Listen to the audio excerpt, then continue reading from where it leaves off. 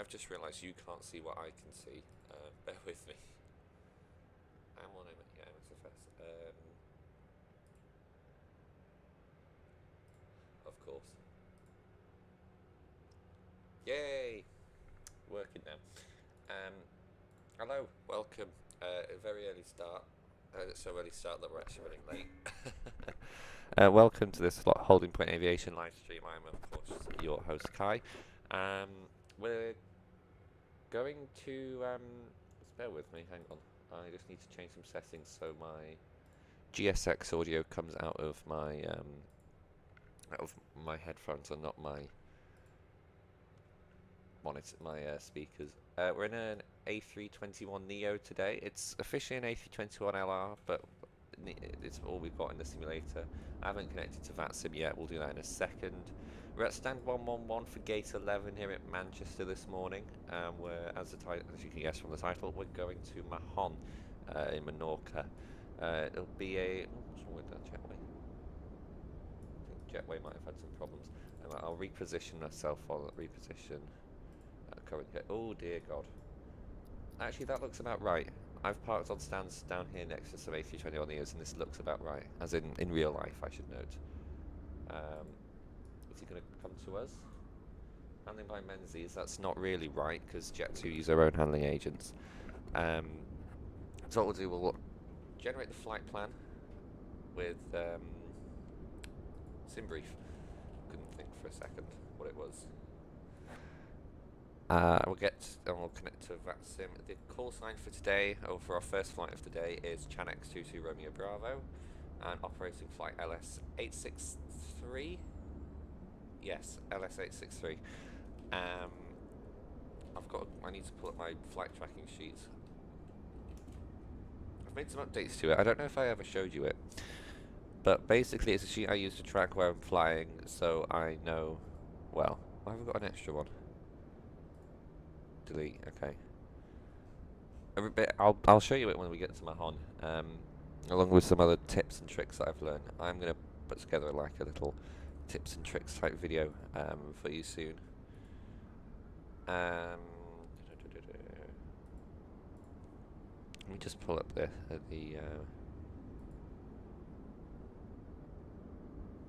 oh, change dashboard. Perfect.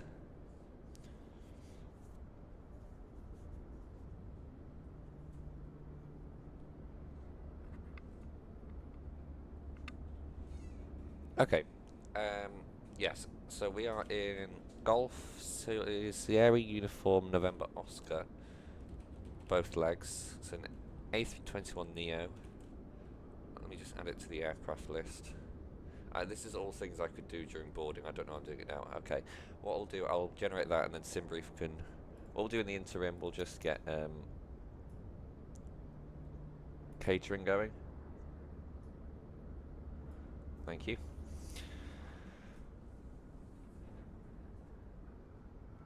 And of course, because this is Jet2, we are I'm happy to take the hit for this one and play some Jeskel in.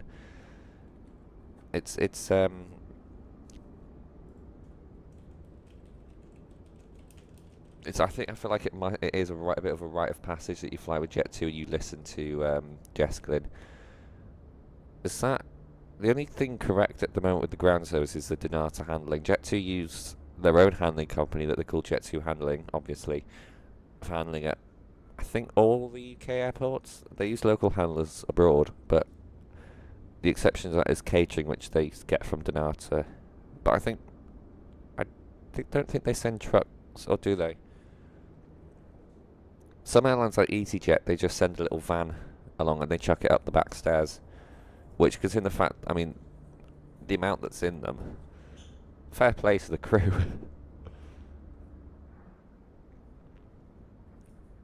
Anyway, it's the only it's a minor issue. It's not, doesn't affect anything. It's just something I had noticed. Right, new flight. You can't see what I'm doing. Actually, I'll be nice and I'll change my. Have I got browser sets? Oh, I haven't started Volanta. You can't see the Okay, whilst I do that, I'm just gonna swap this over to... Oh. Games built on Chromium cannot be... Well, that's because I'm not... Jesus Christ. Okay.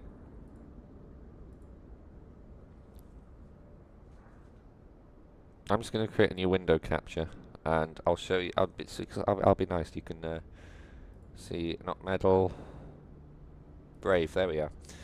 Okay, here we go. That's going to be really loud now, isn't it? You can't hear what I can hear. Oh no, you still can.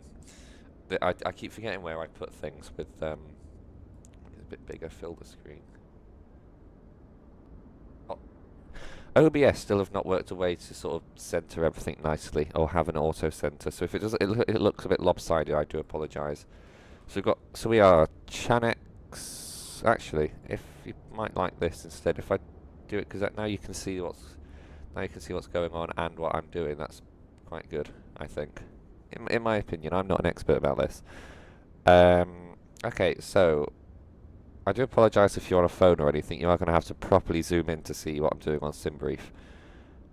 I'm going to figure out a better solution for this for next time. I promise. Right, so we are Chanex Jet2 A321neo from Manchester to... I think if I type the IATA code... it does autofill it, cool. November Oscar. We will plan for step climbs. It is or actually, allow me to check flight radar and see.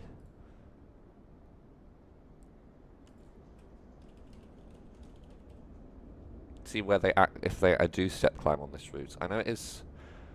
I want to check one which is a A321neo to make it fair. Ooh, right. That's very. So yesterday, with regards to the day that this stream is being produced, so today is the 26th of June that I'm filming it. If you're watching the replay, which, because I acknowledge now, looking back, my previous replays for my previous streams have been quite long.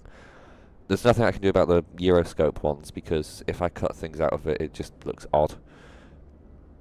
Because it's like you just get random choppy and outy bits. The only thing I can really chop out is the dead bits. But for these flights, I'm now going to actually chop down to you'll only see the preparing on the ground, take off and climb out, descent, etc. Just to make things a bit more slimlined. So if you've got less time and you haven't watched it, you're not watching an entire, an entire sort of 6-hour stream. So I think that's what we're going to end up with today by the time we get. So yesterday, recording this, 25th of June yesterday, 26th today, November Mike was operating it, and we're in November Oscar, which is quite uncanny, I have to say. Unfortunately, we only have November Oscar livery. There is a Jet2 Holidays livery included, but it isn't the best, so I went with this one. And also, this is a bit more unique with regards to the Sun Fleet, as they're called. That's not what we're to look at, right. 37, 37, 37. Right, okay, they do not step climb. That's that sorted. T3 left, it's showing as active. Oh, come on. It's quite busy, so yeah, they are. I don't know why I don't trust it. Samba routing, Honolly, Softbill, Evpoc. You see some very unique. I saw one. I can't remember what the waypoint was called, but it was something to do with beer near Annan in Jordan, somewhere around. I was flying in for across the land from Frankfurt, and I just remember seeing it. Can I have a look at fixes? I think it might have been like something like Isbal, which, if you know ciders, it's Aspel cider, Isbal. It's, I don't know. Yeah, that's something I just noticed. I think ham and burgers somewhere else in the US. The US is quite big on named sort of things. Okay, that'll generate itself. You can continue to admire our beautiful chariot for the day. So we need to add a flight time. Right, according to Volanta, we're flying from Wythenshawe Hospital's helipad. We're not an A320neo. We are A321neo. Jet2. Base Manchester. A21N. Lovely stuff. No ATC online at the moment. Manchester, oh, there's someone parked next to us. Is that another... Oh, are they on the same stand? Hope not. This is the actual gate that he used yesterday. Not, no. VATSIM radar. Let me have a little gander.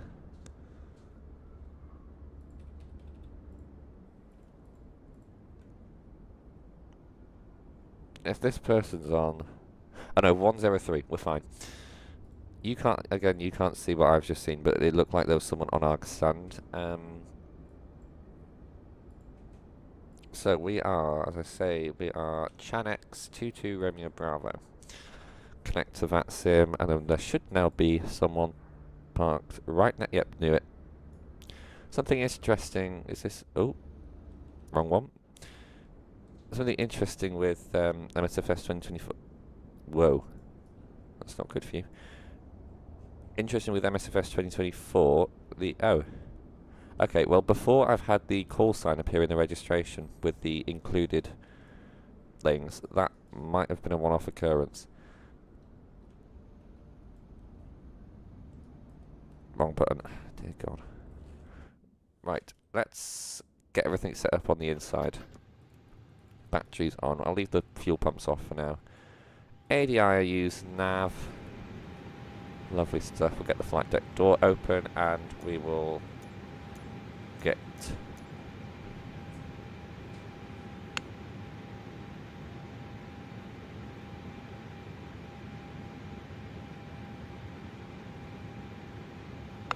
do apologise. Okay, so let's have a look. Actually, let's get them to board first. Let's reload sim brief.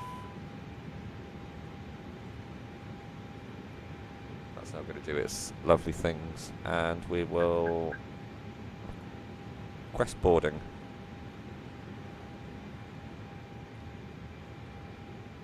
Import from sim brief the flight plan. We're not leaving on time. Definitely not. We meant to be out 10 minutes ago. I did not ask for that. Thanks. Dear God. Any Builds is they make quite nice aircraft. I have yet to fly the new A350, but it's quite... Why aren't you open? Nice to see the door was... That's why I forget it automatically opens and shuts the door whenever you go outside. That's just a consequence of 2024. But I will go around for the walk around. We'll do a walk around. I'll do that. Did I request boarding? I know it's a bit iffy, but I didn't remember it being this iffy. There we are. Thank you. FMGC, I do not know what the difference is. We'll request the flight plan. Okay. Oh. Is that the cargo doors? I've not been inside when the cargo doors been on before, opening before, so that's quite nice. Okay, so... no, fine. We need to... They would already be on board. Okay, so we are... Oh, hang on. Actually. Very quickly, before we do anything, I need to set emergency exit lights to arm and no smoking auto.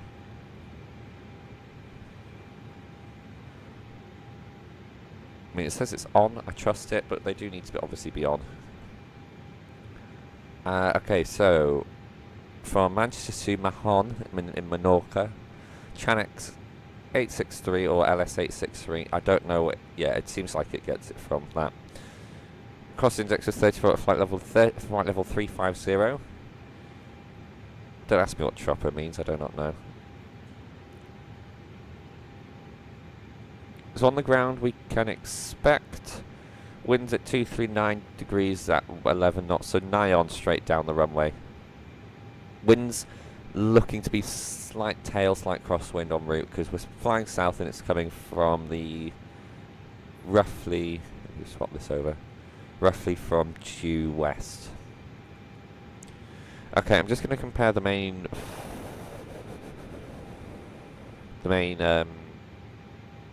Well, I need to file this flight plan. I haven't done that yet. Pre-file on a network, VATSIM.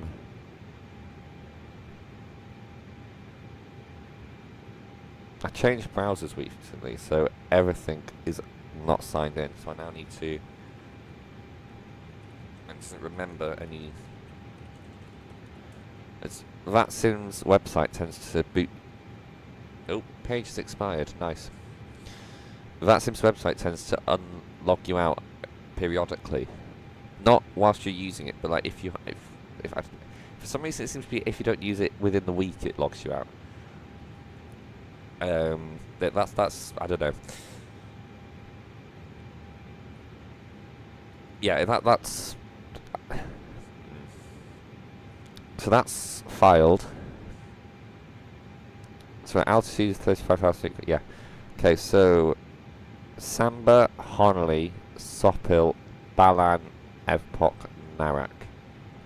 If I see them, we're fine.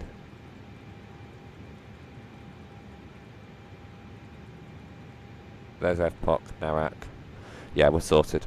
We're on a Samba 1 Yankee departure from Manchester. I've got to go back now. I should have put the SID in first. I'll put the star in after takeoff.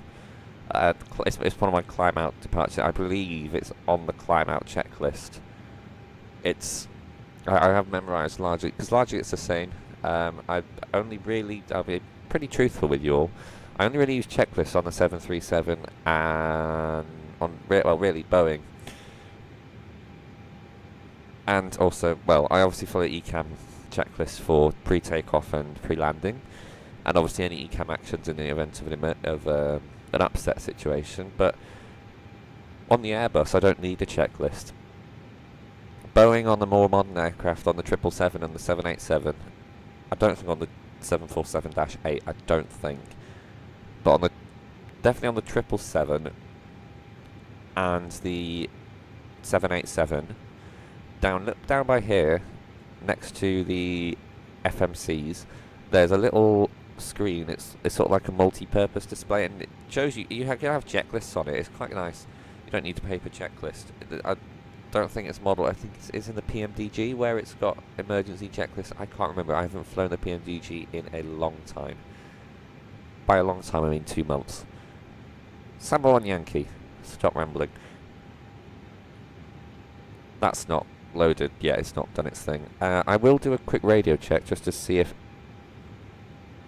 The thing that I turned Volanta on to do to get the stream overlay, I have not done.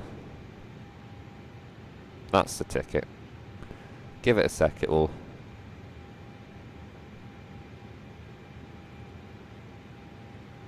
301 1920 1080.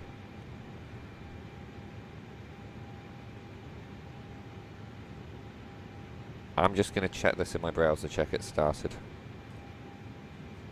Yes, it has. It should come on in a minute, I think. I'm going to have to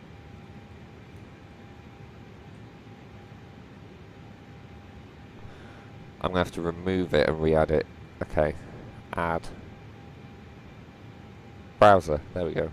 I'll name it something meaningful.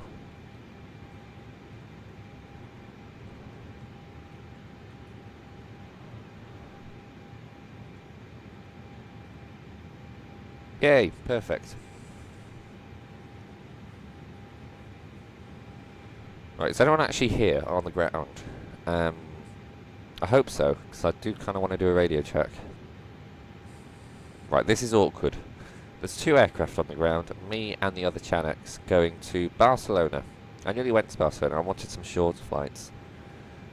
If he responds, he responds. Manchester traffic, Chanex 22 Romeo Bravo, radio check.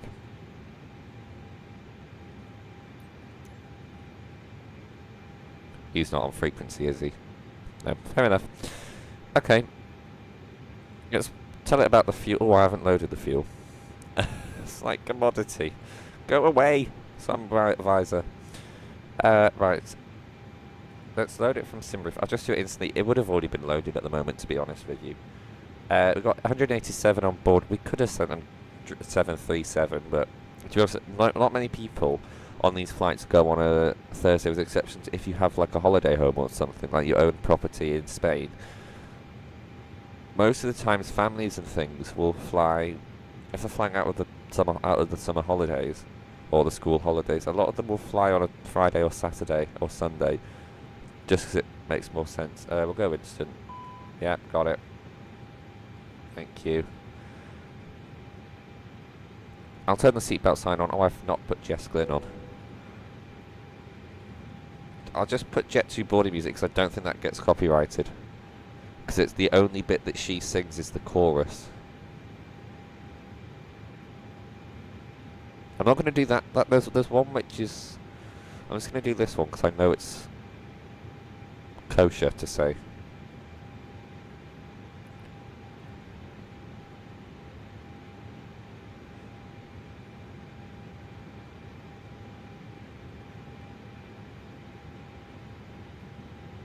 You can't hear it, no. I need to change it. There you go.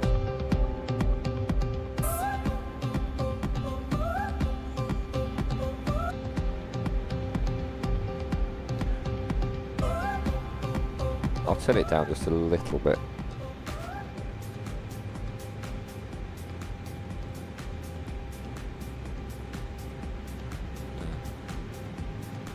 Right, APU bleed. Come on, nav logo, wing. Right, okay. Cause I don't want to walk on my own anymore, won't you understand? Sorry. Right, 0 fuel weight 67.2. My sounds when they finish up. Here they have.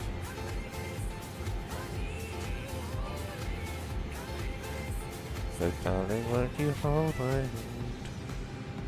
31.8. Jet2 Holidays. Package holidays you can trust. That's all protected. Yeah. Yeah, we're going to be getting out within the next 5 minutes, hopefully. In theory.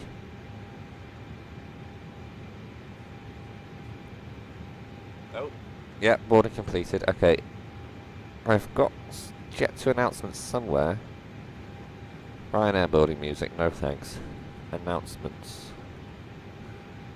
Mahon, because I know they have a specific recorded announcement, one for going to the UK. That's no. 2023 I think is the best 6 years ago. Let's see what this could be wrong, but we'll the friendly on board together policy is apparently first. Welcome on board and thanks for flying with Jet2.com and Jet2 Holidays. You're about to take off with one of the world's most environmentally efficient airlines. We've got one of the industry's largest carbon offsetting programs, which means that when you fly with us, we've got your carbon covered. In fact, we're addressing sustainability at every stage of your journey, on the ground, in the air, and in resorts. If you haven't done so already, you still have time to download our fantastic app.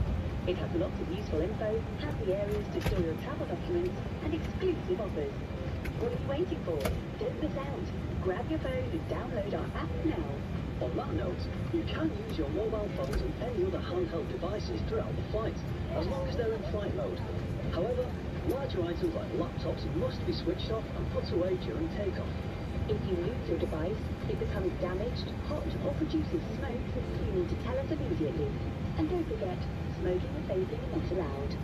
We want you to have a fantastic flight, so we'd like to tell you about our On-Board Together policy. We've created it to protect you and our cabin crew from any antisocial behaviour. As part of this, please remember that you can only drink alcohol that's served by us. If you bought alcohol in the terminal, you can't drink this on board. We want everyone to enjoy being on board together. Please now make sure any hand luggage is safely put away and your seatbelt is fastened ready for takeoff. We hope you have a lovely flight.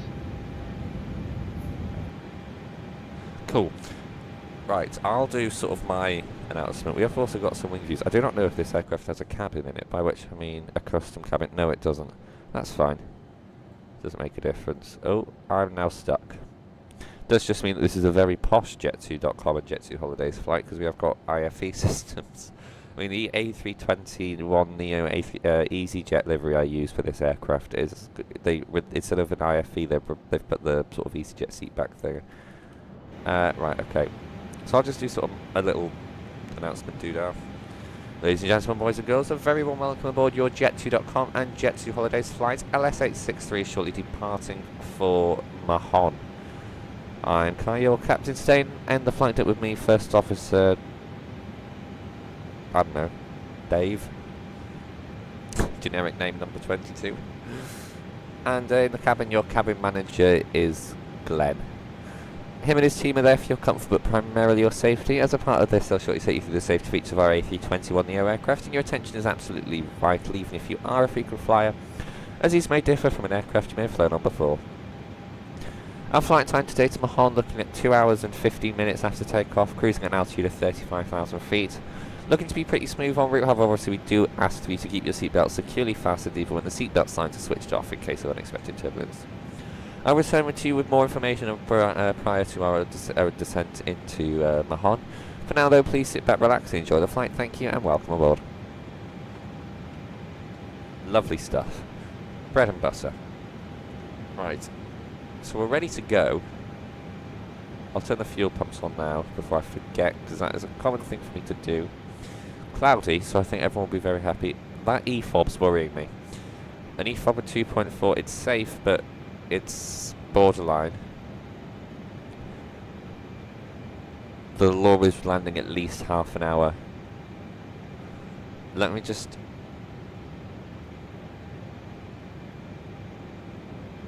check how much fuel. Block fuel is 8336. We got 8320. That should be fine, I think. Touch wood. I can always load. We can load more in flight if needed. This is a special air-to-air refueling capable A321neo. It's saying for the route, trip fuel is 5,000 tons with 15-minute contingency of about 600, not 500 tons. 5 tons is what we're using for the trip. Very efficient. And a contingency for 15 minutes, a 15-minute contingency. That has to be 30 minutes, but we'll sugarcoat it. It's showing at 500 kilos. Or half a ton, if you will. And then alternate to reach to Barcelona, which is our alternate, which will take... Ooh, my microphone's decided not to cooperate today. Just tighten this.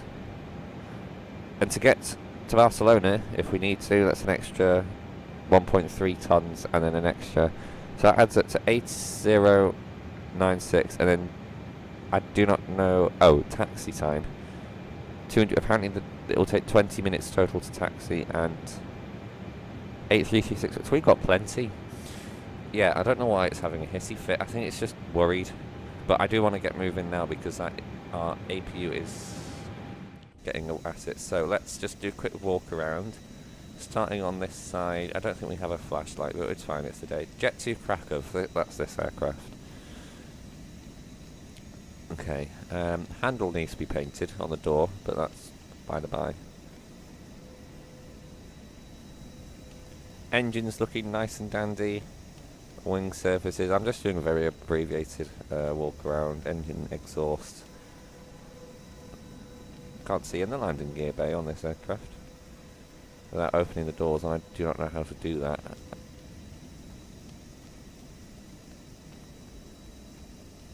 Nice wingtip.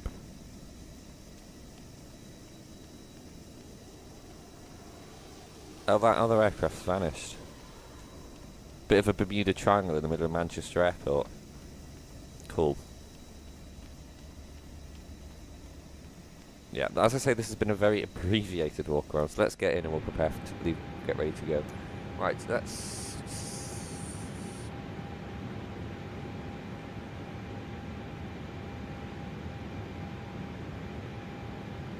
We've got some disabled shocks. because obviously MSFS is being...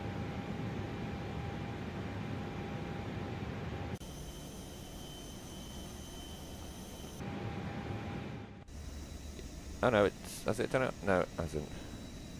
Don't ask me why, but you can't do it within the Muckdo. Muckdo. Go away! Okay. Right, let's get ready to go. QNH is set as 1006 hectopascals.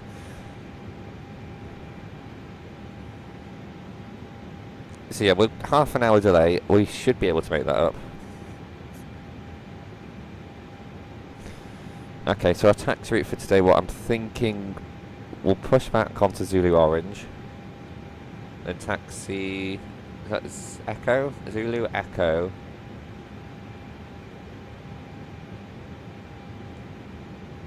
Delta Papa. Cross 23 right. Tango. Victor. No. Victor Tango. And then take off from... It'll take off from the threshold. We might as well. We've paid for the runway. We might as well use it. Okay.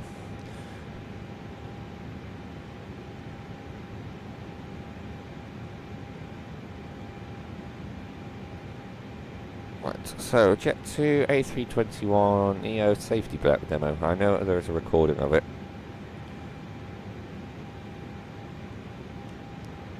Manchester traffic, Chanex 22 Romeo Bravo, stand 111, pushing back, facing to the west onto Zulu. Go away. Right, release parking brakes. Off block 759 Zulu.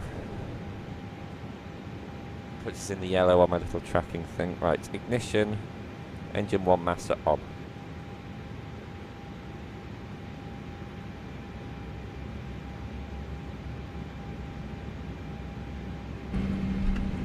Cabin crew, doors to automatic, cross-check and report, please.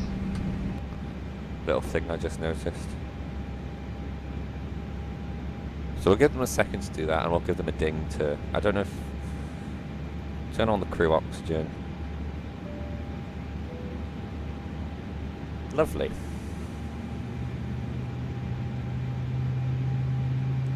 Oh, I forgot the beacon. Maybe I do need a checklist after all.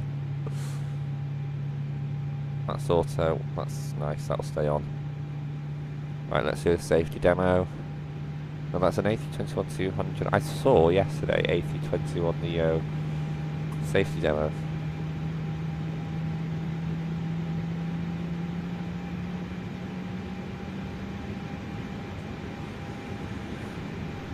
YouTube's having a moment, so it might take some time, but we've got a long taxi ahead of us. It's time to take you through the safety procedures for our Airbus A321neo.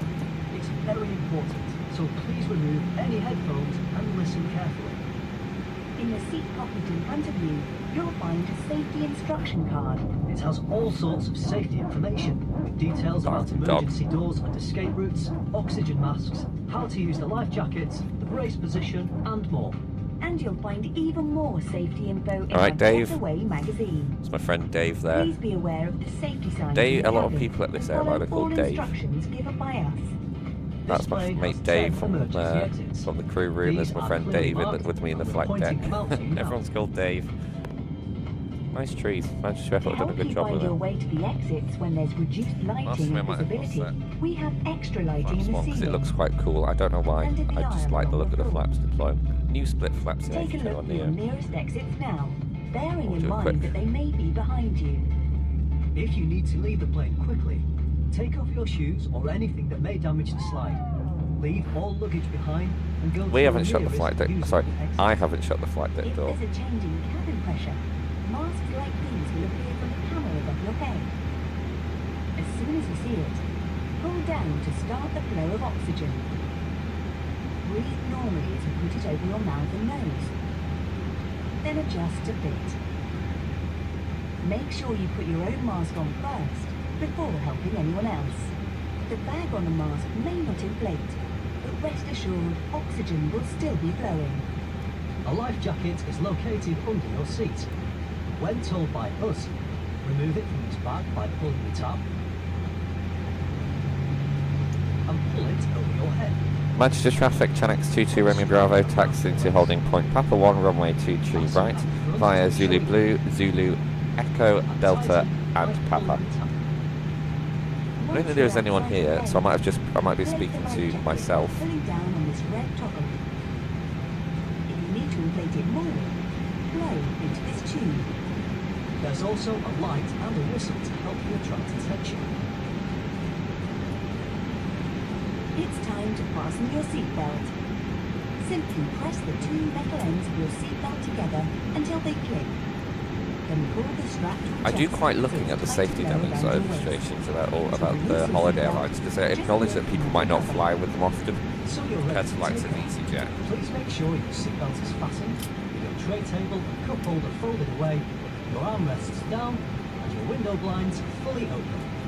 Please check that bags or loose items are safely put under the seat in front of you. Thanks for listening. We'll soon be on our way.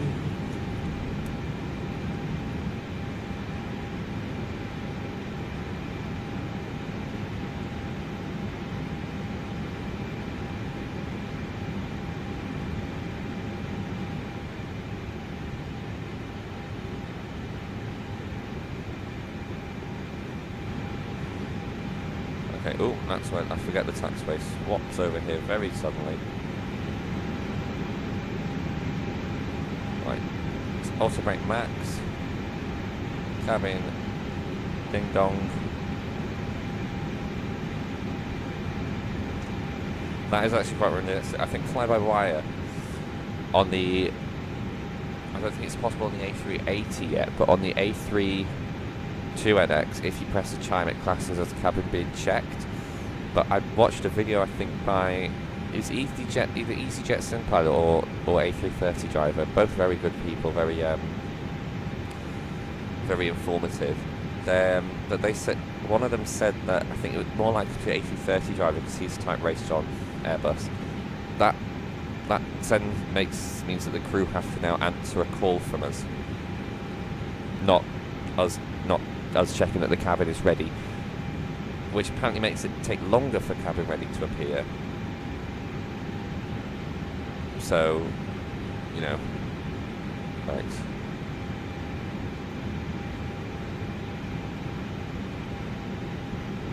Oh, that might be why. Okay, pre-takeoff checklist complete. Or at least according to the ECAM it is. I'm going to speed it up just a little bit just because I'm slightly conscious about it later. We've got 20 minutes taxi time allowed. So really we need to be at the runway within the next 5 minutes at the latest. Obviously we've got plenty of time. It's not EasyJet. It is. Going to Geneva. EasyJet now are sort of spreading out a bit around Terminal 1 now that a lot of the other airlines have left. Not that way, no, that's Echo 2, I think that taxiway is. I don't know.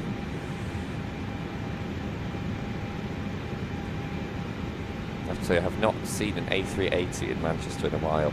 When the fly-by-wire released, it was like you couldn't move for them. When I arrived in from Dubai on one flight, I ended up on a remote stand. Not that there's anything wrong with remote stands, I just ended up on one. Though I'm very interested to see if we ever get across the land event from the UK. I don't think it has ever happened, it's mainly been from mainland Europe. If we do, I've gone the wrong way here. Oh no, I haven't. As long as I turn left here. Is this Papa? Papa 4. Lovely. Nice bread and butter stuff.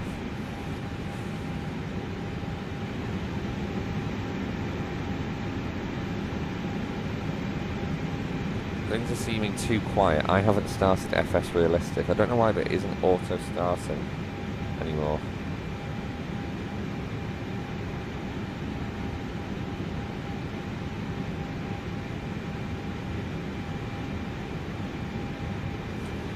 So we should get now more camera shakes and it will sound a bit different.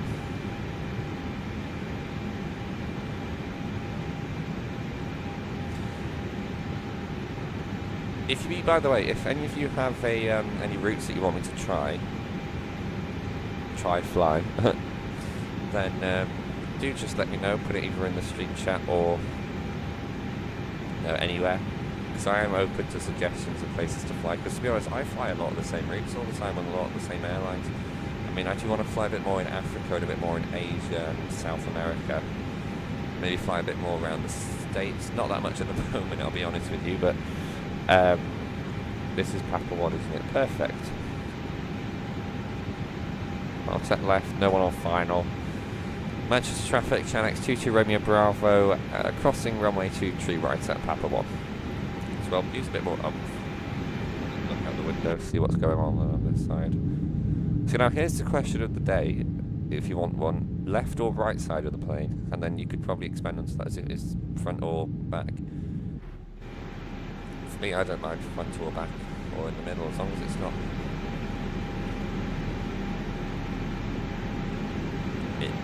in the middle, as long as it's on the back row on an EasyJet A320, you're fine, because that back row 31 it is on the 320neo, on, well, anyone with the Space Flex doesn't have a window on row 31. Be mindful about that.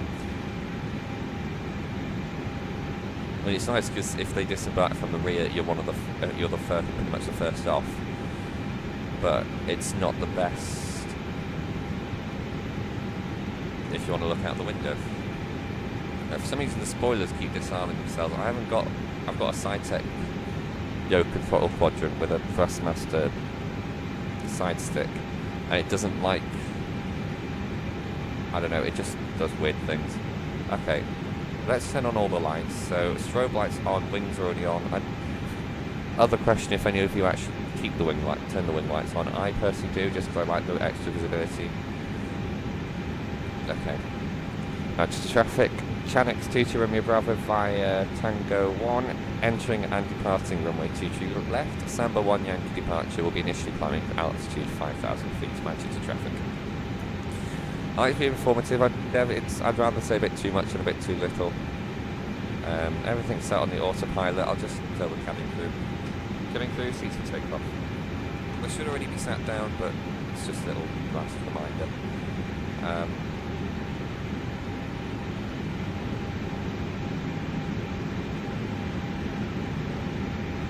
Right, let's go. Off to Mahon. Very exciting. Very bumpy runway by the looks of things. If that's a Mako thing, fair play to them, but Mako seems to be quite good for terrain in my opinion.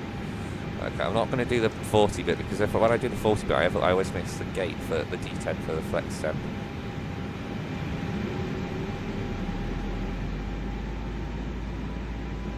I've got 7 packs off. Gives a bit more performance. Right, man, flex, SRS, nav, flex 48.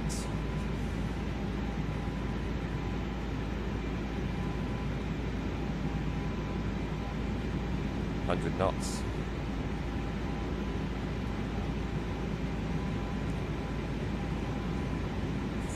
I've forgotten to start the chrono. V1, rotate. Doesn't end now. Be careful of the tail. Whoa. Follow the flight directors, follow the flight directors. Climbing, positive climb. Gear up. I haven't got it mapped for some reason. AP1 on.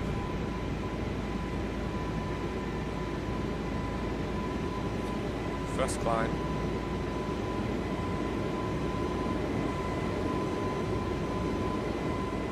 And I'll set this to flight level 350. Just so we get a nice climb up. Although the way the Manchester SIDS work, we will not be. So that was airborne 0911, so 811. So it's actually just over 10 minutes, which is good.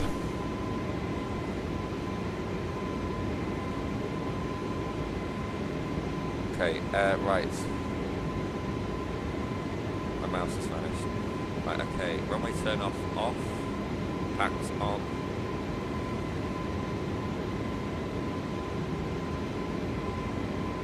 Nice.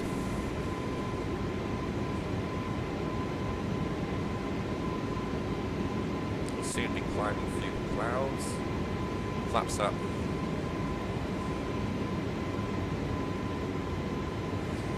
Manchester traffic, Chanex 22 Romeo Bravo, clear of runway 23, left passing, flight level, correction, passing altitude 3,000 feet for flight level 350. I'm going to have to do a manual climb. Once we've achieved 250 knots, I'll do a manual climb up to at least 7,000 feet. That is a lovely view over Greater Manchester, by the way, I have to note. I've got a engine view, which I always think engine views on the climb out, and in turns look very nice.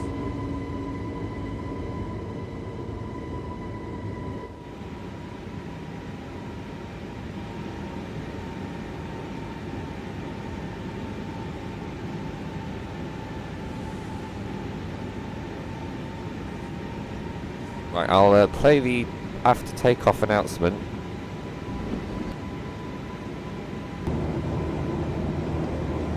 Ladies and gentlemen, boys and girls, stay seated until the seatbelt signs have been turned off, and please buckle up when you're in your seat.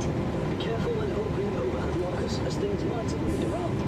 Don't forget, smoking and vaping are not allowed in any part of the plane, including the toilets. Our cabin crew are currently preparing our famously friendly in-flight service. Take a look at our tasty menu. We've got loads on offer, so see what takes your fancy, and we'll be with you soon.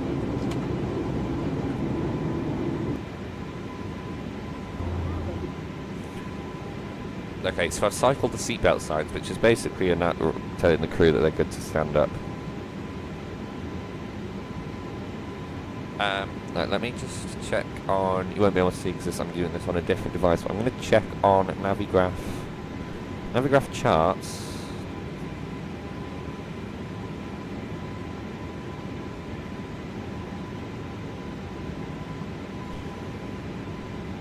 What arrival we should use. Wow, that looks pretty. I thought I had up that to the clouds to high. I think I have. It's just or did I? I changed, as you'll remember, I changed some settings right before I started. And one of the ones that I meant to up was volumetric clouds, but by the looks of things, I don't think I have. Runway 19 looks more favourable wind-wise. So I'll have a look. No one, we'll see if there's anyone flying into Mahon at the moment.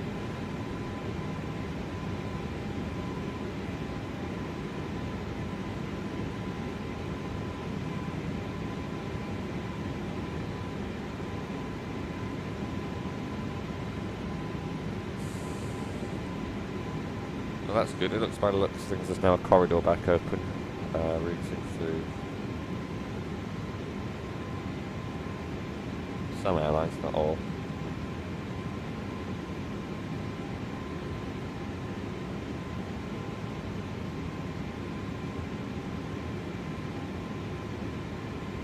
Right, LEMH.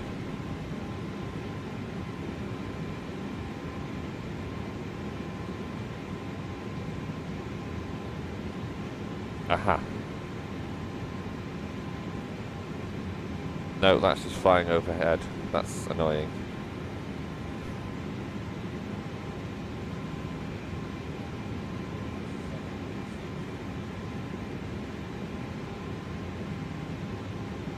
Okay, they are using 19. Sargo 6 Foxtrot departure. Oh, sorry, arrival. 15 approaches available. ILS, we'll go with that ILS, might as well. ILS Yankee it is. Those clouds do look beautiful though. Right, 13,000 feet, seatbelt signs off. Turn landing lights and things off. Wing off. Put this back to manage mode.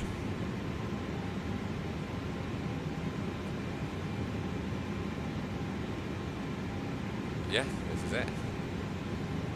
Very cloudy. Okay, by the looks of this, I must have put it onto high then, because they look quite nice, those clouds. They look very fluffy. That's a very good sort of test to see if the clouds are, volumetric clouds are on, do they look fluffy?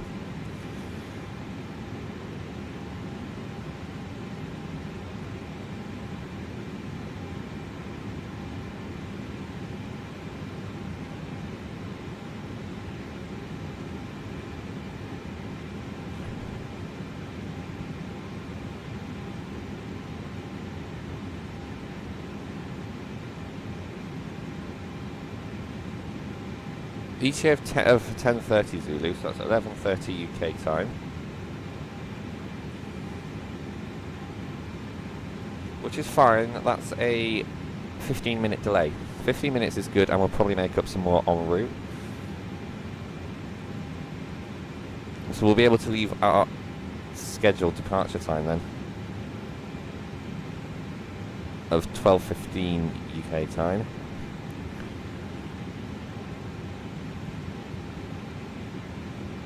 Okay, it's actually going quite well.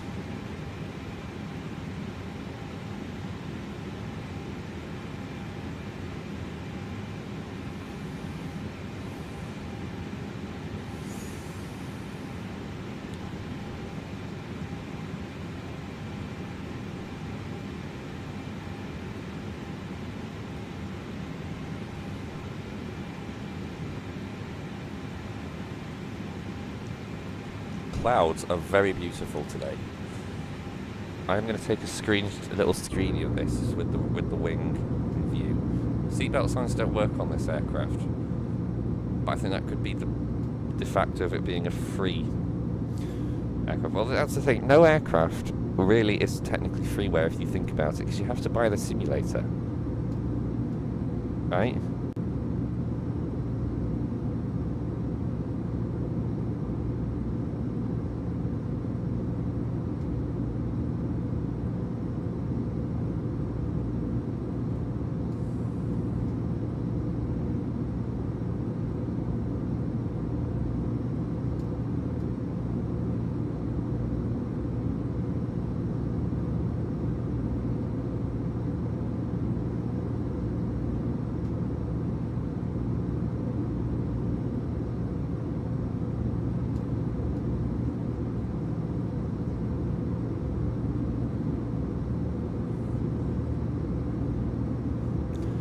The amazing quality with simulators these days is amazing. I've used amazing twice in the same sentence. That is amazing. Dear God, stop.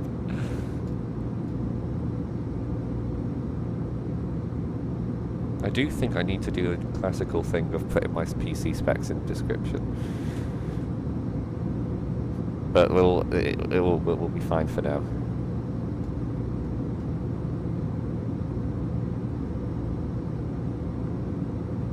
That is a beautiful view. I do like the view. Sort of out of it. Wing views are amazing. I need to think of another adjective to describe everything.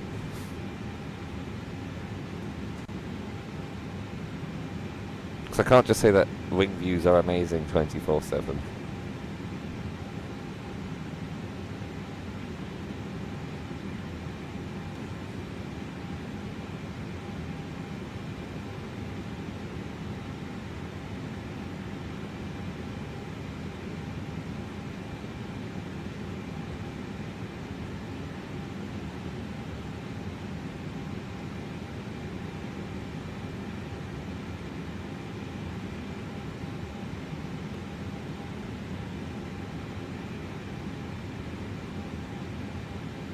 I think I've set the MCP wrong. I have set the MCP wrong. I just saw on the primary flight display it's listed our top altitude at 35,000 feet. Sorry, level 340. I'm like, that can't be right.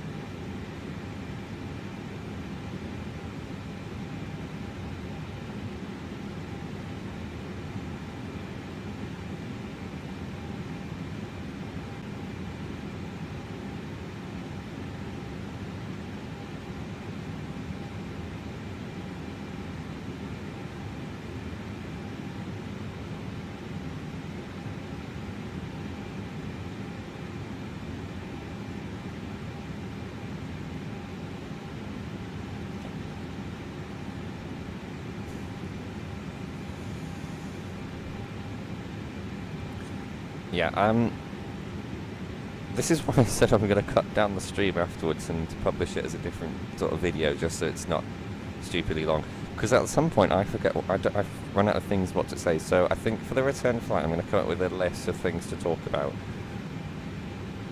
Because with my plan, because I'll sort of explain more in depth my plan, because I was in a bit of a rush to sort of try and get airborne.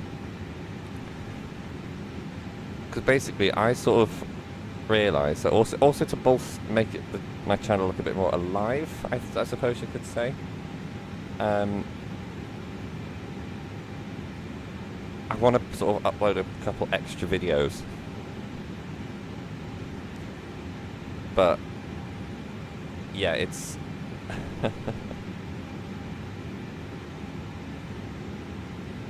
not happening at the moment. I've got one video. I've got planned to do a series with sort of your how to fly on Vatsim type thing. Just haven't decided what to call it.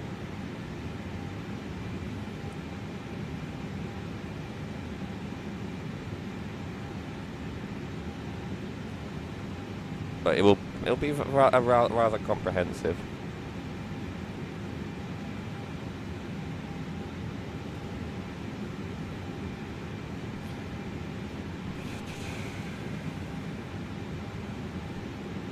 Right, we do have another announcement in order, telling the ladies and gentlemen and boys and girls on board, because Jet2 likes to go in a lot of detail about the in-flight service. In-flight service.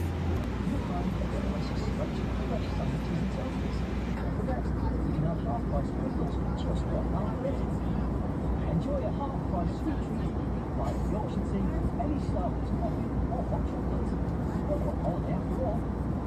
Why not be back open and enjoy our selection of beers and ciders today? I'll buy it. It's time to wind down with any 2 for £10 on standard wines, spirits and cocktails. Or treat yourself to our premium wines and spirits with our 2 for £12 festival deal.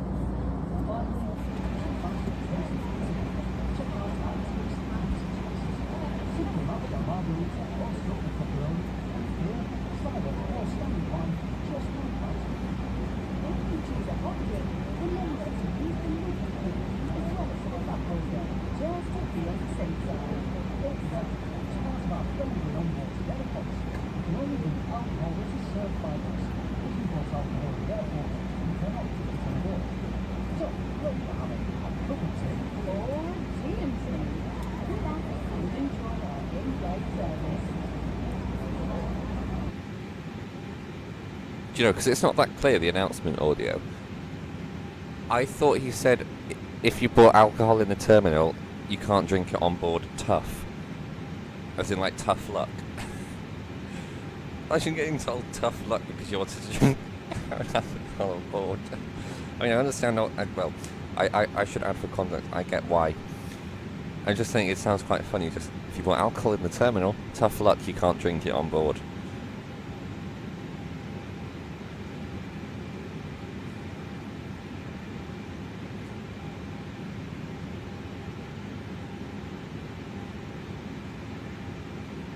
Unfortunately, it seems like as we're getting higher, the turbulence seems to be ever so slightly increasing, which, I mean, could just be a consequence of climbing. But we shall see. Oh, it's Menorca-Mahon. Hang on.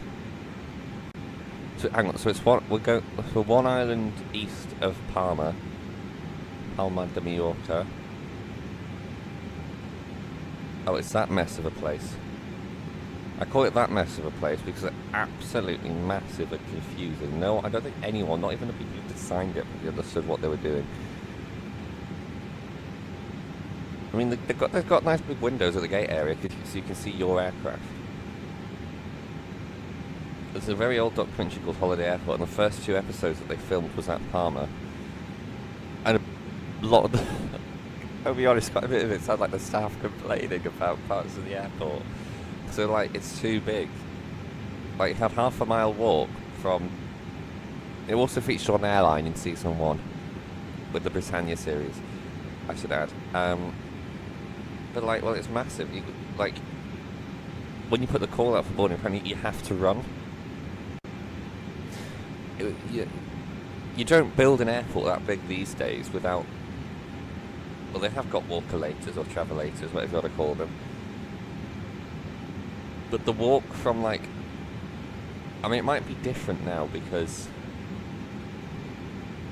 That's when you could... Or did they commingle? I can't remember if this was a time when if in Palma they can commingle arrival and departure passengers. Because like at some airports they do, like in Amsterdam. Amsterdam, if you arrive from what they call sort of what the EU specify as safe countries, so which is basically the Schengen area, although they go to separate gates anyway and commingle anyway. The EU, UK, basically EU, Schengen area, UK, US, Canada, and a few others. If you're arriving from there, they commingle you with departing passengers.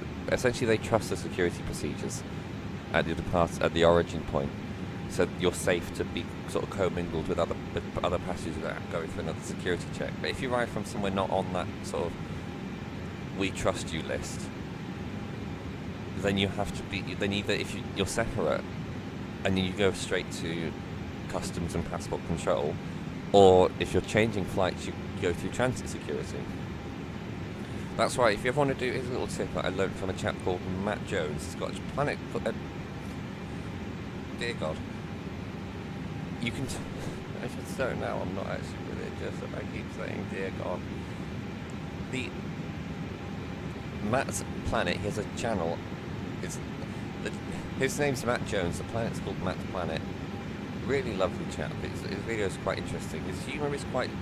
Initially it comes off as quite dry, but when you listen it's actually quite... It's quite funny in my opinion. Just the comments he comes out with. And he does a mix of videos. He'll either do a video... It seems to, at the moment, be alternating. So he'll either do... So like, one week he'll do one about travelling. Maybe, I don't know, about a trip that he's done. And then next week it'll be about preparing for a trip or getting the most out of your miles and things. Because a lot of his things is like, you know, flying in premium cabins without paying the premium prices. Because everyone wants to fly in a premium cabin, but we all don't want to pay the premium prices.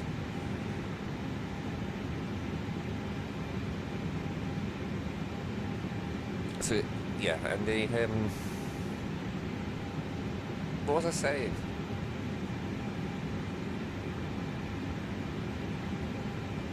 I can't remember now. Oh yeah, sorry. Commingling, yeah. So he did a video explaining basically how to optimise a British Airways One World BA Executive Club, now the club, which apparently is not worth it anymore. How to get up your gold status. I'll be honest, it does cost a bit, and you do basically have to fly in a business cabin. So on business cabin fares, but in the end it is worth it. You just have to have some spare money lying around, which not many people do. Basically what he said was, you know, airports like Oslo or Amsterdam, where they commingle arriving and departing passengers, is very good for that most of the time, because you can just get off and then you get back on to the bewildered look of the cabin crew. It works unless they change aircraft. They rarely do it, but if they do, I don't know if BA Euroflyer fly from Gatwick to Amsterdam. The only time I can see it happening is if that still wouldn't make much sense. I don't know. But if they change the aircraft, which they wouldn't do, fine. That also is good because it means you don't have to go through. You basically literally just step off the plane and then join the back of the boarding queue and say hello again to the cabin crew. It's like if you've ever had to do like if you ever just go around on a bus for the day. You get off the bus, walk across the road, get on the next bus, and if you're one stop away from the bus terminus, that is like highly chance that the driver's is going to be the same driver. So you could just say, "Oh, hello again," to the bus driver.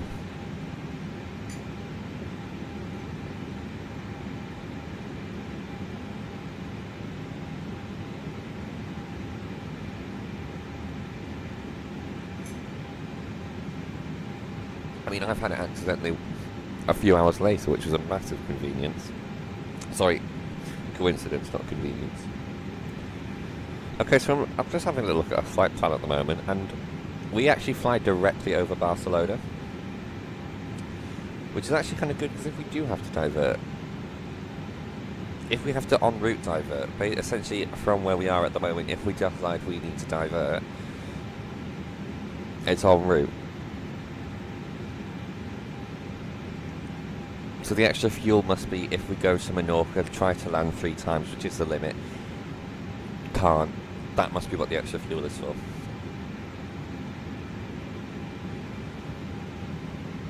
Clouds are pretty. Prove me wrong. Because we appear to be getting a bit of turbulence, but it's not that bad. If you want somewhere to go for very bad turbulence, test the strength of your aircraft wings. If you fly out of Muscat Airport, you'll remember Muscat from my first MSFS 2024. By the way, we are on MSFS 2024. I don't know if I mentioned, it is in the description. If you fly out of Muscat on a southerly departure routing, which I actually accidentally did, I'll tell you that funny story. So with the recent airspace closures, I was like, oh, I'll just do a little experiment to see how much time it adds onto flights. So I don't want to do a long flight, so I'll do Muscat to Istanbul with Oman Air. So, and in the normal routing, you take off from Muscat, fly over the UAE, through the Persian Gulf, Kuwait, Iraq, and into Turkey that way. And then you sort of come at Istanbul from the east. But with the airspace closures in Iraq, you obviously couldn't fly over Iraq. Now you can. A few days after, because I flew it. Monday, was it? No, last Thursday. Start of the British heatwave. I flew. Basically, I accidentally flew. The route you're meant to take for the diversion is Oman, UAE. Oh, it's Qatar. Muscat, Oman, UAE, Persian Gulf, Saudi Arabia. I think that's Egypt. That looks like Egypt. I think that is Egypt. Yes, that's Egypt. Then Egypt through the, I don't know what that sea is called, the one that Cyprus is in. Mediterranean? No, I don't know. And then into Turkey, coming Istanbul from the south. And that normally adds on at most 10 minutes, if anything. Except, I didn't realise, but SimBrief has a little tool that you can use to... Bear with me.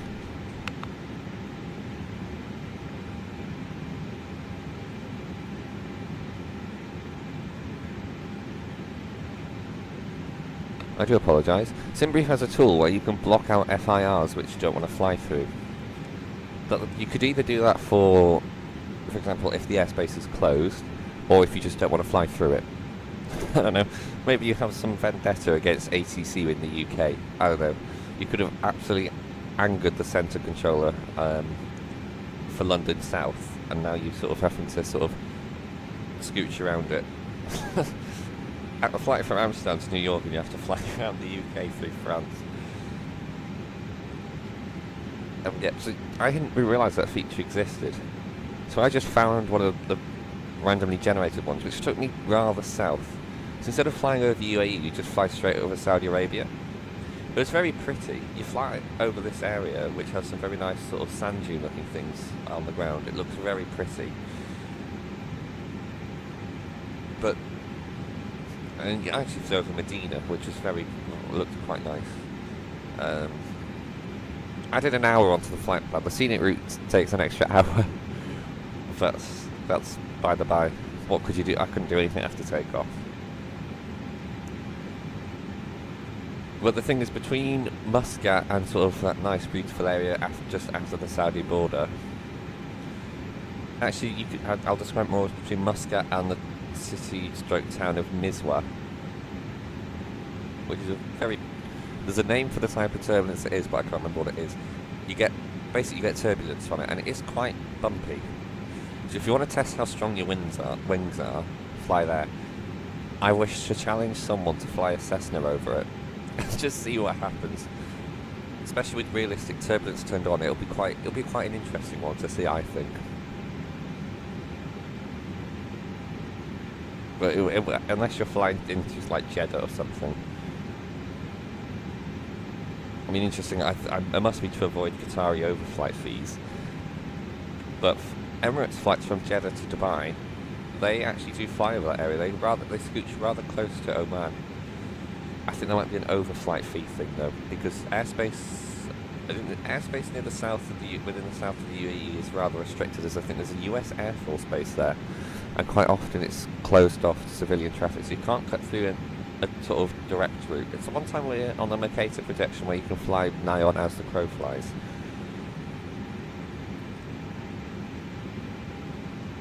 But they fly rather south. I think that must be to avoid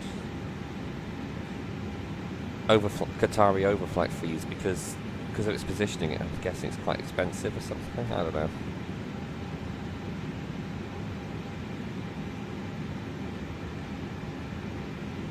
I'm saying all this could be false. I'm going to check now on flight radar.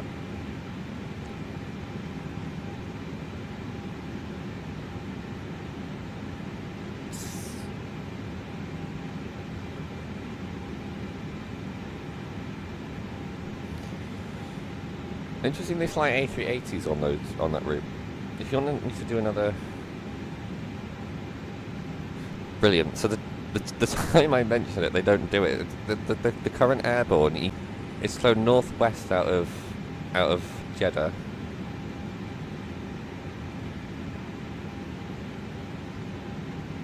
Oh, but I think that might be because that's UAE airspace. Okay.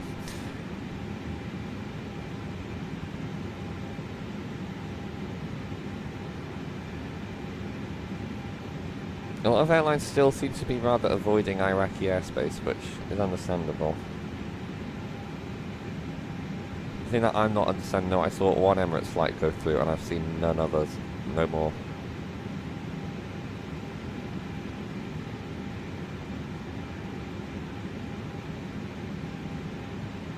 I think it's mainly the ones going down which aren't.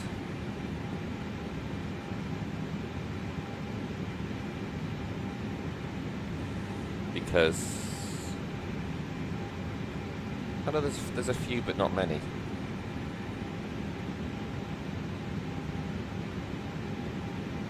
Unless the flights to Baghdad have returned. Fly Charm. Fly Charm. Where were they based? I think that must be a Syrian airline flying from Damascus to Kuwait City. Nice.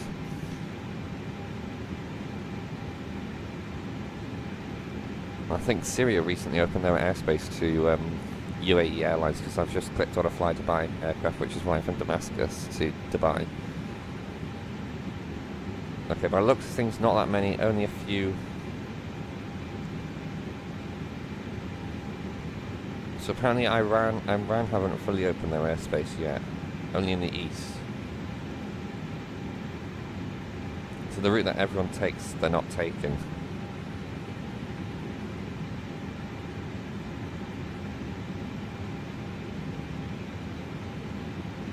And the normal route, at least into Dubai, is to fly over western Iran.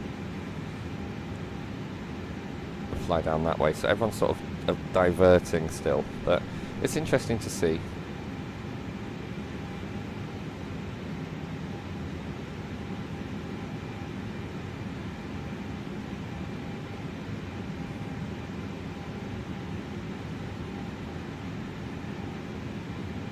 I do have to say, I do quite like the livery of Iraqi Airways. It looks quite nice.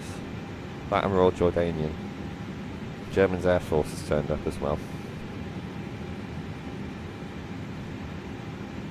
The poor souls taking... Royal Jordanian are running an Embraer 2A195E2 from Amman to Barcelona. That's something like a 4-hour flight. I think yeah, it is. We're about 2 hours, 3.5, 4 hours on an Embraer. I mean, I spent 40 minutes and that was Actually quite nice, I'll be honest.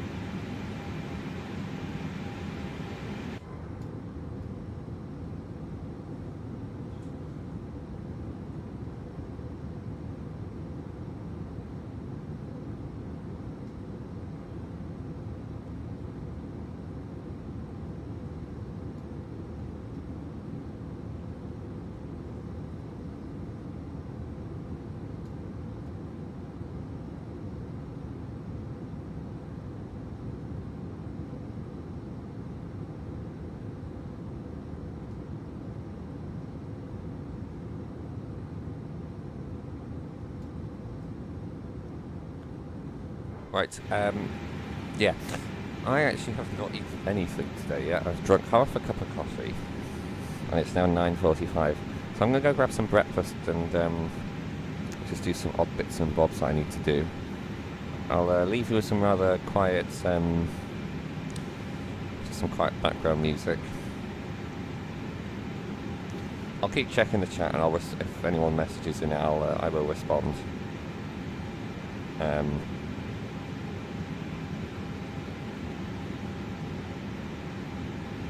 I think that's, I don't know, I'm trying to think if there's anything else I need to say.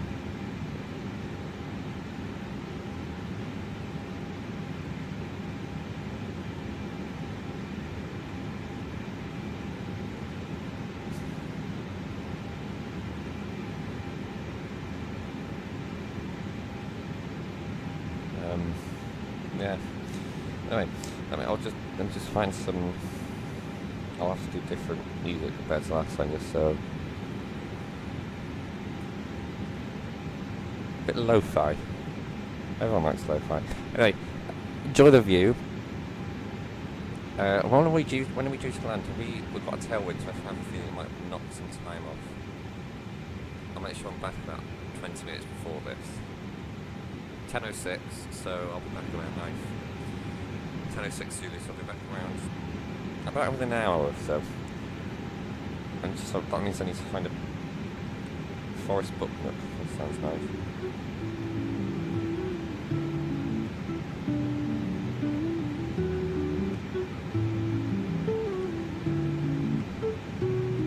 Anyway, enjoy.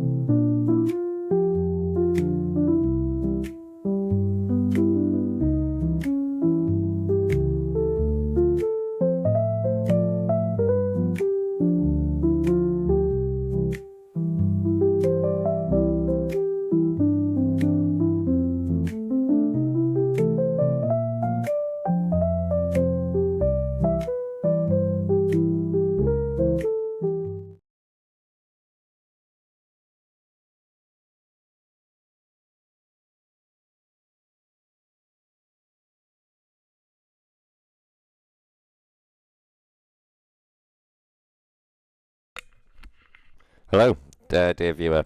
Welcome. I have returned. It seems like the weather's sort of cleared up since between me leaving and coming back. Let's have a look at our progress. I haven't really looked. Oh dear God.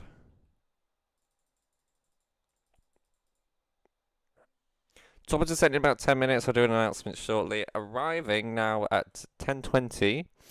5 minutes behind schedule. So over time we have made up the delay, which is good.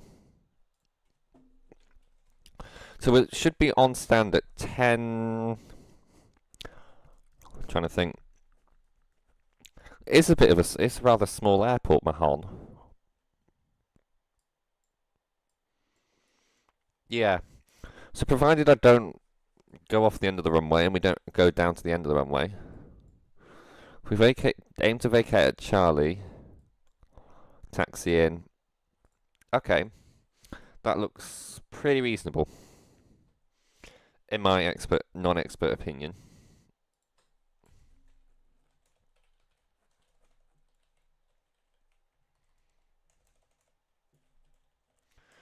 Let me have a look. Right, okay, so apparently they used gate 1 last time. Seeing as we're being realistic. But I do not know if that's just... Okay, no, gate 1 is what they used. Where that is, I don't know. I want to see if it's a jetway or not. I'd rather a jetway, personally, but I have got scenery, and I've also got a GSX profile installed.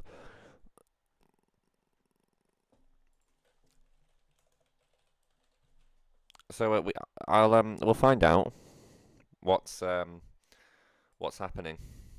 I need to stop Frenching the microphone. Is that? I think that's clear. Am I audible? If anyone can hear me, am I audible? I hope so.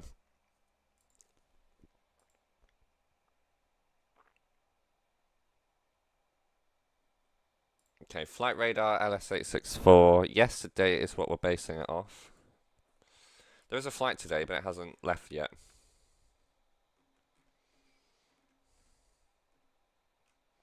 Oh, it's a bus gate. So gate 1 must be a bus gate then.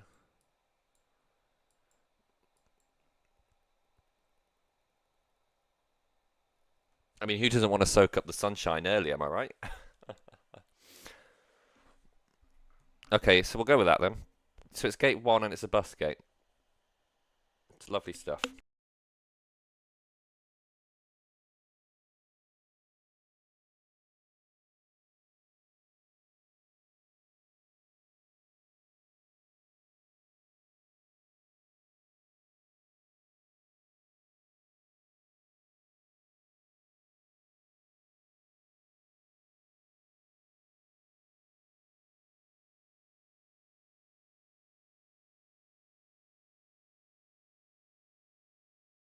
Right, okay, so what I'm going to do now, I'm just going to do a quick announcement for our arrival for the lovely passengers on board.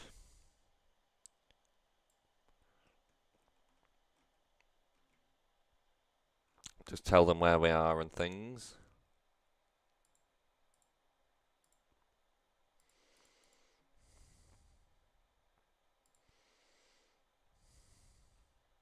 I just realised now, you guys can't hear the sim. I thought I had it set so it would have it. Right, okay. I've got sim brief, but not simulator. Is this what I need desktop audio for?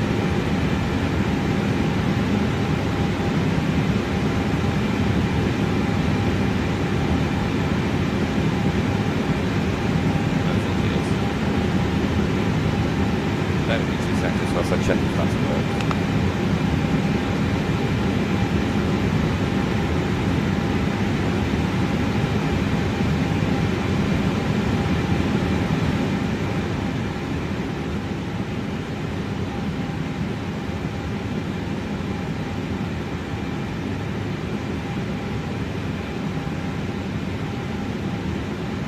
I mean, it has, but with my testing it's quite loud. So, very much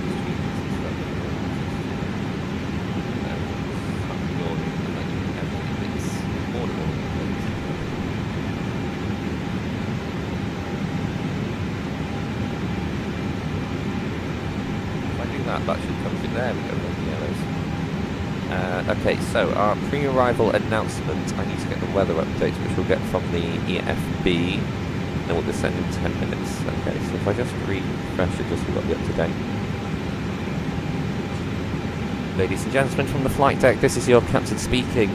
We'd like to provide you an update on our arrival into Mahon. We'll be descending within the next 10 or so minutes. From altitude, current cruise altitude 35,000 feet. We're looking to be on the ground within the next half an hour or so, arriving at 12:20 local time. There is a time difference between Mahon and the UK. It's a time difference of 1 hour, and the current local time is 8 minutes to 12 in the afternoon. Weather in Mahon currently 30 degrees Celsius and very low winds at about 3 miles an hour. Very clear skies as well, only a few clouds. At this time I would like to take this opportunity to thank you for choosing to fly with Jet2.com and Jet2 Holidays. We hope you have enjoyed your flight and we wish you a lovely stay in Mahon and an enjoyable holiday. Thank you and I never know how to finish these. We'll just finish it off with thank you and thank you. Okay, it's not what I was expecting, but we'll go with it. Okay, so we'll descend in about 7 minutes from now.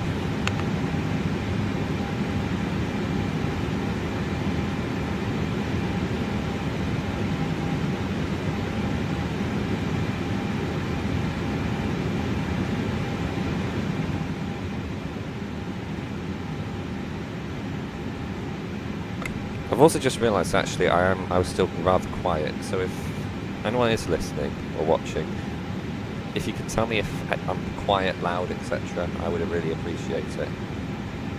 Just because I don't know personally.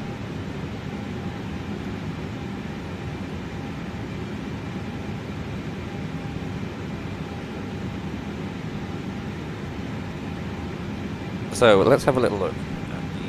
You can't see what I can see. Sorry, the start. You can't see what I can see. So on a different device. The only altitude. We don't have an altitude restriction. We can just descend straight down. Oh no, I lie. I can tell a lie. Waypoint Sargo, flight level 160 or lower. Okay.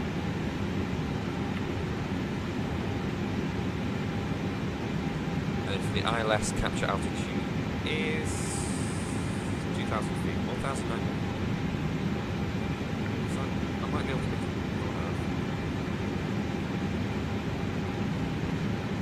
Set it 1,900 and whoops.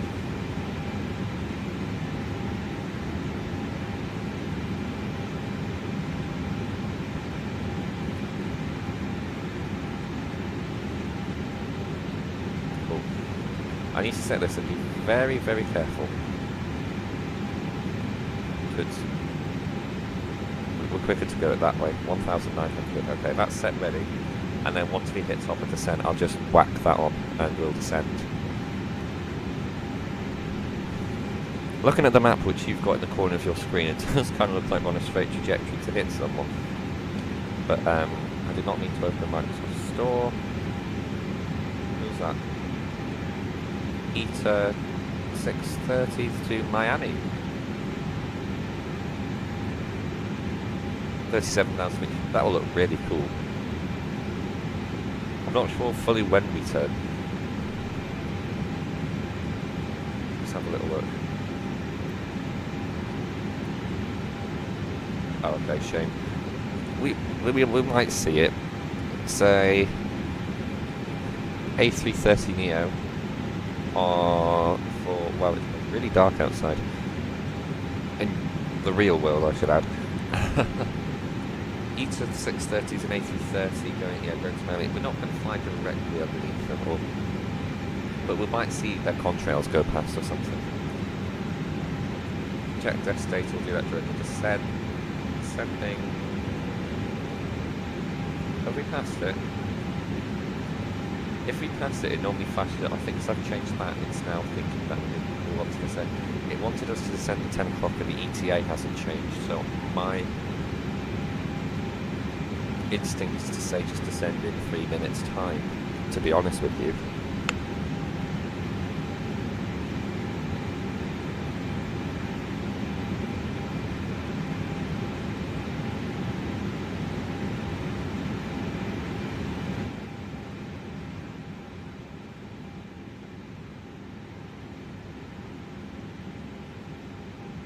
I do apologise also about the loud clicks. I'm still trying to figure out what settings are best for the mic.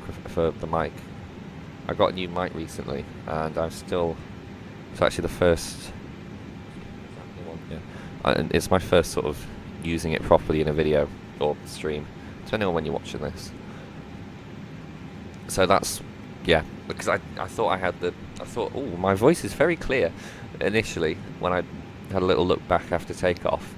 Turns out you couldn't hear the stream, so I apologise. The sim, but basically I haven't got desktop audio turned on. I've got these distinctive audio captures instead, so it only picks up for a certain application. Good in theory, but in practice, if you forget one, it can ruin everything. Arrival time's gone up by 2 minutes, but my instinct is telling me to just descend at the normal time. I also need to check the stand numbering. If the stand numbering is, if that is stand 1, they parked right at the end.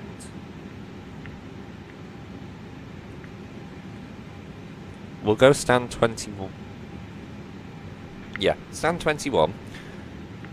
I think I'll initiate the descent now, so we're not beginning it in the turn, which will be a bit uncomfortable for the passengers.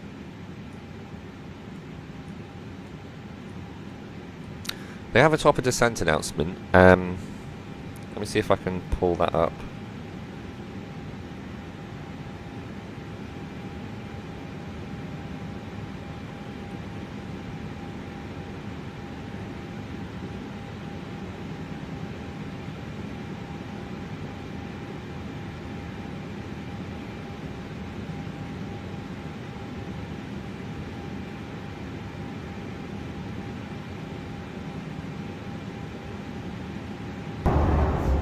Doesn't time fly? We'll soon be preparing the cabin for landing, and we'll need to turn the seatbelt sign on. When it's on, we need you to sit down and buckle up. If you need to use the toilet, please go now, but please don't queue in the aisle. Thank you.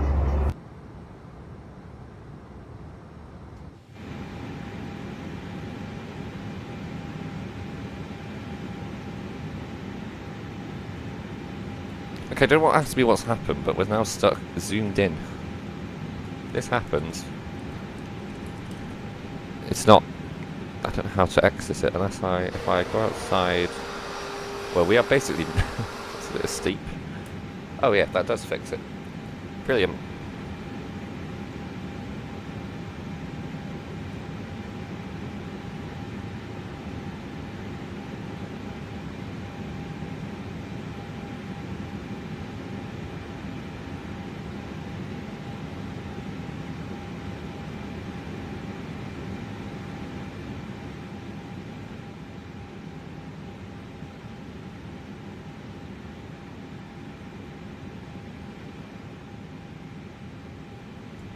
Right, let's sort out our arrival information because yeah, this isn't. Okay, so before I couldn't zoom.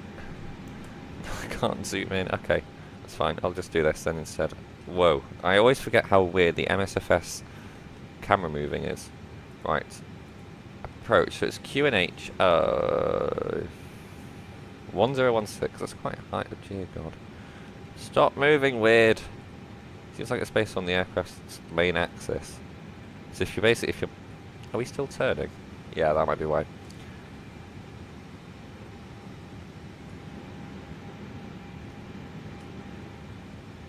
My rudder pedals are still. But my rudder pedals might have shifted ever so slightly, causing some slight issues. QNH is 1016. Nearly there. I'm gonna add. 5 to this? Or does it want 132? I never know if you add 5 to the VLS or 5 to the VAPP. Well, that's the approach. And that's added 5 onto... Okay, so we are at 132 for our arrival. We're a full flat landing, 5,000 feet transalt. Magnitudinal winds are 2... That's the time. 090 degrees at 3 knots.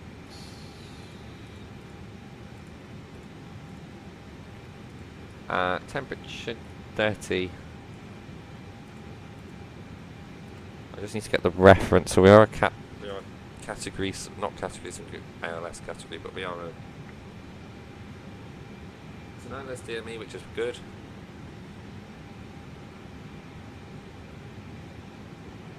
Straight in landing sea, so it's precision altitude of 530 feet. See the trim moving there. Whack that into the barrow. Cool, we're good. At the same time, what I'm now going to do,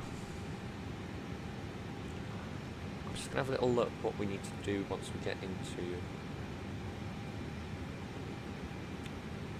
Just check our stand's not occupied. No, it's not. Okay, so that will be a nice quick taxi, and I just need to check what Simbrief thinks about our auto brake. So I never know which one to use, and there's no calculator. Excuse me, no calculator for it within the aircraft. A380 wins bonus. A380 and A350 win bonus points here because obviously you have brake to vacate. I have a feeling it's a feature on the A321XLR, but not the A321neos. Methinks.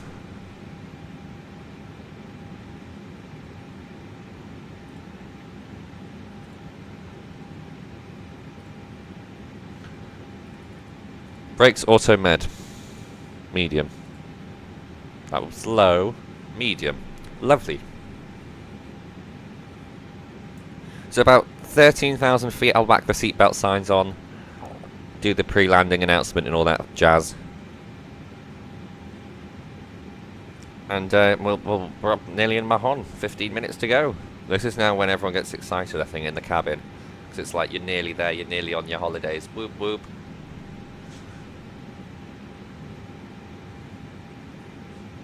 I can't tell if the descent rate is this steep because of turbulence or the aircraft itself.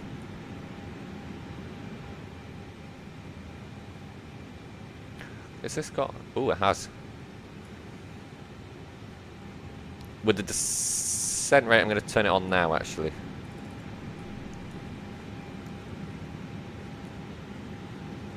And another announcement, yay.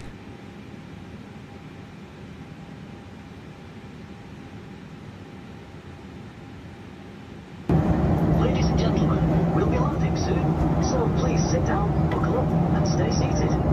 Please put your things back into the overhead lockers or under the seats in front of you. Make sure the aisle and exit areas are nice and clear.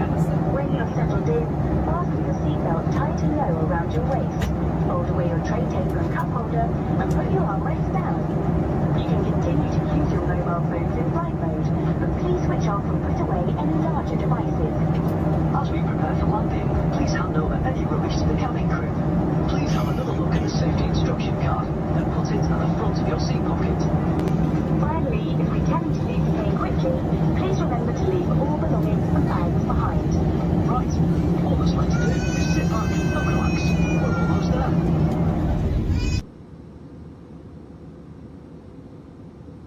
Typically, with any flight, there's obviously a baby that starts crying as soon as you begin to descend. I was on a flight once from Manchester, and it was an overnight flight. We left 2 hours late. And I kid you not, the moment I started to shut my eyes, a baby starts crying 2 rows in front of me. I was a couple rows behind the exit. It was an can't remember which airline it was now, but it was a night flight from Manchester. It was, yeah, we ended up about 2 hours late out of Manchester. Arrived an hour late into, it was into Dubai. I was going to see family, that's right. Nice for the turbulence to come on distinctively at 10,000 feet. Seatbelt signs are already on, so that's good. We need some wing spoilers. I do not know why. It always looks very satisfying deploying the spoilers. Not from that angle. There we go. That's quite a nice view, I think.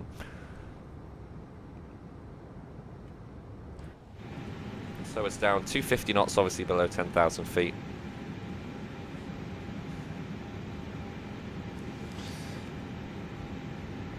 By the way, if anyone knows anything about reverse thrusts in the A321neo and things, if you wouldn't mind telling me, I would really appreciate it, because I can never get it to work. Stow them now.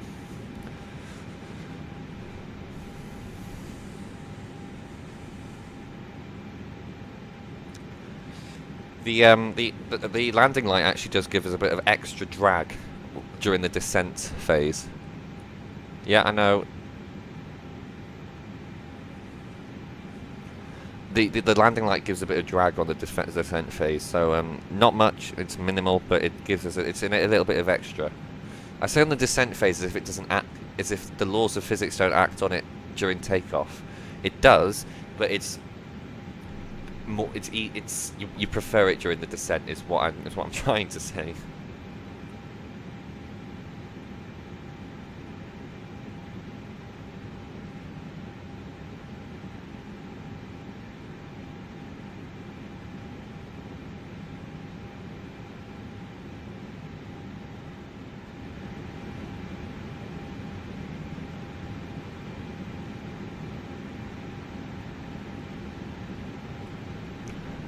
Typical, as we obviously hit the thermals as it starts to get a bit warmer. It will get bumpier as we go lower. We aren't actually that far out now.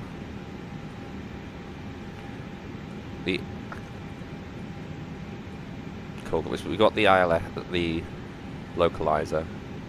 Haven't got the glide slope diamond yet.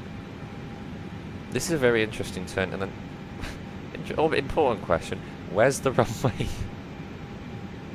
I can't see it yet. I don't know if anyone else can. If you can, tell me where it is.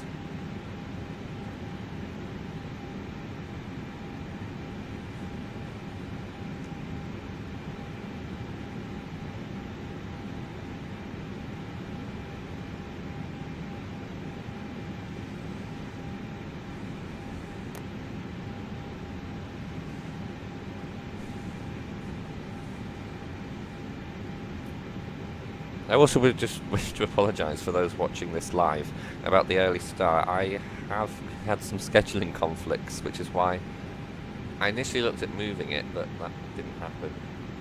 So I do apologise about the rather early start, which is why I neglect to sort of only really explain that sort of little sim brief feature I mentioned about blocking off airspace that you don't want to fly through. So I'll show that properly now, but yes.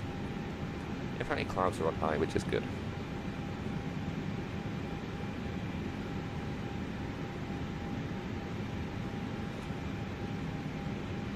Actually, what I'm now going to do, I've just seen the diamond approach, just so we have a bit more of a continuous descent. I'm going to route direct to the... I'm just going to route direct to the approach, to be honest. Oh god, what have I done?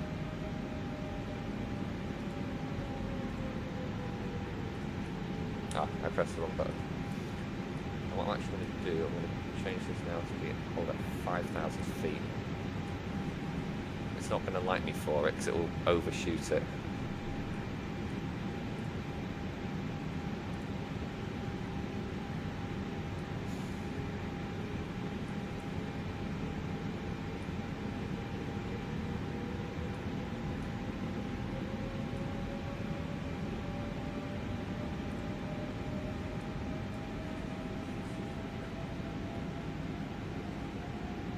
So once we turn final, I will set up all the flaps and everything. So the thing I wanted to avoid was actually climbing on the approach. It should now descend. It's not descending.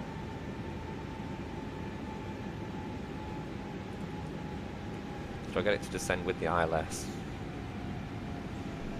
I'll decelerate now to 220 knots.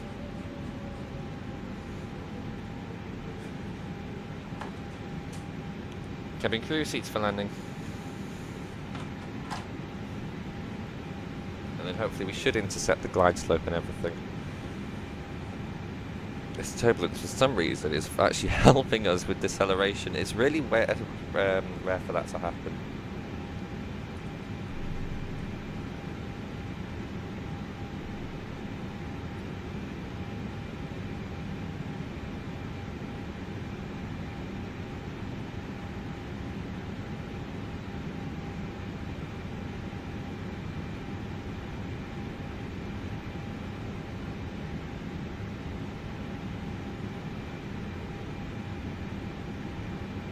Okay, so I'll announce the final.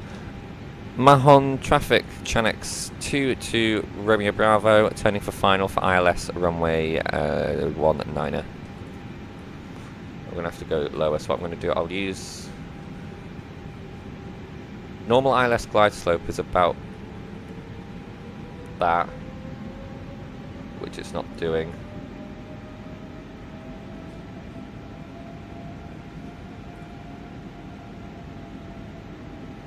Come on.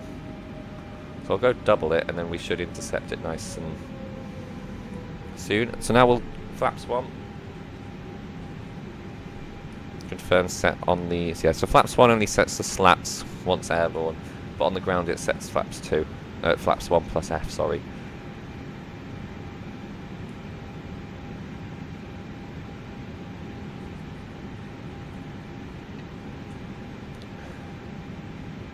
Oh, I need to slow down. Actually, I should be.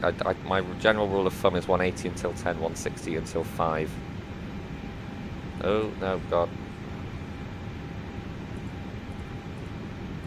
No, not up, down.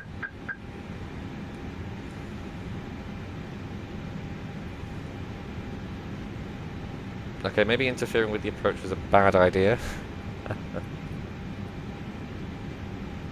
Because we're meant to be at 1,900 feet, we're 1,000 feet too high. Rod stable, okay. We'll go around. What's the go around procedure? Go around. Climb over weight, then turn left grip. Climb into 2,500.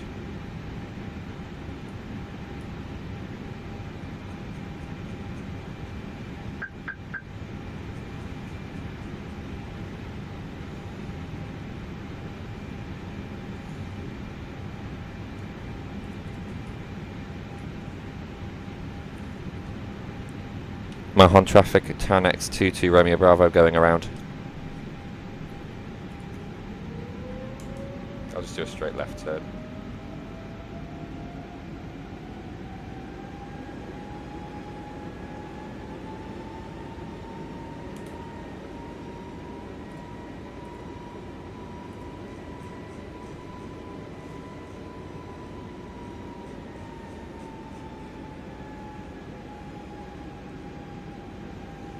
It's fine, we'll just go. I'll just fly back round to the approach fix.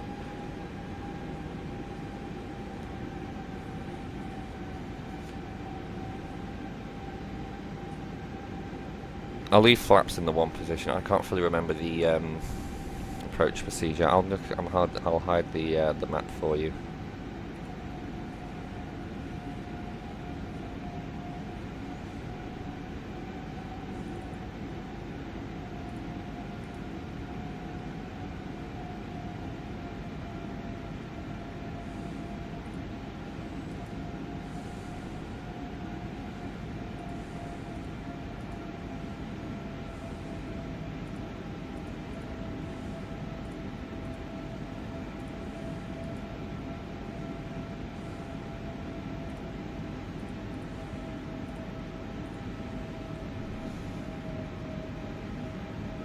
Maybe I should just have turned.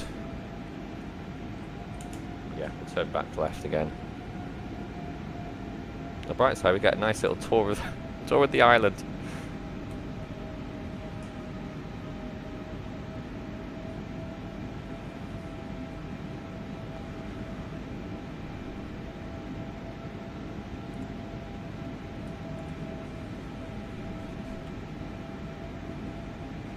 I haven't missed out any of the announcements, have I? Pre-landing, and then it's... Get that ready, because we're a non-UK arrival. As in, by that I mean, it's not a landing into the UK.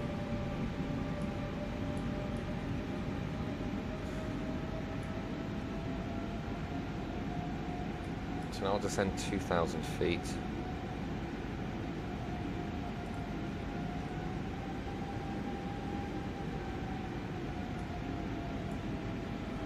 And as soon as the diamond comes into view, I'll begin the turn as soon as it appears there. If you can see my mouse, I don't know if you can. Oh, it already has. Okay, so we need to turn left first.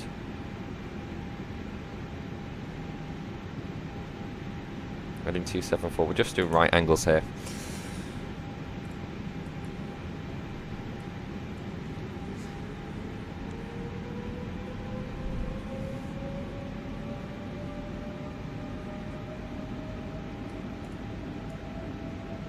That's worked out perfectly.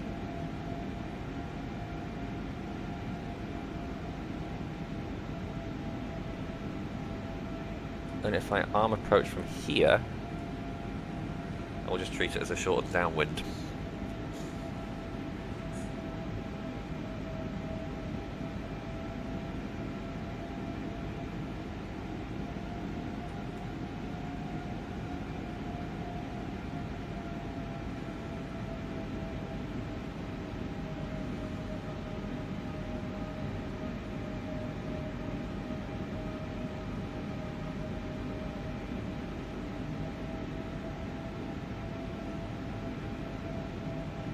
Should have the glide slope as well.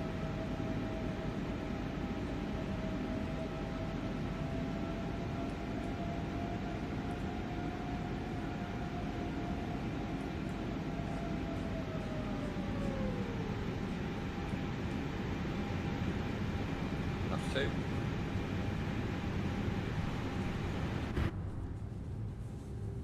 There we go. Getting a bit further than further than last time. With regards to deceleration, anyway. Done it again. Right. I have control. Not really the smoothest landing, I will be honest with you.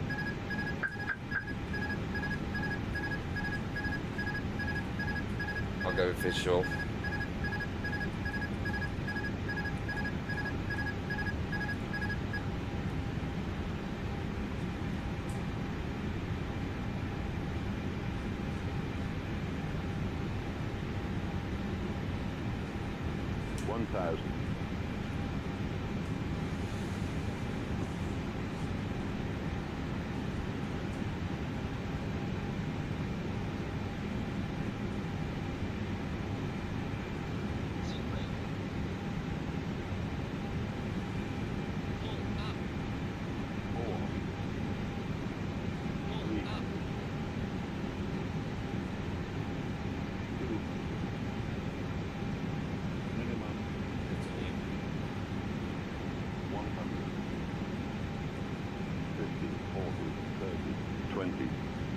Retard, 10.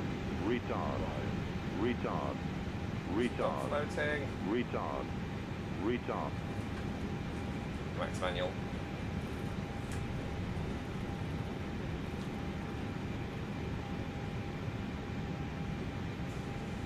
Woo!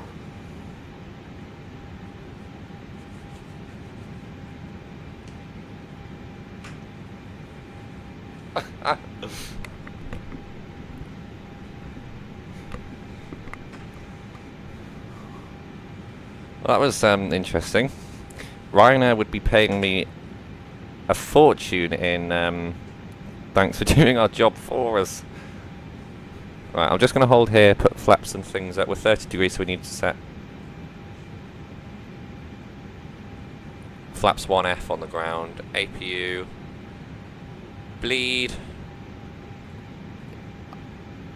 I'll leave them down just so we don't have to drag them out again. Runway turn off, off, strobe off, APU start. chrono off.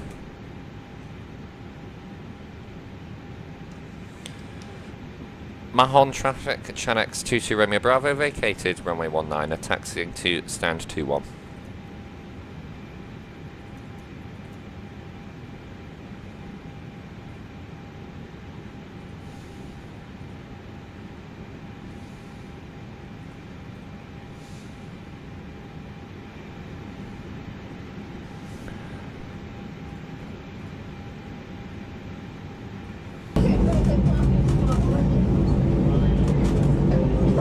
Ladies and gentlemen, boys and girls, we're sure you can't wait to enjoy your holiday, but for now, you must stay seated and buckled up. You're not allowed to smoke or vape on the way to the terminal or in the terminal itself. And before you go, please make sure you've got everything with you and take care when you open the overhead lockers, as some things may have moved during the flight. Our friendly team will be happy to help you in the terminal. You can't miss them. They're wearing our famous red uniform and, of course, a big welcoming smile. Thanks for flying with us today, and from all of us, have a lovely holiday.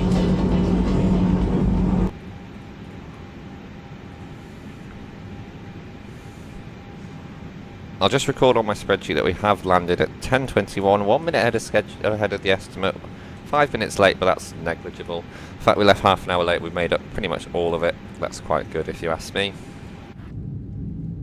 Quick little look outside the window. I'll explain the flap thing if you want. So the reason that basically on Airbus, it's a sensor. I'll Google the name of it. I can't remember what it is. Basically, there's something that can overheat, and when the temperature, which basically doesn't like it to be above 28 degrees, or doesn't like the direct sun, something like that. And basically, to avoid an error coming up, an ECAM error, to basically overcome it, you just set flaps 1 on the ground, and it's enough to shield it. And apparently, it's the same on every Airbus aircraft, I believe.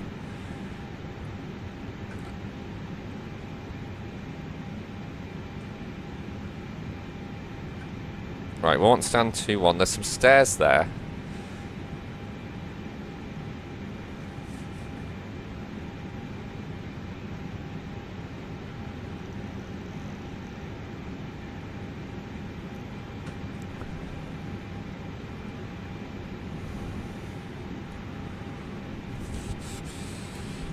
Turn taxi lights off. That looks to be it. 2-1.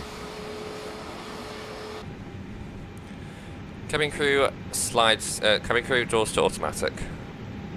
Now we've got a marshaller. Yeah.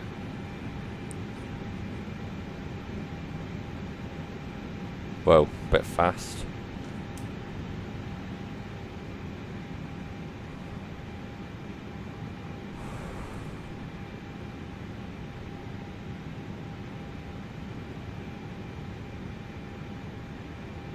Oh, hang on, we've gone too far. Apparently. Have I?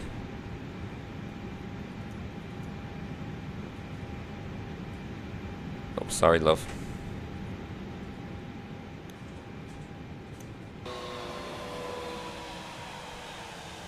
Did it want me to stop on the first mark?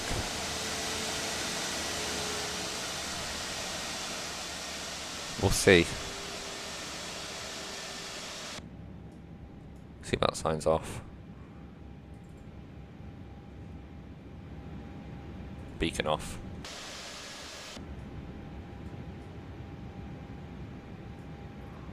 Iberia handling. I press reposition at current gate. It's good. Yeah, it's going to shove us back a bit. Okay, that's fine. 10 minutes late, all told. Right, operate stairs, please, Iberia. They got rid of the poor passengers. I think I can open the window. I can. Get some fresh air. But the aircon's on, so that's not worthwhile, is it? I think I can I turn off the flight deck air?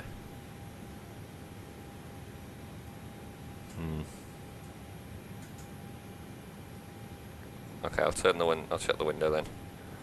If we didn't have bleed air, I wouldn't, but we do in this instance, so I'll shut the window. Lovely. I'm just going to have a look what our feet per minute was. It's an interesting flight. We're the first person to arrive here in Mahon. 200 feet per minute, that's quite nice. That must be why the passengers clapped. Lovely stuff. There's the stairs attached. Yep, doors are open. I'll open the door and we will request deboarding. We'll recater here, I think. Oh, wait for those stairs. Bus is coming. We'll play the announcement just whilst the bus is on its way. It's an announcement, just basically, I don't know what it is. We'll find out.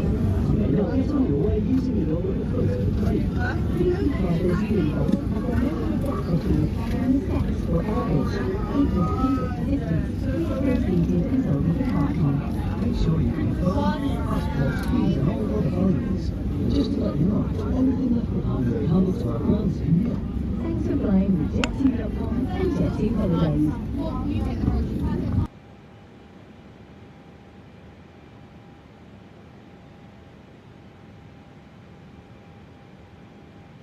Right, we've got about 45 minutes on the ground. That's plenty of time. Wait for the passengers to get off. They'll cram onto the buses and we'll go from there.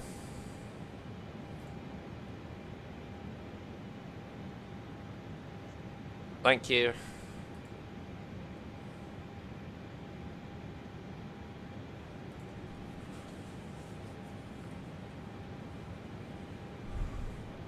Appreciate it, love.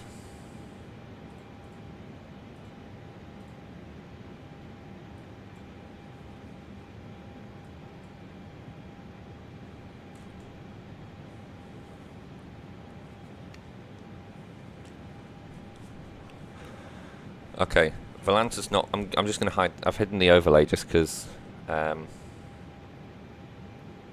will look a bit nicer without it. Passengers are now deboarding. The bags are deboarding. Got the new co-bus as well. For such a full, such a busy flight, they would have sent an extra bus. So I don't know why GSX only sends one bus. Because for speed, they normally end up having them queue, and you end up basically you don't have to wait. Well, most of the time, airport dependent, I should note. What we'll do, methinks,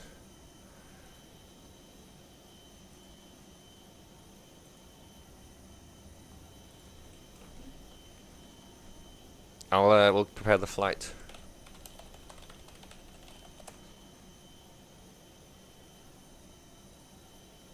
Keep opening the. I'm going to unpin the Microsoft Store from my taskbar because I always open it by mistake because it's right next to my browser.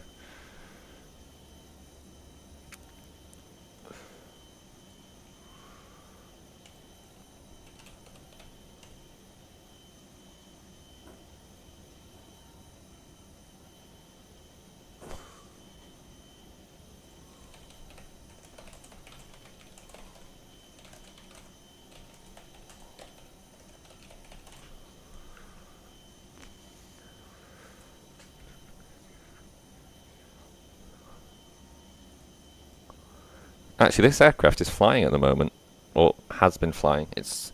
I think it's in Barcelona, which is quite funny. It's flying, spending a lot of time. Oh no, that's because I'm looking at the Barcelona route. See where this aircraft, LS. So it's been based at Edinburgh for some time, and now it's based in Manchester. It's gone to Naples, Gran Canaria, Ibiza, Paphos, Corfu, Kos, Faro, Paphos, Barcelona, Manchester. I feel a bit stupid now.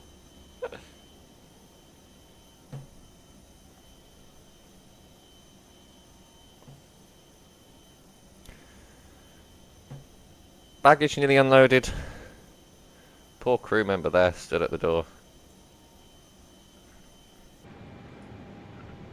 Whoa, that's not good for you. Well, what's it not happy about? Brakes hot, I had a feeling.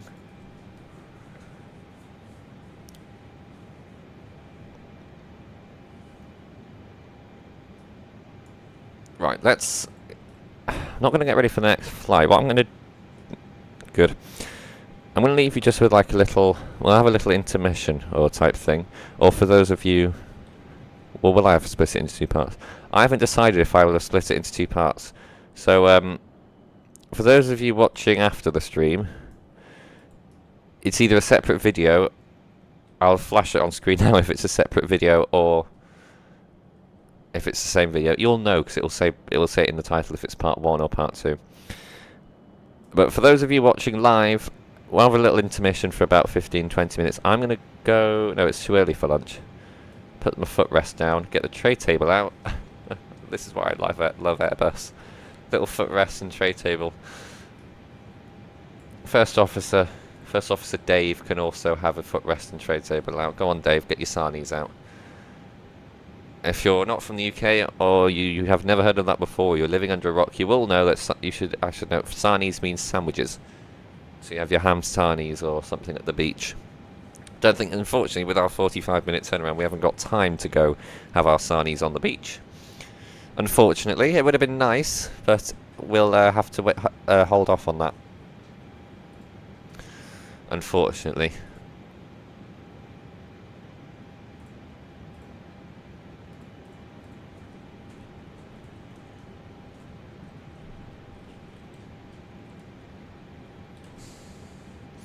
So yes, what I will do, about a 15-minute or so break, and we're back to prepare for the next flight. And hopefully all these lot will have already gone off. We will recater, I'll recater then, and we'll begin boarding. It won't take long to board. I'm not expecting it to be that busy. Again, it's a Thursday, so it won't be that busy. I will be back with you very shortly. I'm just going to take a lovely picture. Because who doesn't like a lovely picture?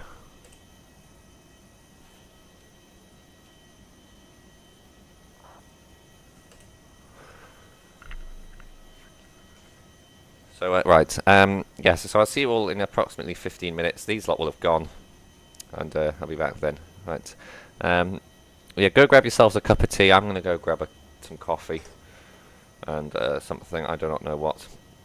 And yes, be back in 15 minutes.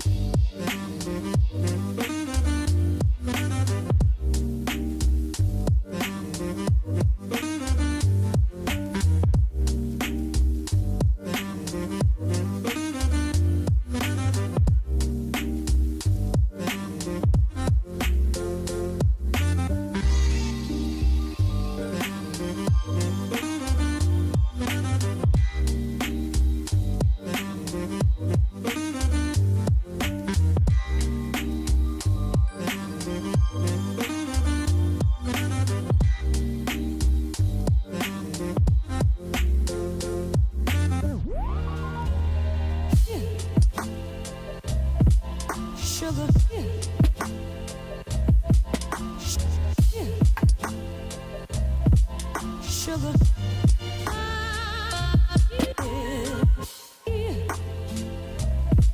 sugar,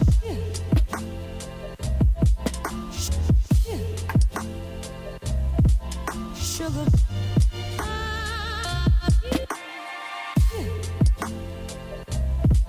sugar,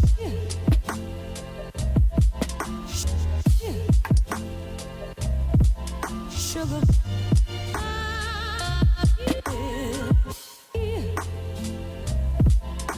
sugar,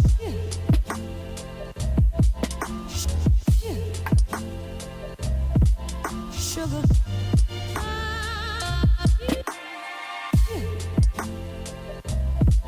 sugar, sugar,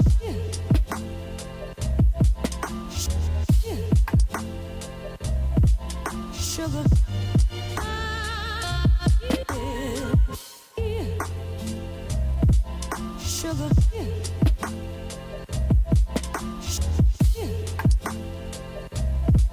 sugar.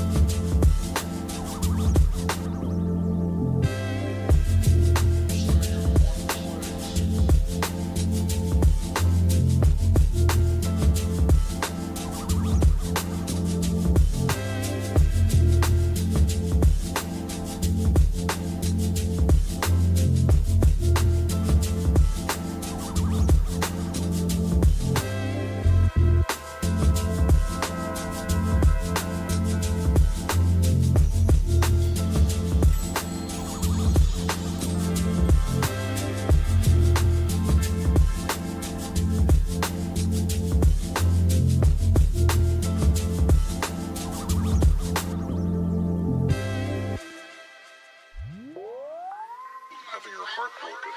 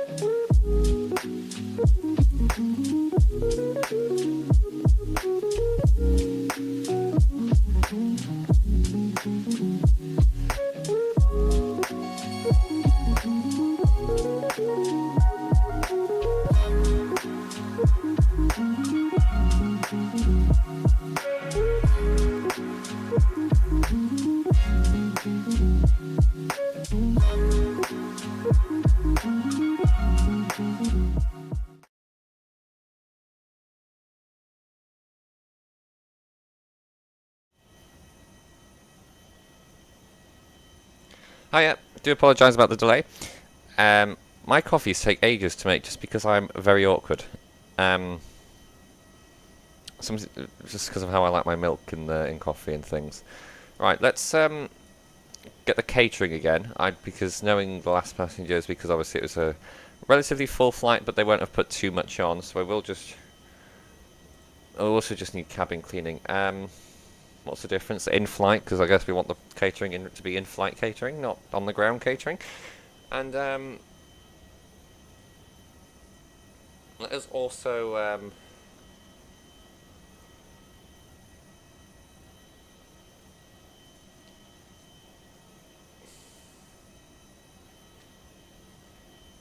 pull up the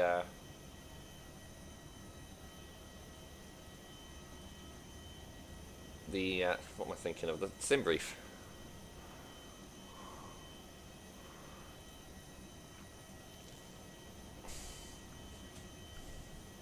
Did that work? Oh, it did. That's the wrong tab. That's the music. Right. Okay. Sim brief.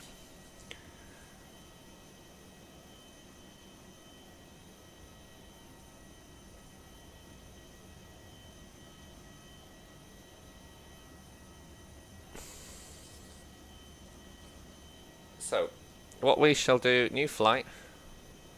Airline is EXS or Chanex, flight number 864 from Madeira, not Madeira, Mahon to Manchester. We're still on November Oscar. We know we're not planning step climbs. That's wrong, we're at 11:15. You'll find. Door 2R, cool. I don't think we'll be leaving on time because of the delay in my arrival, but that's okay, we should be fine. It just makes me realise that if we had left on time, about half an hour earlier at Manchester, we would have landed we would have got to the gate 5 minutes early, which is quite cool.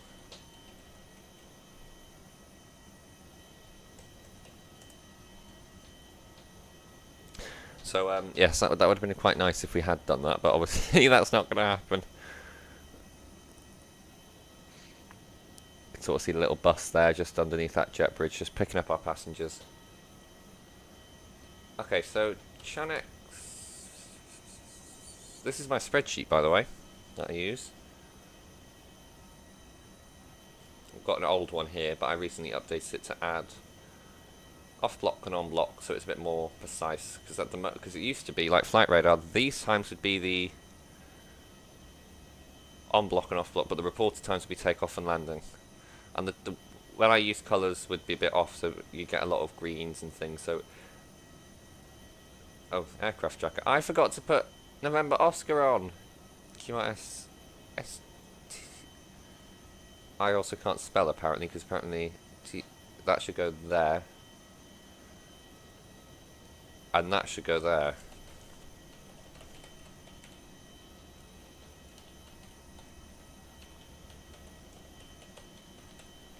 What's the date today? 26th of the 6th, 2025. We are at...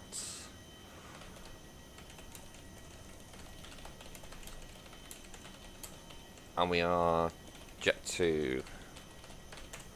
Lovely.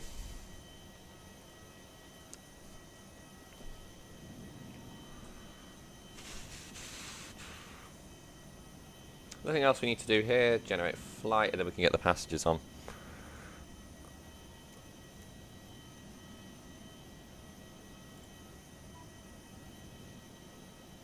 Good timing, and we'll request boarding. Less fuel than last time. That aircraft's pushing back.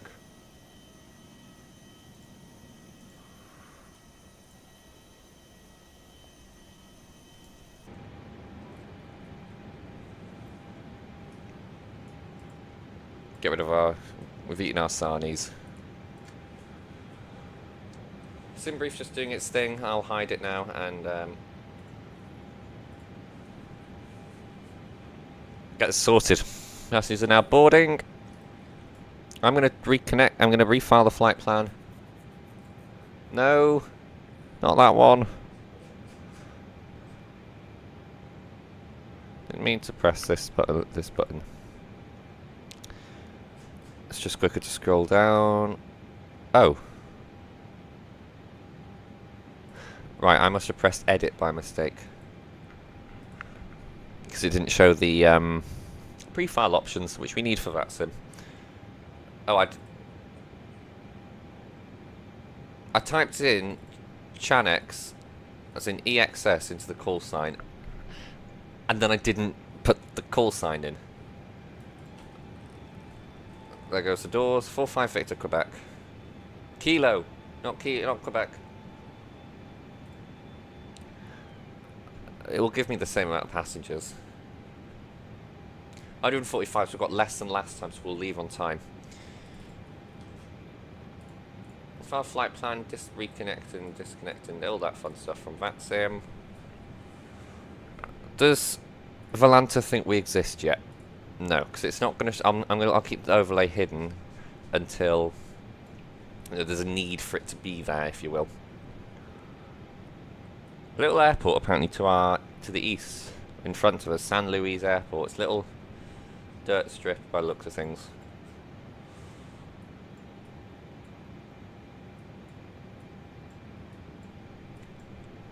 Go to the luscious green of the UK.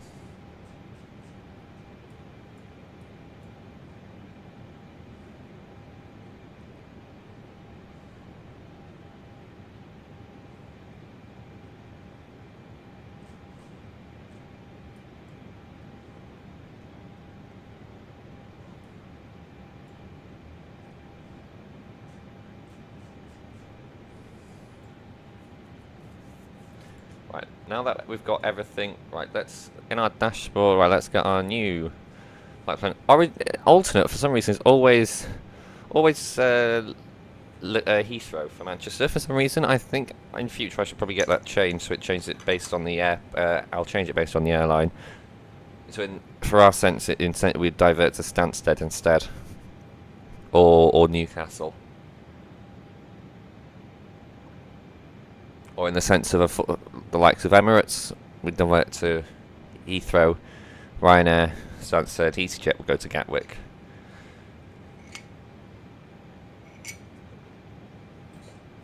Or Birmingham, because they all fly to Birmingham. I actually believe Jet2 and Ryanair and TUI? Does TUI fly to Stansted? No, because they fly from Gatwick, don't they? Hang on, this is a bit of a... feels like a bit of a Mandela effect type thing. Does TUI fly to Stansted? TUI does not fly from Stansted. So okay, so I just realised that Manchester Group, Manchester Airports Group, basically they own and operate Manchester, obviously, East Midlands and Stansted. And I just realised that Ryanair and Jet2, to my knowledge, someone will prove me wrong, are the only airlines to operate to both airports. Which is quite a little fun fact, I think. Can't get much more of a fun fact than that. Thanks, Deborah.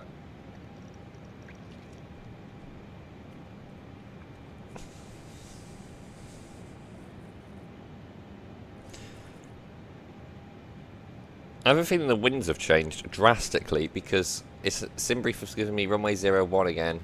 I'm checking flight radar because I'm not happy with which runway it wants me to take. The other aircraft, there's an aircraft flying to Frankfurt. What airline is this? Oh, Oscar Sierra November is the call sign. Who discovered... Oh, Eurowings Discover. Whoops. So we'll see if that aircraft... Actually, we can look in the sim, not on the map. Is there. At the button for... Yeah, that's the button for free cam. Let's see if he now turns... Okay, so we'll use 19 because he used 19 because I'm guessing he knows what he's doing.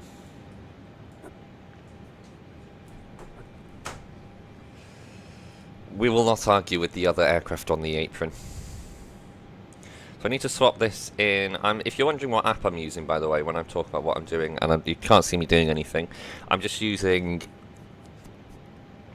Navigraph Charts, the iOS app. I'm just using that at the moment. Just because it's a bit easier to do. I have it on a separate screen.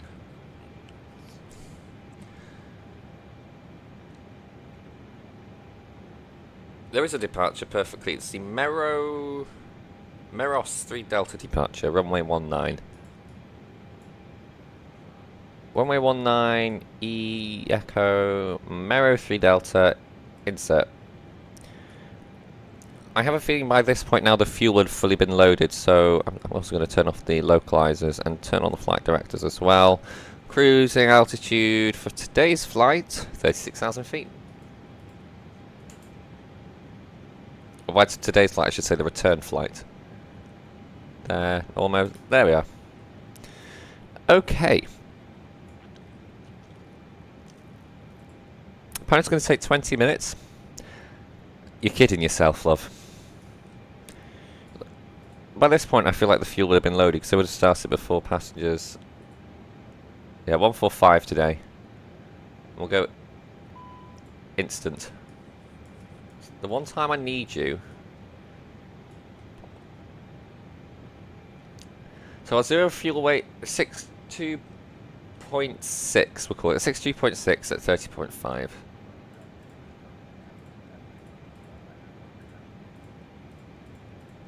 I don't know if it's called Mahon-Manchester. It's accepted 62.6, 30.5. Is boarding completed? Blimey. No, it's going to like that. Okay. I'll play the sort of welcome laddie laddie la, we're going home announcement. There's a different ones from the news, but they're not up to date, and I kind of like the beginning one, the onboard together one, which kind of sums everything up without having two announcements. It's not going to like that. Okay, I'm just going to sort of shut up for this one. Welcome on board and thanks for flying with Jet2.com and Jet2 Holidays. You're about to take off with one of the world's most environmentally efficient airlines. We've got one of the industry's largest carbon offsetting programs, which means that when you fly with us, we've got your carbon covered. In fact, we're addressing sustainability at every stage of your journey, on the ground, in the air, and in resort. If you haven't done so already, you still have time to download our fantastic app. It has lots of useful info, handy areas to store your travel documents, and exclusive offers. What are you waiting for? Don't miss out. Grab your phone and download our app now. On that note, you can use your mobile phones and any other handheld devices throughout the flight, as long as they're in flight mode. However, larger items like laptops must be switched off and put away during takeoff. If you lose your device, it becomes damaged, hot, or produces smoke, you need to tell us immediately. And don't forget, smoking and vaping are not allowed. We want you to have a fantastic flight, so we'd like to tell you about our onboard together policy. We've created it to protect you and our cabin crew from any antisocial behaviour. As part of this, please remember that you can only drink alcohol that's served by us. If you bought alcohol in the terminal, you can't drink this on board. We want everyone to enjoy being on board together. Please now make sure any hand luggage is safely put away and your seatbelt is fastened ready for takeoff. We hope you have a lovely flight. Well, that was nice of them. We will have a lovely flight, because we're the ones flying the plane. Okay. We haven't used ground power. Saved a bit of money there, actually, because ground power costs the airline extra. Keep APU on. We'll turn seatbelt signs on now. Bit of a KLM job there, because KLM turn on the seatbelt sign after the captain's announcement. That wasn't my announcement. We'll do that now. Ladies and gentlemen, boys and girls, a very warm welcome aboard this Jet2.com and Jet2 Holidays flight to Manchester. We do... I'm Kai, your captain today, and in the flight with me, First Officer Dave. We are aware that obviously you probably don't want to go home, and I don't blame you actually. Lovely 30 degrees at the moment here in Mahon. Fortunately, it's obviously time to head home, and I'll be in charge of your Airbus A321neo aircraft today. Very brand new, very nice. Today's flight cruising at an altitude of 36,000 feet for a total airtime of 2 hours and 20 minutes. We are looking, provided we leave on time here, we are looking to arrive bang on time pretty much into Manchester. This may change en route, obviously, with any incumbent winds. It's looking to be a smooth flight today. We've just flowed down from Manchester. It was smooth along the way. However, obviously, we do, as always, request that you keep your seatbelt securely fastened, even if you are, in case of unexpected turbulence. Shortly, your cabin crew, led by random name number 33, will be we'll be taking you through the safety features of our A321neo. We ask you for attention to this, as these may differ from an aircraft may have flown on before.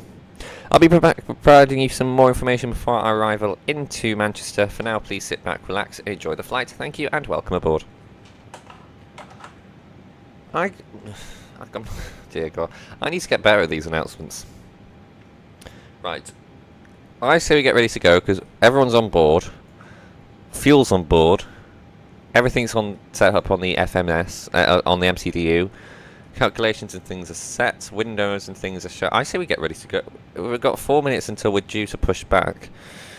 By the time we got to tug to get connected, we'll be leaving 2 minutes early. No one's going to complain. I say we go for it.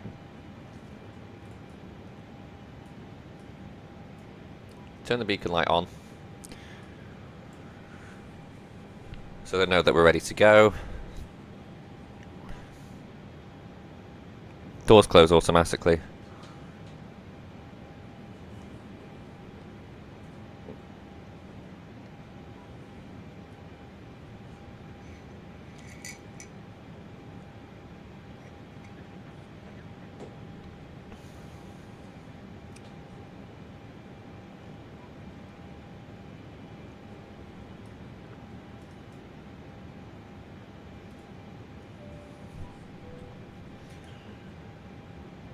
Is the door not closing itself? Okay, that's weird.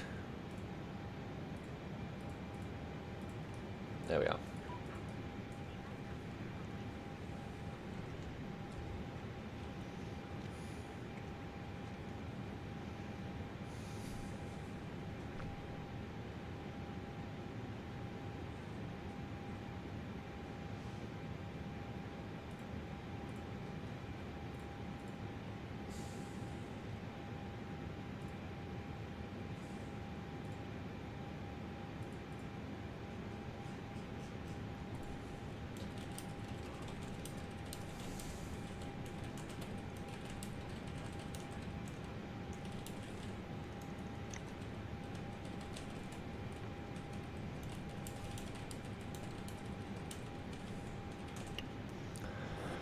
Right, we'll get ready to go. We're going to push back facing to the north.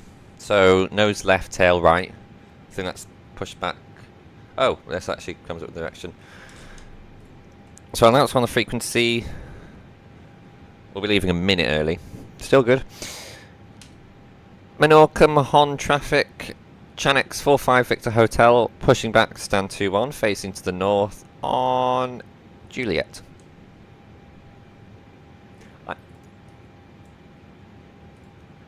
Oh, open. Lock that. Tell the cabin crew to arm the doors. Cabin crew, doors to automatic, cross-check and report, please. I should note that is an automated announcement that they play for that. Then we'll do a all call just to tell them. We're off. Heading home. So by the time, yeah, we'll report it as an 11:14 Zulu departure, a minute early. Last time I left a minute early, I landed an hour late, but that was my incident with Muscat and the airspace closures. I have to say the A321neo cabin is quite nice, especially what Airbus did with the overwing exits. If you don't know, the overwing exits on the original classic A320s, you could call them, they're very, you know, you take the hatch out, throw it out, and it becomes detached. And if it accidentally opens, which has happened before, not on an Airbus, but on a Boeing 737, I think it was a flight in China. This lady was sat by the emergency exit, and she opened it, thinking she was opening the window to get some fresh air before takeoff. I think she got arrested. Don't quote me on that, but I think she did. So, Airbus, I think, well, I don't know what they decided, but with the A321neos, they've gone with the Boeing approach. So on the 737, in fact, I think all 737s, when you pull the emergency exit handle on the overwings, it just sort of flings open. It's not a hatch that you throw out. So they kind of took that approach with the A321neos, and in fact, I'll show you if I press the right button. That side, you will notice here these sort of rivets and this hinge on the door on the overwing exit. That's basically what that is. Parking brakes, and we can also start engine 2 now. Yeah, engines are lovely. Get the safety demo going.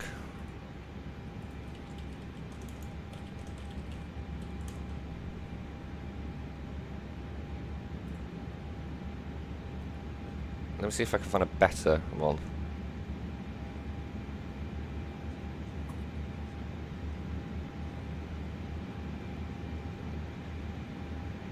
Oh, here we go. I think I've found it, but I just need to sift through the aircraft video.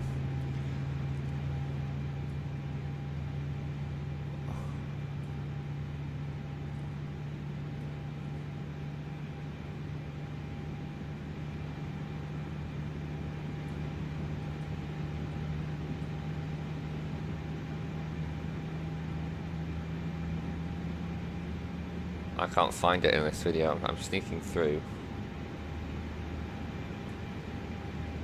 That's a 7.5, so that won't be it. Might just have to go with the original audio that we went with last flight.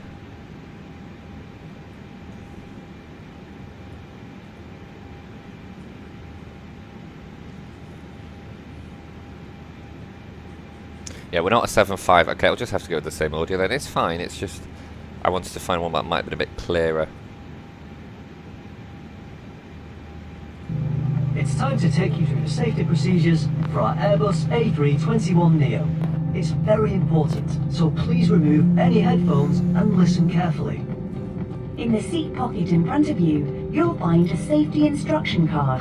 It has all sorts of safety information, with details about emergency doors and escape routes, oxygen masks, how to use the life jackets, the brace position, and more.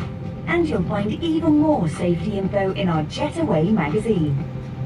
Please be aware of the safety signs in the cabin and follow all instructions given by us.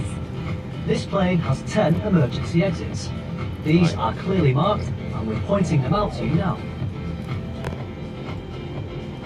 To help you find your way to the exits when there's reduced lighting and visibility, we have extra lighting in the ceiling and in the aisle along the floor.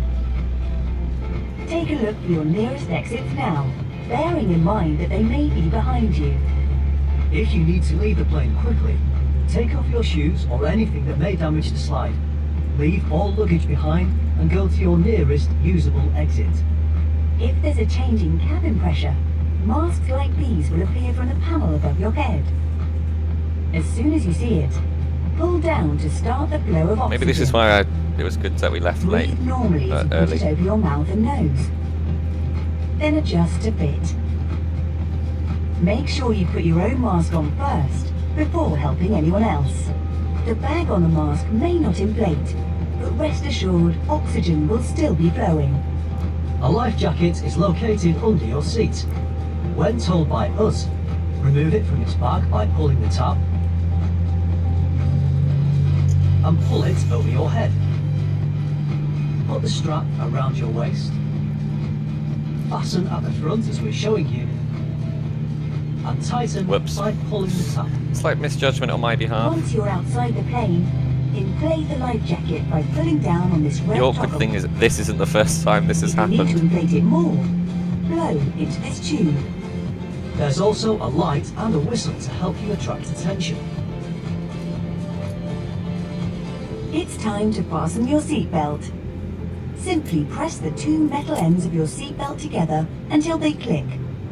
Then pull the strap to adjust so it's tight and low around your waist. To release your seatbelt, just lift the metal cover. So you're ready for takeoff. Please make sure your seatbelt is fastened, with your tray table and cup holder folded away, your armrests down, and your window blinds fully open. Please check that bags or loose items are safely put under the seat in front of you. Well, this isn't good. Thanks for listening. We'll soon be on our way.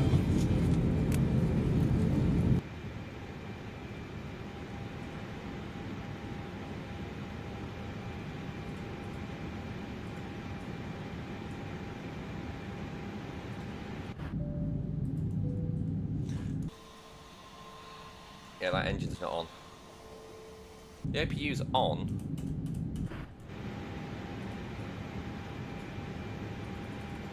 Master switch just doesn't want to come on.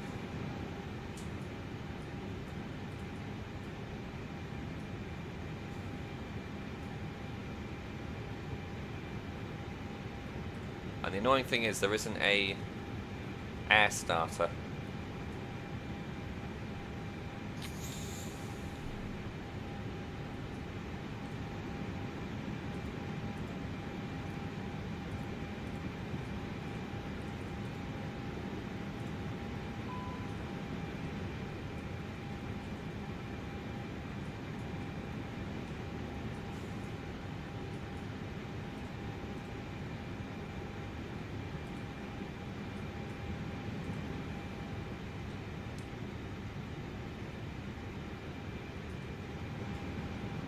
Without restarting the sim, I can't see how to fix this.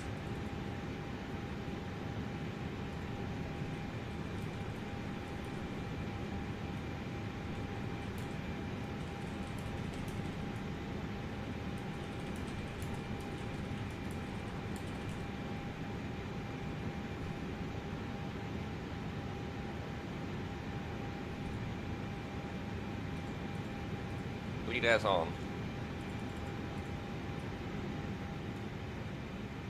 Thing is, it should in theory be able to start from the bleed air off the other engine.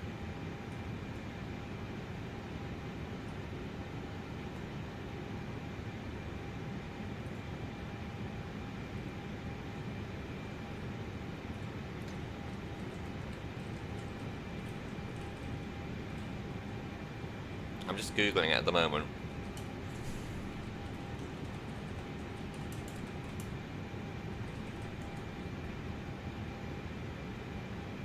Not fly-by-wire.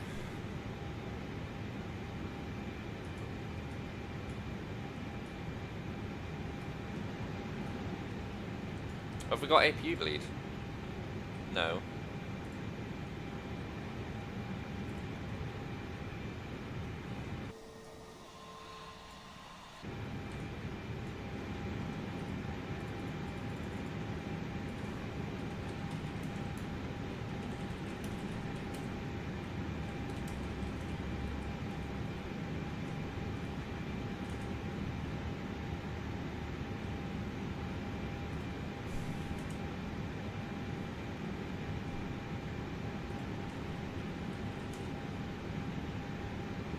This is a bit frustrating.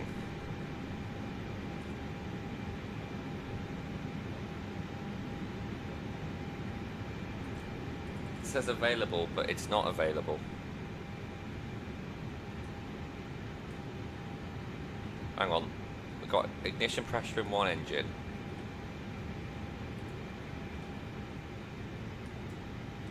That wasn't there before. We'll try cycling everything and see if it will... Because if there's pressure in one, there should be pressure in the other.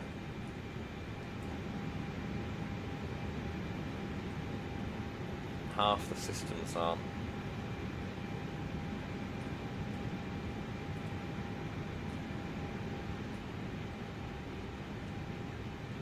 The thing we haven't got is ignition pressure. Everything else is normal.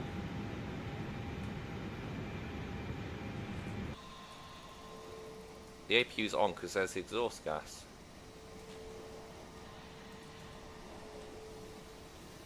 And the engine, the APU itself is on. The APU's on.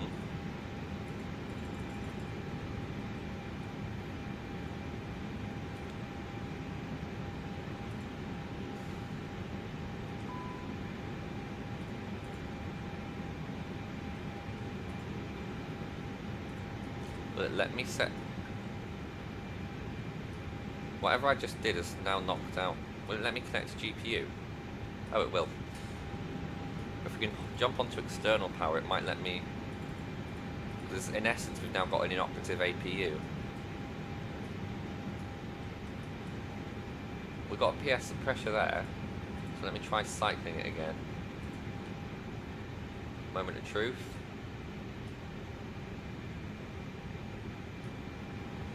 I'm not being... No, that is set.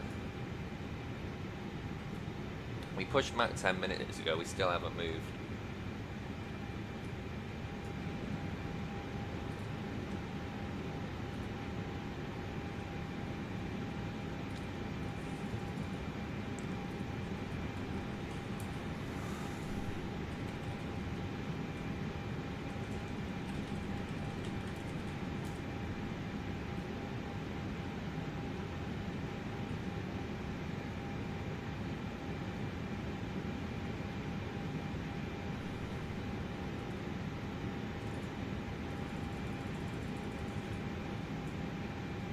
This is not good. APU bleed, ignition, hydraulic P2. Okay, this is... I don't know how to fix this, to be honest.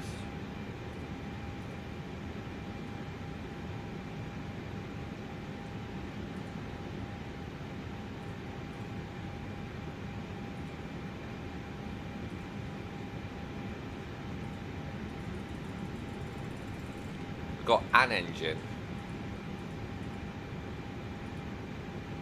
Do we use the ram air turbine?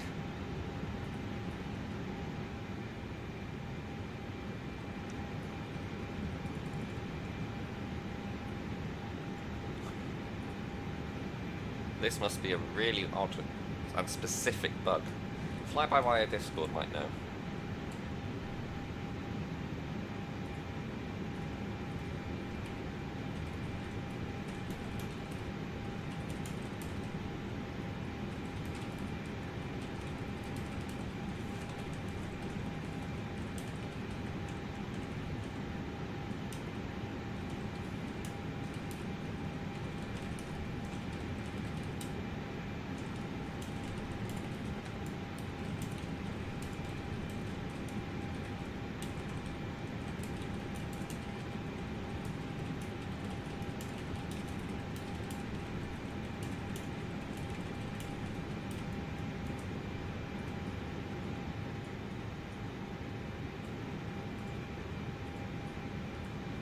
Right, what if we just, if I turn off the engine 2 and engine 1,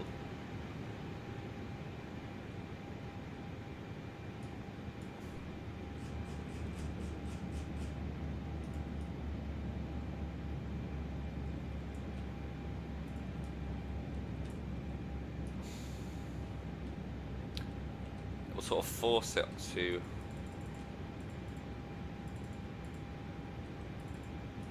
now let's see, set ignition, try engine 2 first. I'm guessing now I can't start either of the engines.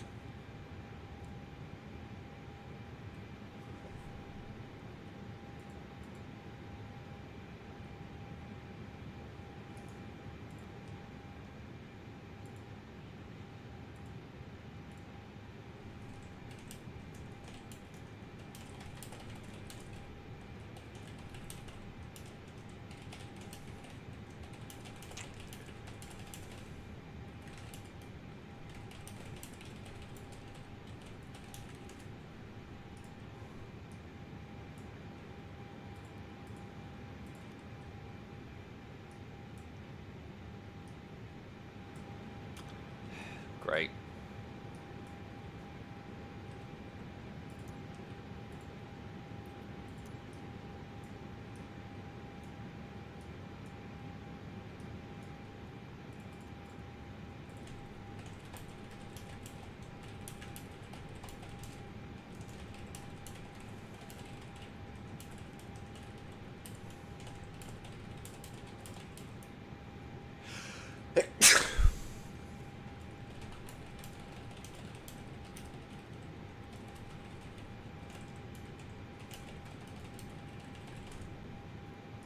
So we just got to sort of hope that with the bleed off,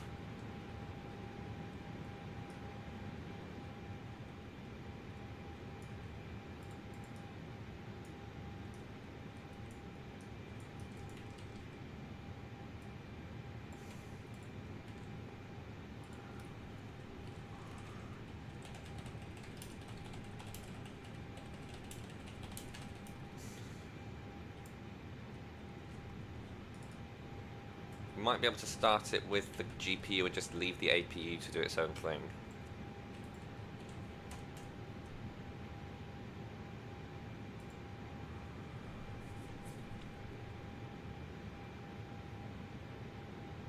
I do apologise about the delay. I'm just getting some assistance from the Fly-by-Wire Discord server.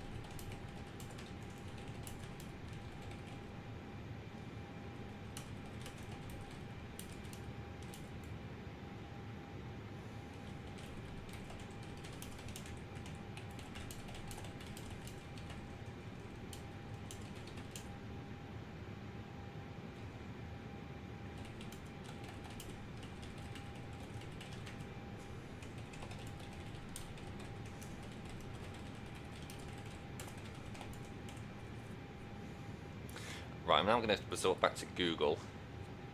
How to start A321neo engine with APU in op.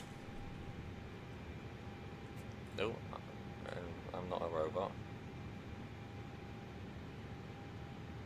Well, this is fun.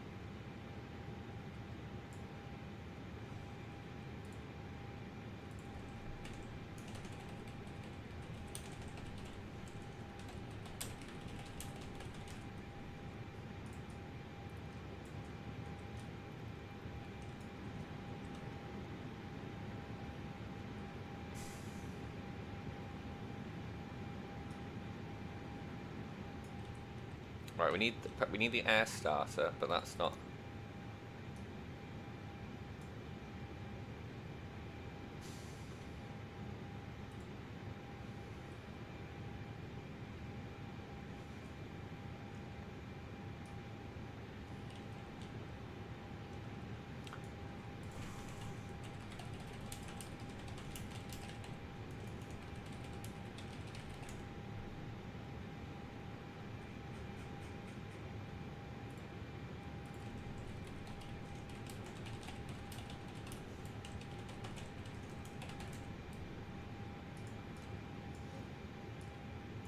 Yeah, I'm gonna have to restart the sim. Okay, bear with me. And we'll go for about a 40-minute delay, I think, is what we're gonna have to take on it.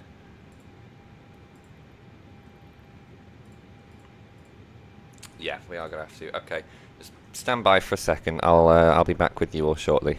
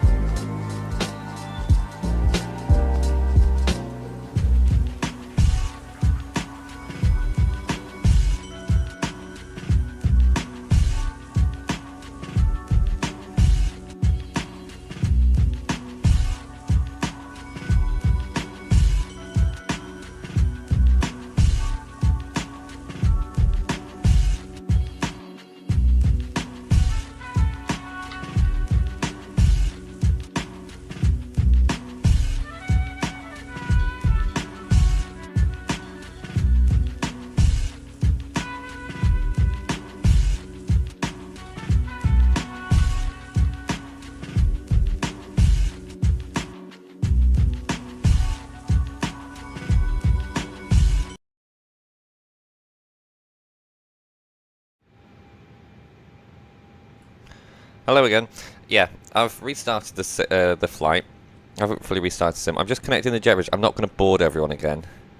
We'll go through the announcements because I don't have the patience. Volanta's now picking us up, which is nice. There we are.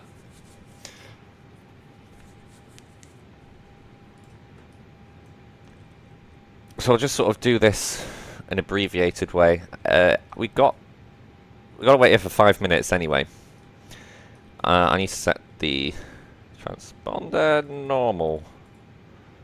Tara on.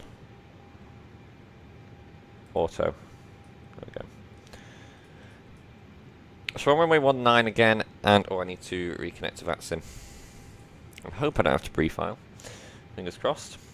It's the Mero 3 Delta departure, insert fuel pred. It should be exactly the same as last time. As I said, we're not going to board everyone. Whilst we wait, I'm just going to give us something to please the ears with. I'll put on the welcome on board announcement again, and then we'll go from there. I'm not going to do my own announcement again, because if I did that, it'll probably be a train wreck. Actually, no, I will, because I'm going to have to explain to the passengers why we were late.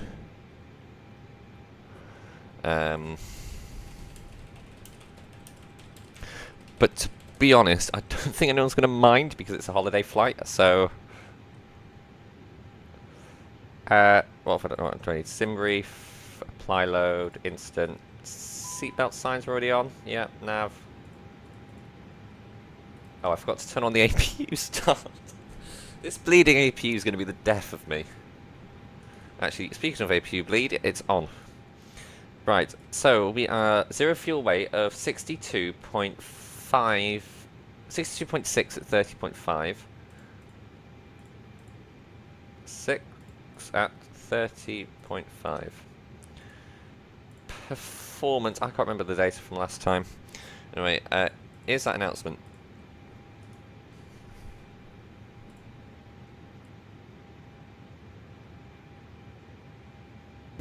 Welcome on board, and thanks for flying with Jet2.com and Jet2 Holidays. You're about to take off with one of the world's most environmentally efficient airlines. We've got one of the industry's largest carbon offsetting programs, which means that when you fly with us, we've got your carbon covered. In fact, we're addressing sustainability at every stage of your journey, on the ground, in the air, and in resorts. If you haven't done so already, you still have time to download our fantastic app. It has lots of useful info, handy areas to store your travel documents, and exclusive offers. What are you waiting for? Don't miss out. Grab your phone and download our app now. On that note, you can use your mobile phones and any other handheld devices throughout the flight, as long as they're in flight mode. However, larger items like laptops must be switched off and put away during takeoff. If you lose your device, it becomes damaged, hot, or produces smoke, you need to tell us immediately. And don't forget, smoking and vaping are not allowed. We want you to have a fantastic flight, so we'd like to tell you about our onboard together policy. We've created it to protect you and our cabin crew from any antisocial behaviour. As part of this, please remember that you can only drink alcohol that's served by us. If you bought alcohol in the terminal, you can't drink this on board. We want everyone to enjoy being on board together. Please now make sure any hand luggage is safely put away and your seatbelt is fastened ready for takeoff. We hope you have a lovely flight.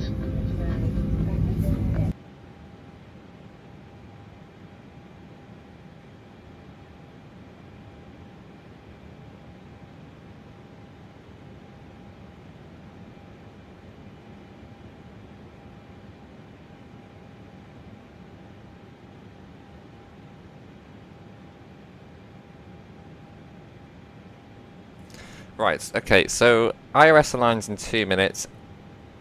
TCAS is standby auto. Let me just turn that on. That's sorted. We're good to go in a second. I'm just now going to apologise to the passengers, because need to. Ladies and gentlemen, flight deck again, your captain speaking. I do like to apologise about the delay and inconvenience in the late departure of this flight and having to get you all reboarded.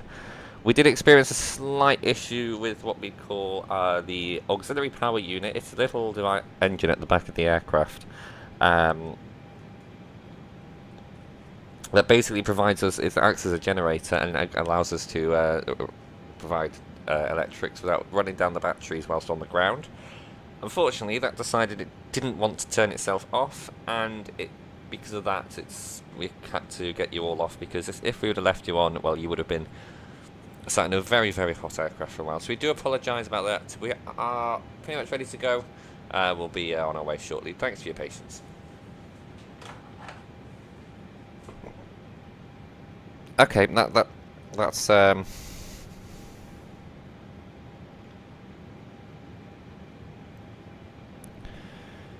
yeah.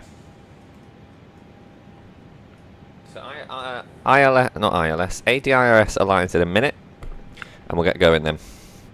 Actually, I will, because it's just done it now. So we'll press push back and departure, and I'm gonna have to shut the front door, aren't I? Of course I am.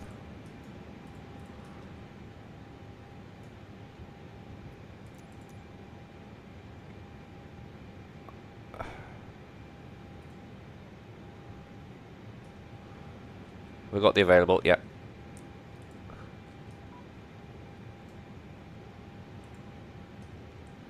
Close door 2 left, yeah.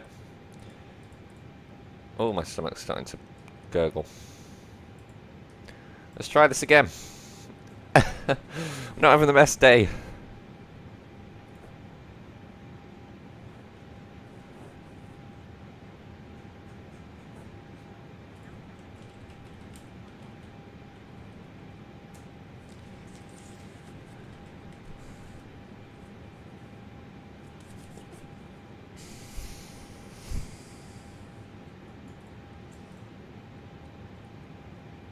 Okay.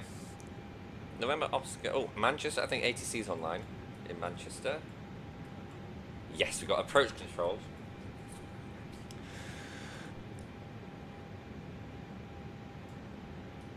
So during the pushback, we'll call for doors to be armed and things. Doors and that's shut. So, ooh, does this move? No. You can spin it, but you can't move it. Oh, because it's a light. I'm guessing this is like a toilet smoke alarm. Reading light. Yeah, that's what these are. Is that like sort of the jump seat? Why aren't you cooperating? I'm guessing that's the jump seat reading light. This should move. Fly-by-wire is one it moves, but not on this one. Don't know what you need gloves for. I mean, I can click this, but I don't see what it's doing. It'd be really cool if you could, like, fasten your seatbelt and see you as a person. You've been telling me this entire... Alright, okay, facing north. Menorca-Mahon traffic, Chanex 45 Victor Kilo, pushing back stand 2-1, facing to the north. We are on the right frequency, yeah. Right. Only about 33 minutes late. Could be worse. Beacon light on. Seatbelt signs are on. Engine master on. Engine 1. Nope, nope. I set it to crank. Try that again.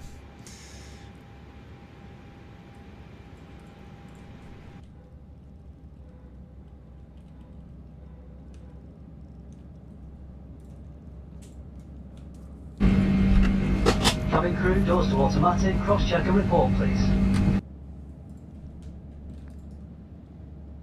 Apparently the people that got to record that are actually Jet2 cabin crew, which I think is quite cool.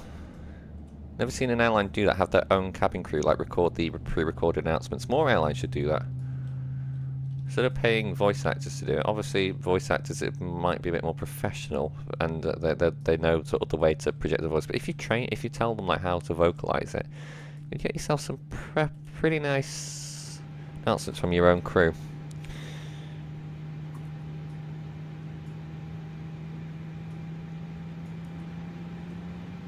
Now we'll do the safety demo. It's time to take you through the safety procedures for our Airbus A321neo. It's very important, so please remove any headphones and listen carefully. In the seat pocket in front of you, you'll find a safety instruction card. It has all sorts of safety information, with details about emergency doors and escape routes, oxygen masks, how to use the life jackets, the brace position, and more. And you'll find even more safety info in our Jet2A magazine. Please be aware of the safety signs in the cabin and follow all instructions given by us. This plane has 10 emergency exits. These are clearly marked, and we're pointing them out to you now. To help you find your way to the exits when there's reduced lighting and visibility, we have extra lighting in the ceiling and in the aisle along the floor. Take a look for your nearest exits now, bearing in mind that they may be behind you. If you need to leave the plane quickly, take off your shoes or anything that may damage the slide. Got the Leave available? all luggage behind and go to your nearest usable exit. If there's a change in cabin Should be pressure, good too. masks like these will appear from the panel above your head. As soon as you see it, pull down to start the flow of Oh, oxygen. of course we need to confirm engine start, don't we? Breathe normally as you put it over your mouth and nose. Then adjust to fit. Make sure you put your own mask on first, before helping anyone else. The bag on the mask may not inflate, but rest assured oxygen will still be flowing. A life jacket is located under your seat. When told by us, remove it from its bag by pulling the tab and pull it over your head. Put the strap around your waist. Fasten at the front as we're showing you, Someone here. and tighten by pulling the tab. Once you're outside the plane, inflate the life jacket by pulling down on this red toggle. If you need to inflate it more, blow into this tube. There's also a light and a whistle to help you attract attention. It's time to fasten your seatbelt. Simply press the two metal ends of your seatbelt together until they click. Then pull the strap to adjust so it's tight and low around your waist. To release your seatbelt, just lift the metal cover. So you're ready for takeoff. I do Please acknowledise make I'm sure not your saying much, I seatbelt do is apologise. fastened, with your tray table and cup holder folded away, your armrests down, and your window blinds fully open. Please check that bags or loose items are safely put under the seat in front of you. Thanks for listening. We'll soon be on our way. Now all the passengers probably start sweating because it's like, are we actually going to move this time? I can tell you now, we will. Redo. Mahon traffic. Chanex 45 Victor Kilo, taxi to holding point November Lima runway runway 19er via Juliet, Echo and Tango. Hang on, did they do the taxiways that on purpose so it spells out jet? They did, that's really clever. We can turn off our best friend the APU now.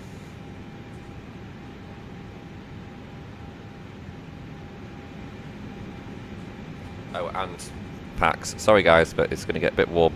Turn off the packs, you get a bit more engine performance. Because the bleed air takes a little bit away from you.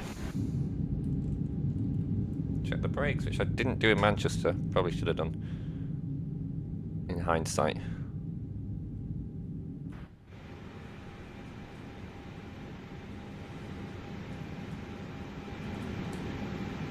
Cool. Right, let's move.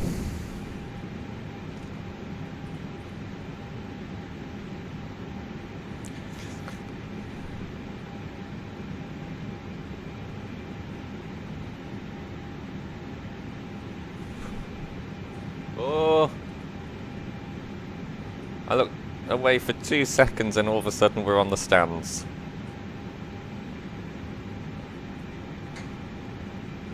The pedals are sliding all over my floor. I need to get something to hold them down with. Stop spinning!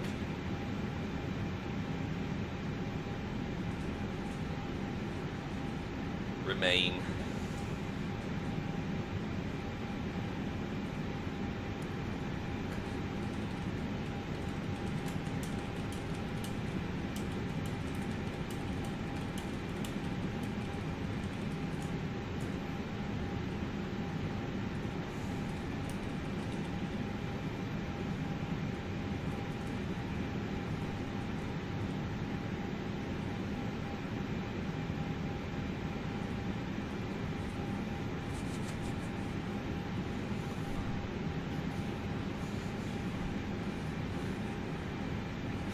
I don't want to walk alone. I'm ready for this.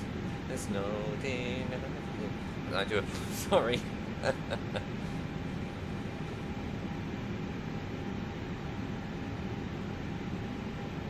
Here we are. See how the landing is. Come on. Ooh, nice. Look quite nice.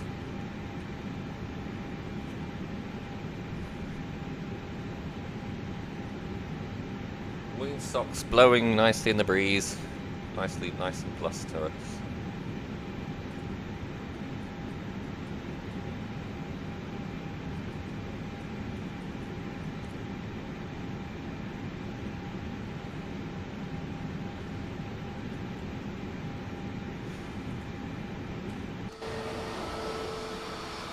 In theory, so yeah, we'll enter the next one and take off from there.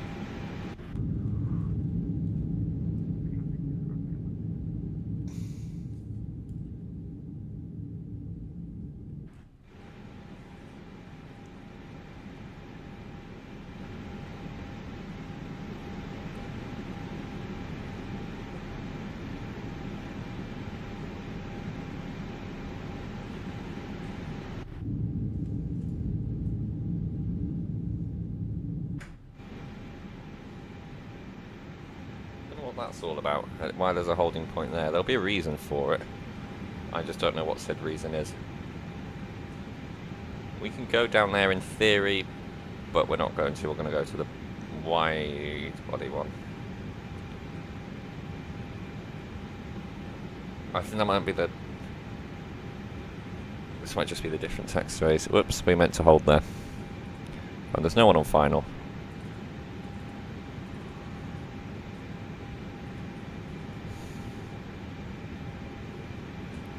Mahon traffic, Chanex 45 Victor Kilo taking off runway 19er. I nearly said 23 right. Don't know why.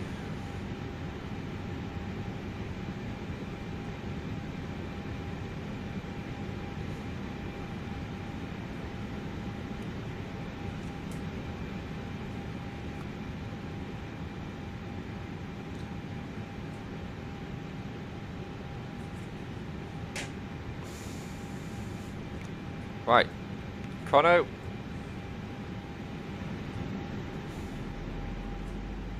Take off, Manflex SRS runway.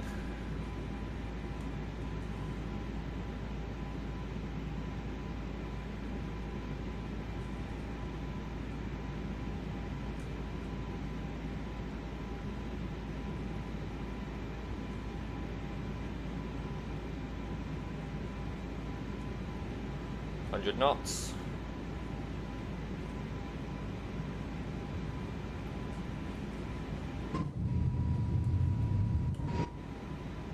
V1, rotate.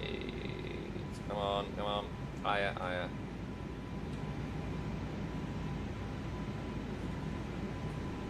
Positive climb. Gear up.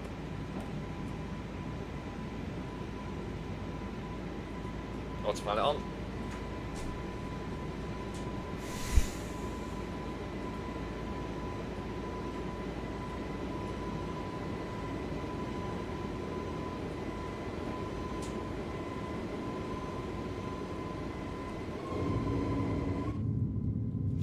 This is a steep climb.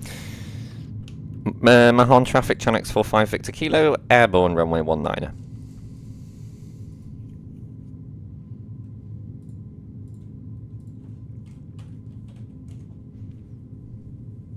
Ten-minute taxi time is quite decent, I think.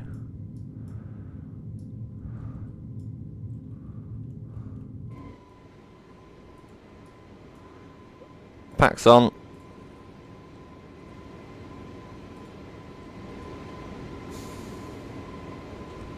Oh, and we need our flaps to come up.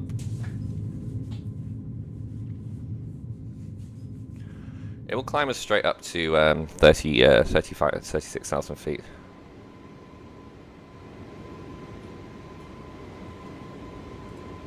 I will punch in our arrival and I'll set off the next announcement.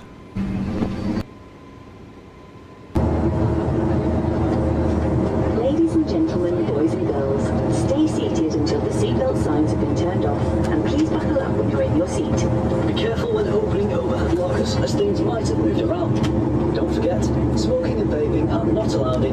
parts of the plane, including the toilets. Our cabin crew are currently preparing our famously friendly in-flight service. Take a look at our tasty menu. We've got loads on offer, so see what takes your fancy, and we'll be with you soon. Now ready to start our... Oops.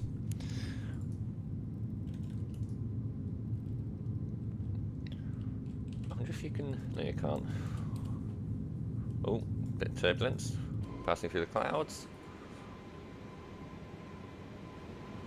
At this point now... Well, I'll turn off this. I'll release the crew once we're pat out of the turn.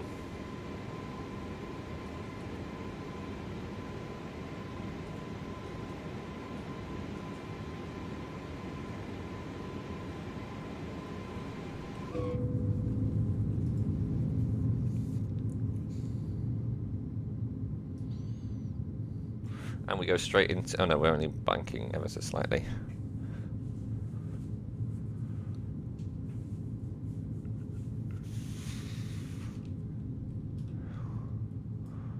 I've never seen two jump seats at this area before, to be honest, on an A321.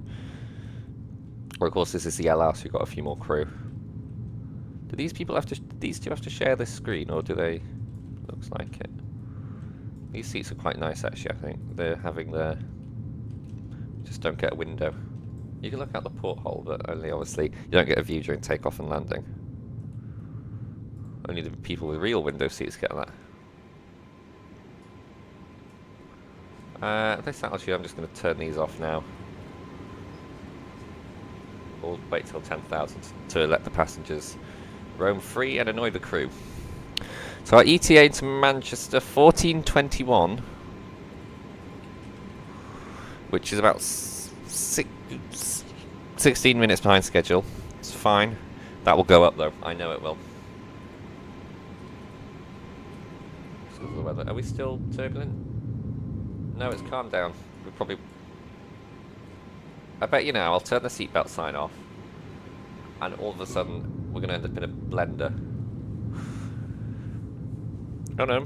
It always happens. Whenever the seatbelt sign, whenever I turn it off, all of a sudden it's starting to pick up a little bit. Whenever I turn the seatbelt sign off, it starts to get a bit more bumpy, and when I turn it on, the turbulence vanishes.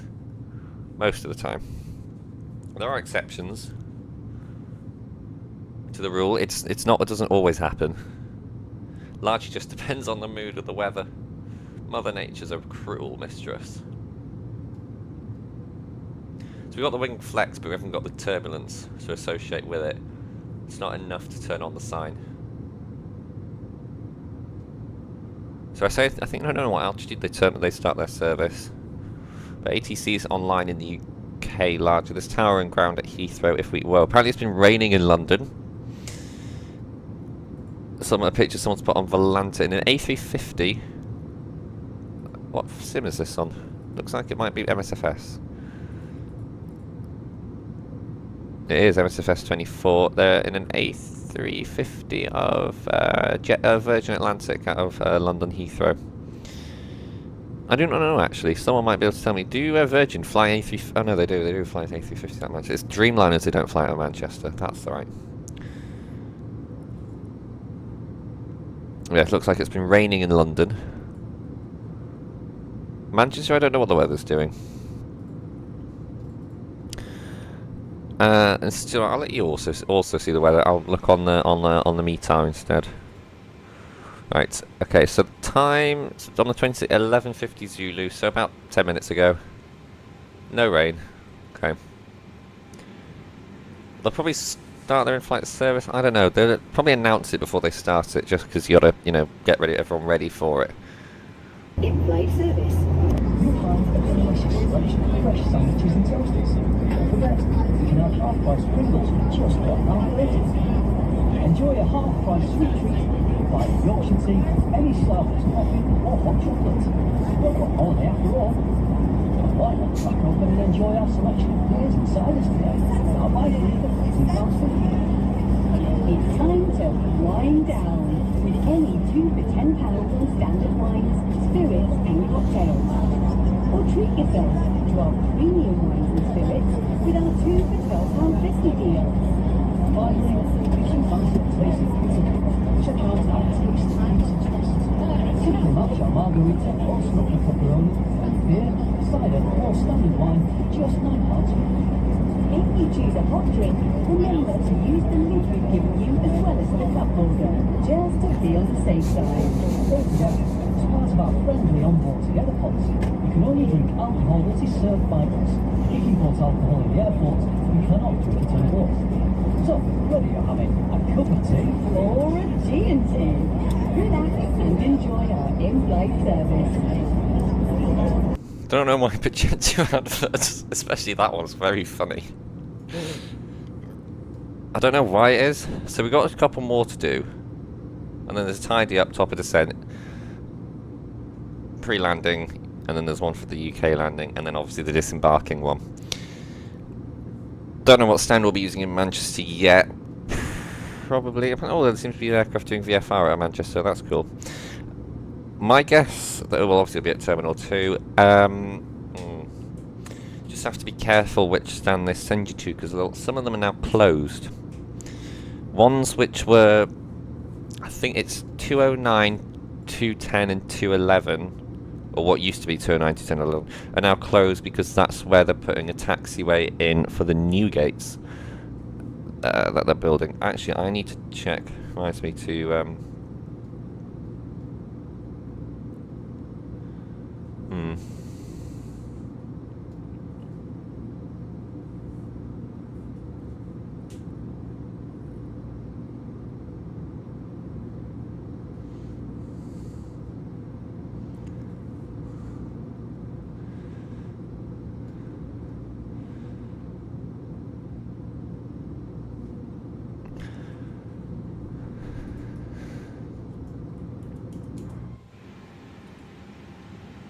It's nice and smooth now.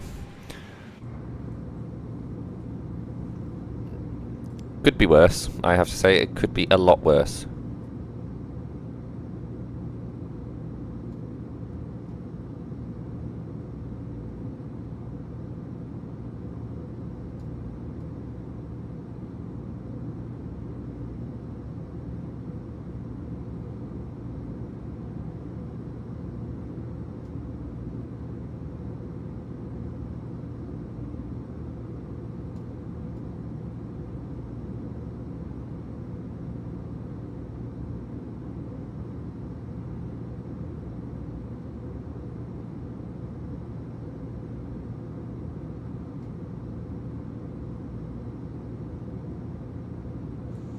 Okay, yeah, so it is lunch. Real life as well, unless of course you're watching this later. 12:08 Zulu, which is 1:08 local time in the UK. So I am going to go grab lunch, and to be honest, I don't know what to talk about. I did say I would get a list together. I didn't get a list together of things to talk about. So unfortunately we're just going to have to deal with a bit of a quiet flight home. Which is fine. Some people do like quite quiet flights. I personally do. You know, it's rather nice when you're flying, especially on the home flight, for it to be quiet. I mean, I do notice actually there's found something to talk about now. I have noticed that when you're flying on a longer flight, you tend to sort of more resent the people you're sat around more than when you're on a short haul flight. Because if you think about it, long haul flight, when you're boarding and you realize and you look and you find your seat and your seatmates turn up, or you turn up and your seatmate's already there, you're sort of there like, oh god, I'm now stuck with you for 9 hours or something, for argument's sake. Not in like a I hate you, but just sort of like a we're stuck for 9 hours type thing. Whereas if you're on a 40-minute, 1 hour to a hop or something, you don't care, because in 40 minutes you're never going to see them again for the rest of your life. Which I find quite interesting, just the way it works, because I was on a flight I took from the Middle East to the UK, left at 7 AM, arrived at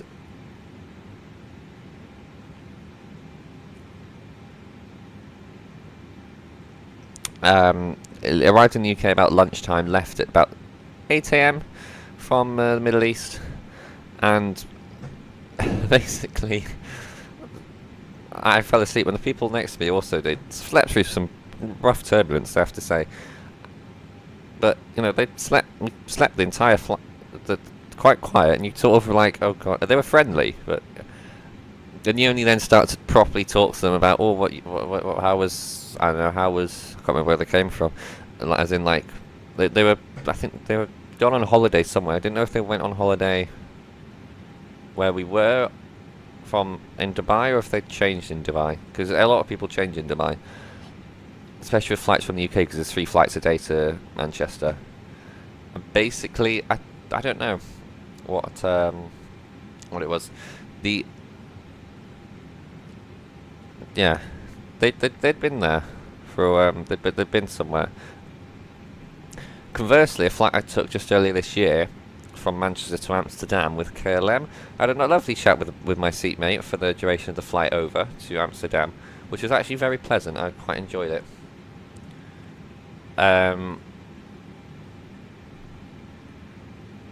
Yeah, I do notice that, you know, you tend to talk to people you're around more. It's interesting because if you're on a train for 20 minutes, or you're on a bus for 20 minutes, for argument's sake, you don't talk with the people who you're around. In fact, it's often despised that you do that. But then when you're on a plane for 40 minutes, it's fine. And then when you're on a plane for 7 hours, it's not. I just find it quite interesting to compare between the operation, sort of how people act between being stuck on a train for 10 minutes with strangers versus being stuck on a plane for 40 minutes versus a plane for 5 hours or something. Unless, of course, it's a night Ibiza, you know, it's going to be quite quiet on that 4-hour flight. Unless it's a nice Ibiza with British Airways. Because if you want a top tip, if you want a quiet flight to Amsterdam, fly with KLM, not EasyJet. Because EasyJet, it's cheap, which is a good thing, but it does mean that you get all the stag do's, whereas KLM you tend to get more business travellers who, I don't know, maybe they've gone over to the UK for business, or they're going over to the Netherlands for business, or they're connecting onwards, and they tend to be, and also because the flight leaves later in the day, everyone's more tired. I mean, the last EasyJet flight leaves at 6:40 from Manchester, I think, and the last KLM's at 8:30. Something like that. So, you know, everyone's a bit more tired, so it's a bit more calm. Little tip from me. It's same with the return, actually, I think, because on the returns, I mean, the EasyJet returns are normally quiet anyway, but it just depends. Anyway, I thought that was a bit interesting, to be honest. I don't know if or if that's just a ramble that you've now to listen to. But yes, anyway, my stomach's been rumbling. I've only had a piece of toast and 2 cups of coffee, so I probably should get something to eat. I'm going to return, I don't know when. Probably a bit more before. Oh, scratch cards and duty-free announcements. We'll do that first, and then we will go, because I think they'd probably announce it, because I think the idea is if you announce it sooner, you get more people to buy because they've had more time to think about it. It's sort of the theory, I think. So we'll have that announcement, and then the one for scratch cards. Hello again. Have you had a flick through Jet2 shop yet? Inside you'll find your favourite brands with this season's top products at low prices. Today, we're making these prices even lower by giving you a 20% off voucher. That's 20% off the brochure price for all fragrances, beauty and watches. So don't miss out. Grab your voucher to save an extra 20% today. 20% off? Where's that trolley?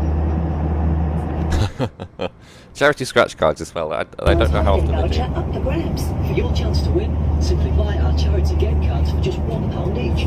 You'll be donating to a great cause too. Our game cards raise money for the UK registered charity Hope for Children. Over the years, we've raised thousands of pounds to give vulnerable children a better childhood by improving their access to education and healthcare. All thanks to you. There are lots more prizes to be won. Winning cards up to £20 can be spent on board today. Yeah, those are rather short announcements, so I figured I'd just play them now for you. So yes, lunch. I'll do the same as last time, bit of music, etc. I'll come back a bit sooner, just because I realised I missed out an announcement for tidying up and things.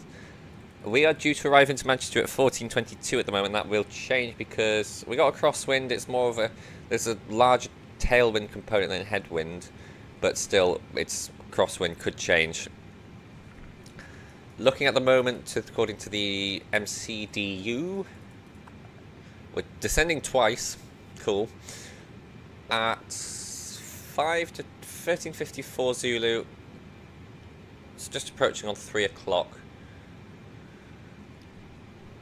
Okay, I'll probably come back about past, I think. I don't know. Probably will change.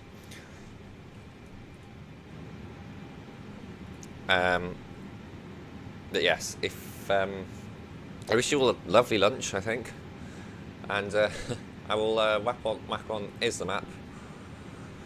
Oh, it's already updated as well to trackers. That's very good of him. So yes, I'll leave you with it. If you want to track, call signs Chanex 45 Victor Kilo, track on VATSIM radar and Volanta, or wherever you get your tracking for VATSIM. Because I think there's a couple of places now. I don't know if SimAware is still going, but no, yes. So if you have to leave for whatever reason between now and my return, I will thank you now for watching, and I will see you in approximately an hour or so, just over an hour. But yes, thank you. I do appreciate the custom, as yes. I'll explain a bit more during the descent about some things I plan to do with the channel. But thank you again. I do very much appreciate it. But yes, anyway, enough rambling. Lunch.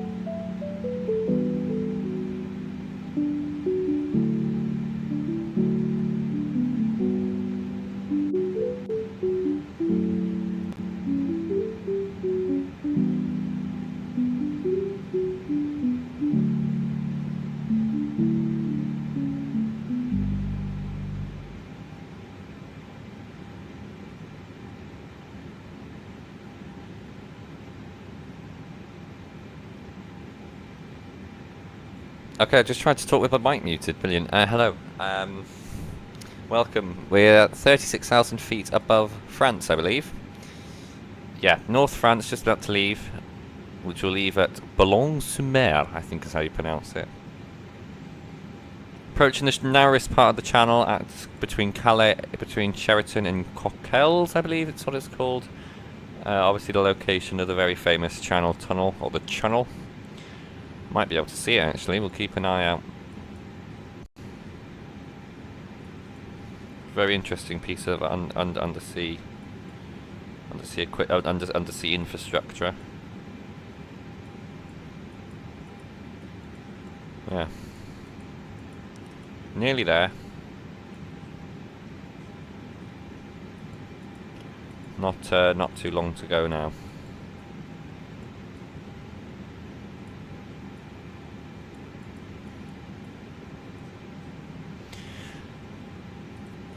Fortunately, we haven't had any ATC en route today, which is whoa. I have a feeling this might be a bit of a memory leak issue. I'm not an expert, but I'm just guessing that with this stutter. After a long flight, you do end up getting what's known as memory leak, where I don't know what it means, but it means something happens. Due to land 1421, that hasn't actually changed. Just sending. The ATC's gone offline as well. 13:53, so a minute ahead of schedule. 5 minutes before. Oh, hang on, I'm trying to think how I time this. Before our top of descent, we need to play the top of descent announcement. I need to do an announcement to advise everyone that we're about to descend. Also wake the crew up, which just to wake them up to tell them we're nearly there, guys. Get a wiggle on. Once that's happened, then we will be fine to descend. We'll be fine to descend. I don't know if they play the top of descent announcement. I think they play the top of descent announcement as they start out descending. I think I've never flown Jet2, so I don't know.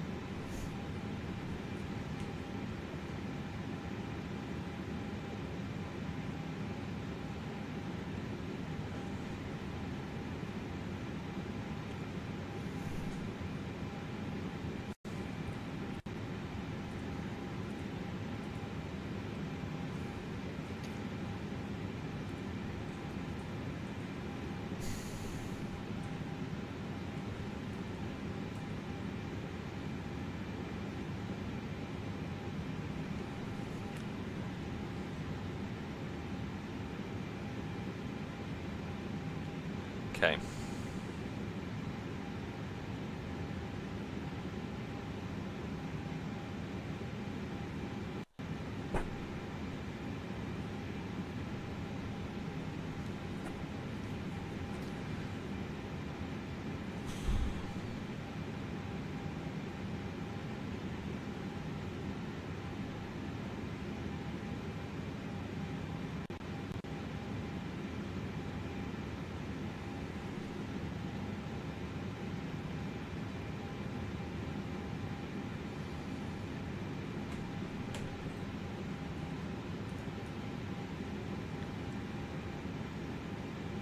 Yeah, that lag's not good. It's not, well, it's not laggy, it's just stuttering with the camera movements. I think that could be a memory issue. I think I've heard, it's a memory leak issue that Asobo say they fix, but they don't fix it. Which is probably the story of all of our lives when it comes to MSFS. They say they're going to fix it, they don't fix it. It's not a big deal, it's just something that would be nice to be fixed. There is a way to fix it with regards to memory polling. You sort of just have to keep clearing the cache. There's a program that you can install, I think it's called Intelligent List Standby Cleaner, I think is what it's called. Something like that. And it will do the dirty work for you. Also, probably doesn't help that we're very near to London, so Manchester approach is still online. Ground is online. Cool, cool. But ATIS, I don't know what ATIS is. Excuse me.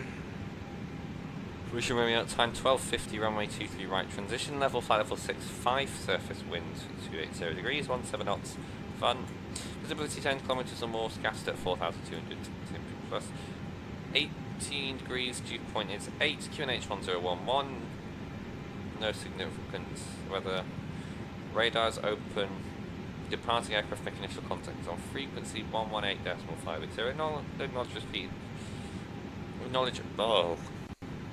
Acknowledge receipt of information Romeo and advised aircraft type on first contact. Cool.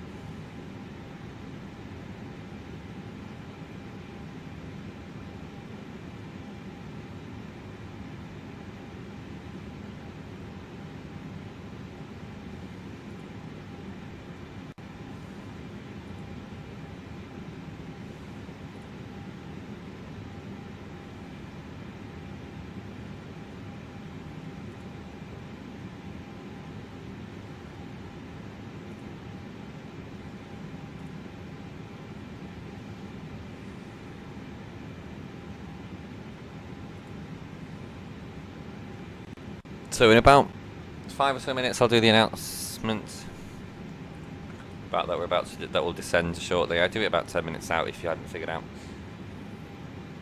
and we'll begin our descent down into Manchester. Weather, I think, is quite nice. I don't know. Looks scattered. There's patches. It will be partly cloudy by excuse me, looks of things.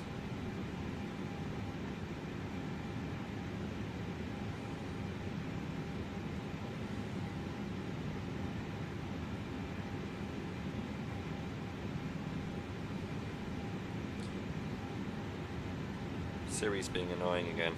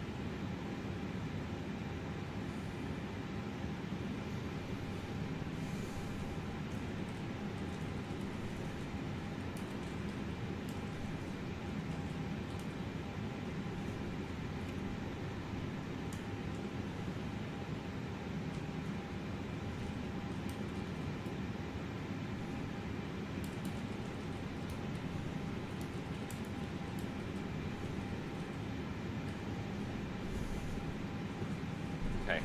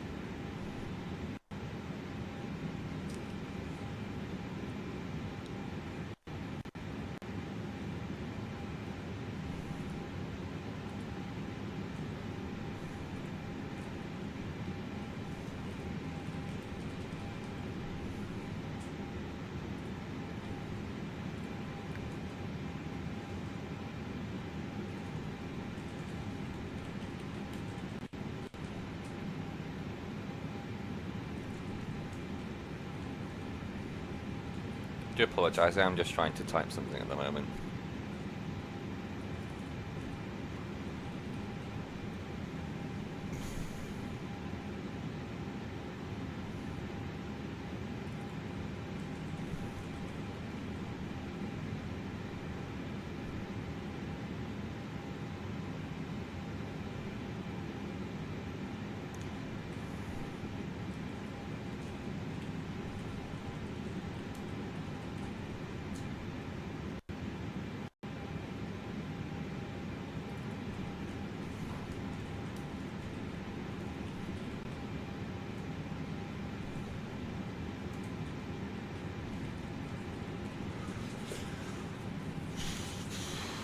Right, I'll do the announcement now just before I forget.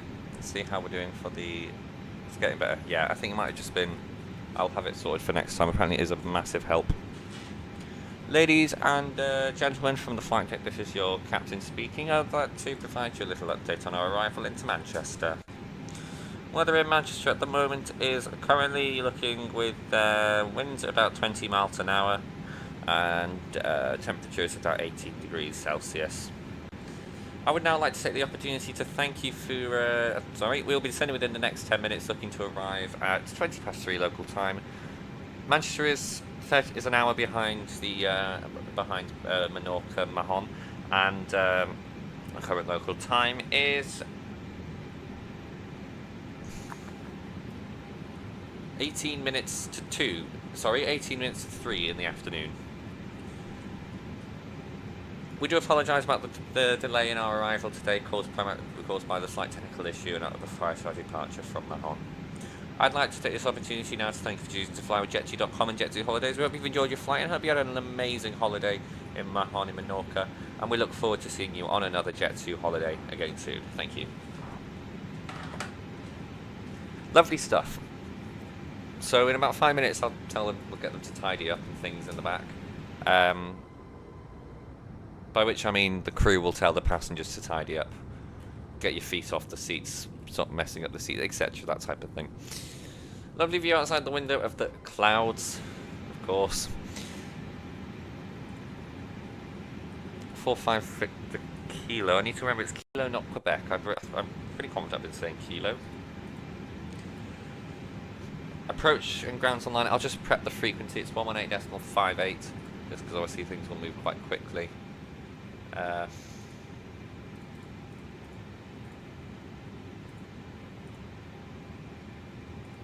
Lovely, get that ready.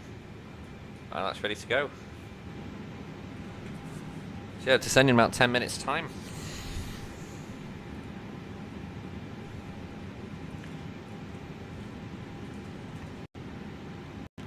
Still classed as sort of like an average delay or an okay delay, if you will, at the moment. So our altitude constraints, we have to be at 290 by Elvos, I believe, and then there's a couple more.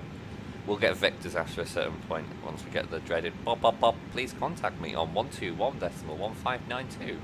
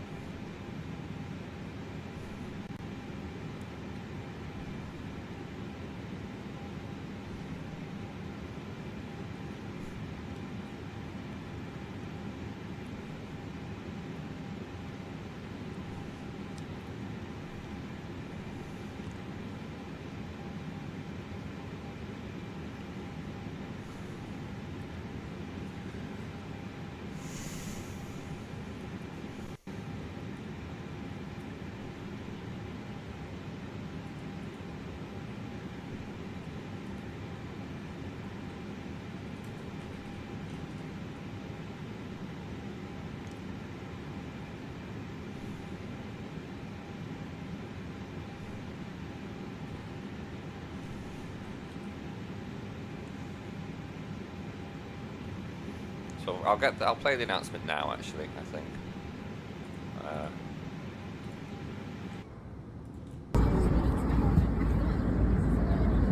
Hello everyone, we're about to tell you.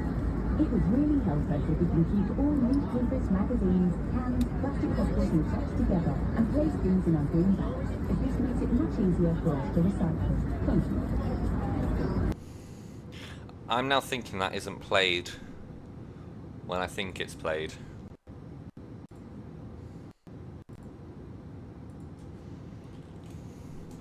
I have a feeling that might be played after the meal service, just to advise people to get your stuff together, type thing. I don't know though. If anyone does know, again, please do tell me.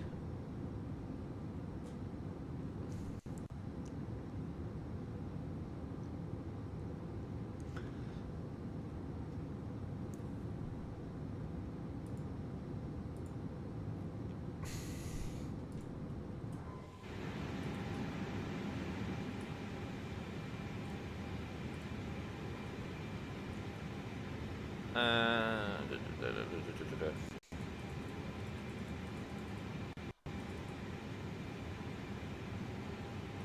3,500 is capture. I'm not going to make the same mistake as last time and reset the MCP until necessary.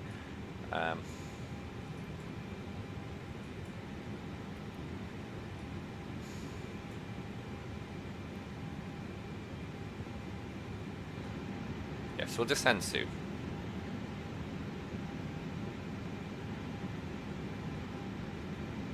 Though, to be honest, I do believe that announcement also does go quite well, because it was like a 5-minute warning. You know, you've been told that we're descending soon, and then it's, yeah.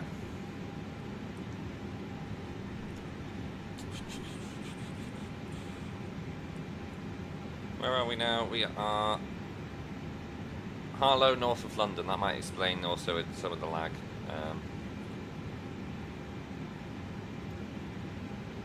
I will zoom in on the. I think I can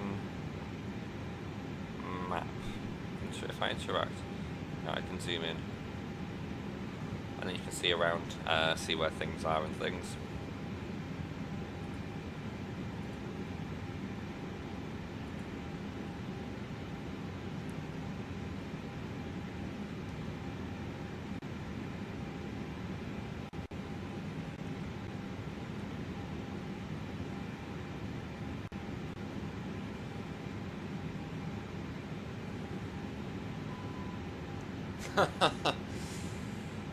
Something seems to have gone wrong. It's transmitting on frequency, and then all of a sudden getting a cavalry horn, I think is what they call it. Cavalry chime, I think is what others call it. Scottish controls north. North.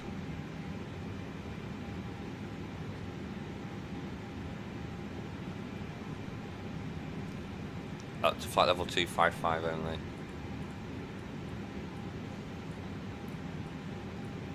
Amsterdam approach is online at the moment. Luxembourg is. Who's that? Langen radar, of course it is. Langen radar also online for the for an approach, for Stuttgart approach. Zurich arrival is online as well. Rome.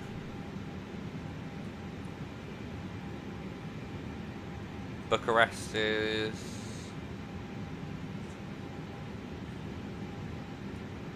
I'm surprised Ankara isn't. Ankara's always online. Doha control, Kuwait City approach, Bahrain approach, Dubai ground. Someone off the coast is. Oh, Colombo control, that would make sense. Things. Incheon control, as in the approach controller for the sensor controller. What?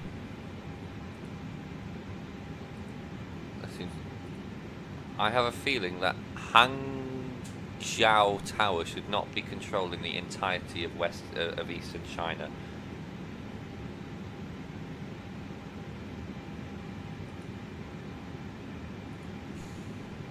Interesting. Anything in the US?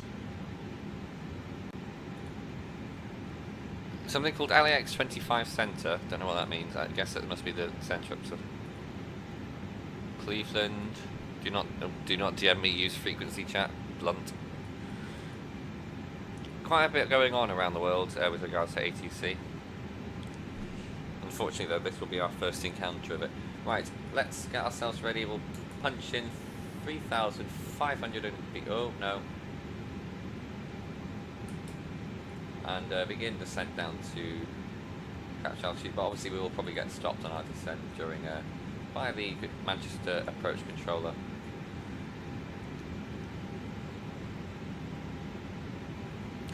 And now it's the top of descent announcement. I have a different view for this one.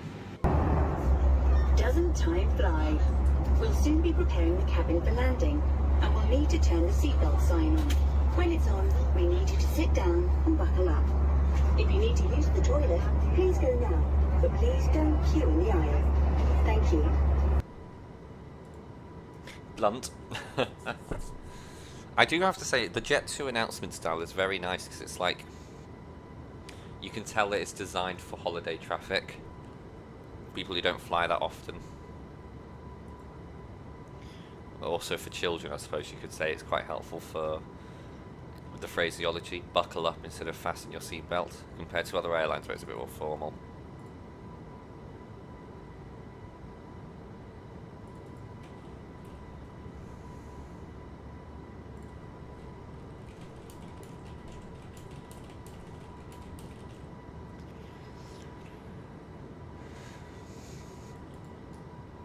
If you guys have any routes, I think I mentioned this earlier, but I'll mention again because well, this video will be split. This stream will be split up. I think now I've just think about it. I think it'll be split up into 2 videos, just to make the viewing a bit easier for anyone who wants to watch back. If you have any routes that you want me to do, let me know. I'm happy to do them. Put them either in the comments or the stream chat. Oh, little detail there. They've got the little sort of latch on the locker thing. These don't work, I don't think. No, they don't. They would. The no smoking would be on if they did. I'd say for a free or at least included or base aircraft, it is quite nice. Something. Oh, well, that's not good. Some things haven't need some work on it, as we know. Apparently, both these doors are 1 left. If the back doors also say 1 left on them, I'll be very surprised. They even added these things in. I don't even think fly-by-wire have them, although fly-by-wire don't have a cabin on the 320 on this A321neo. I don't really want to see if this door will open during flight. Oh, engine dethrottle.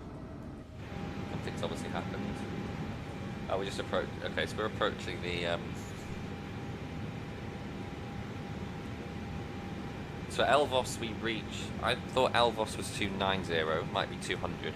I know Otbed, on the Otbed arrival is 290, but I haven't, to be honest, I haven't flown into Manchester for that long. I can't remember. Let's have a little look. Oh no, I lie, it's at 200. Quishy max 250, Dane max 230, flight level 80.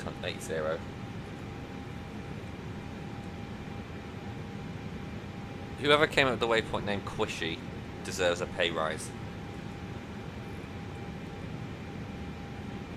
Oh, there's a flight from Luxembourg. Airline Lima Golf Lima. If I look on VATSIM radar, it should tell me the call sign and who it is. And my instinct tells me Luxembourg. Or Lux Airlines, if that's an airline. Luxair.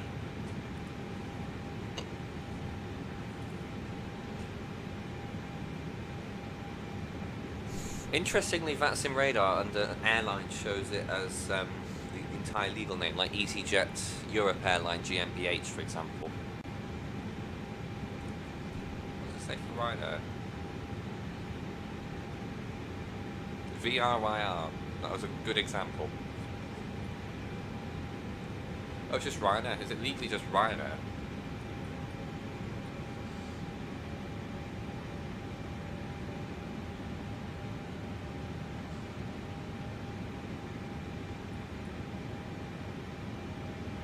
Ah, that's cool. That's radar now tells you also if you're when you're diverting. I don't know how it knows. Something to do with ATC or something, or maybe if you start arriving into there, it's just sort of knows.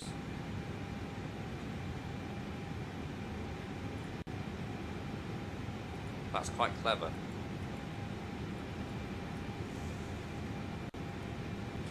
Volanta should take notes as Volanta, if you divert, it just changes the arrival airport. It doesn't actually show it as diversion. And if it doesn't, it's weird. The way Volanta works on that front is weird, but it's at least nice to have something that tracks for you, if that makes sense. So 4-5 Victor. Okay. So we're basically on a dead straight run now. In theory, the airport's in front of us. But obviously that won't happen because ATC and etc. etc.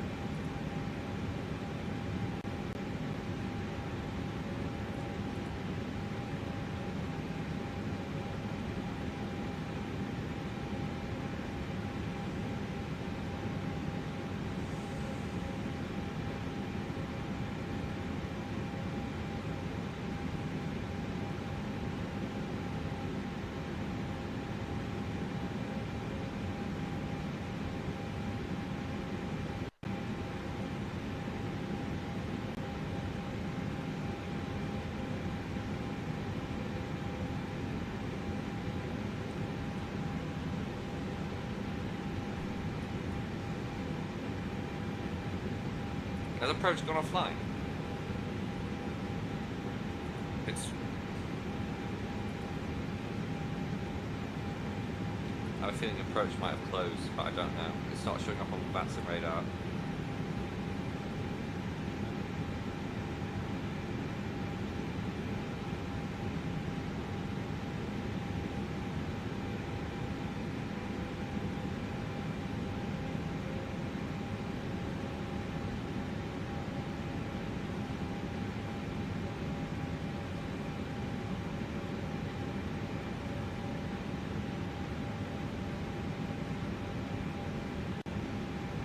If he has, that's interesting because he hasn't been on for long.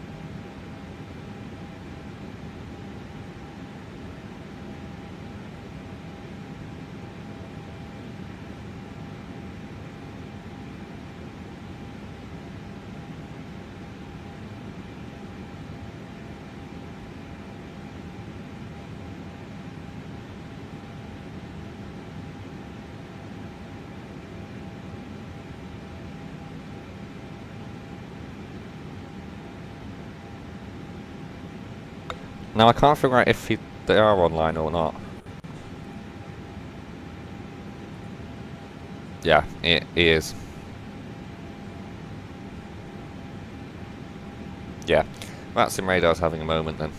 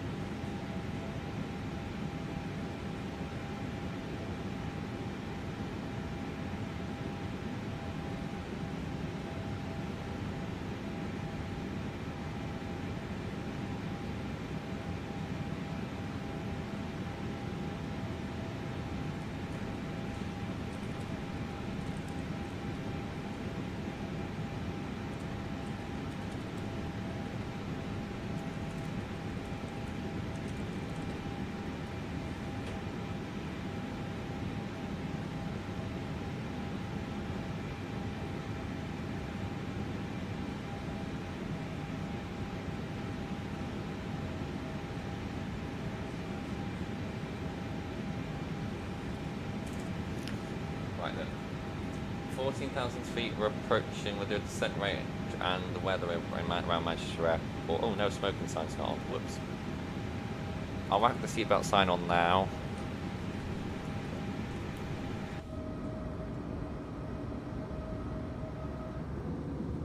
And we will have our pre-landing announcement.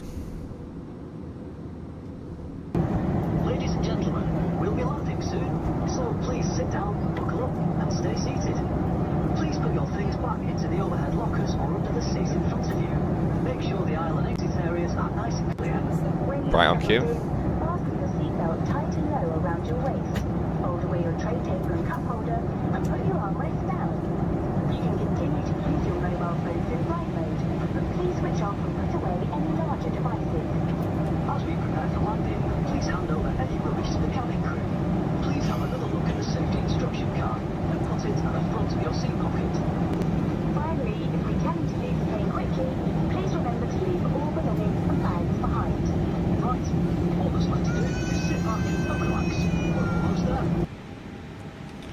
Manchester approach, Chanex 45 Victor Kilo.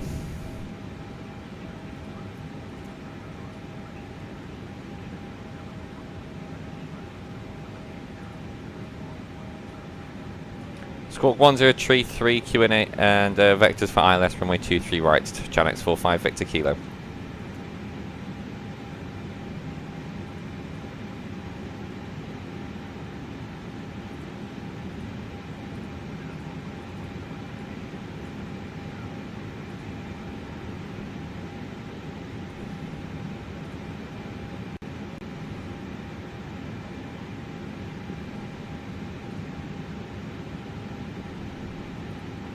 I don't think you can hear V-Pilot.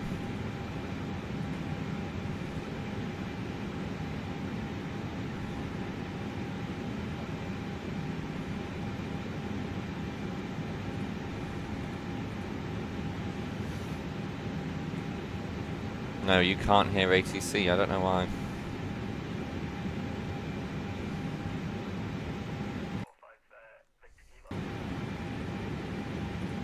Right, turn 020 to Chanex 45 Victor Kilo. That's a shame, I thought it would pick it up, but it's not.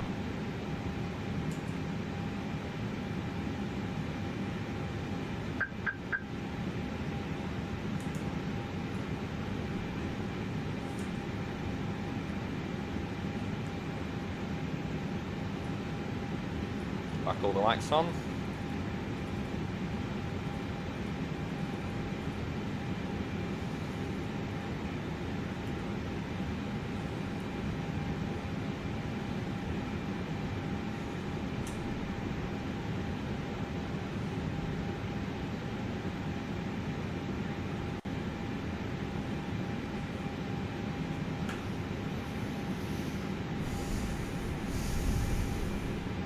Let's see if I can figure this out.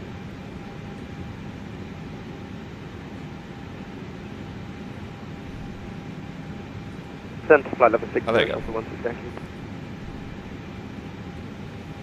That should work a treat now. For some reason I had to just re-click it again and it worked. I don't know if V-Pilot have changed anything in their back end. Heading 2 on Victor Victor, turn right heading 080 degrees.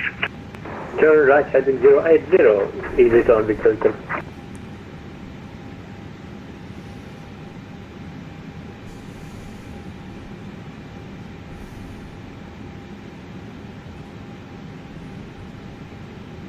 Boxer 4541, maintain speed 180 knots or greater until 6 DME. 180 and greater until 6 DME, okay, 4541. Check 45 Victor Kilo, continue descent, flight level 60. Continue descent flight level 60, Tom Jet 45 Victor Kilo.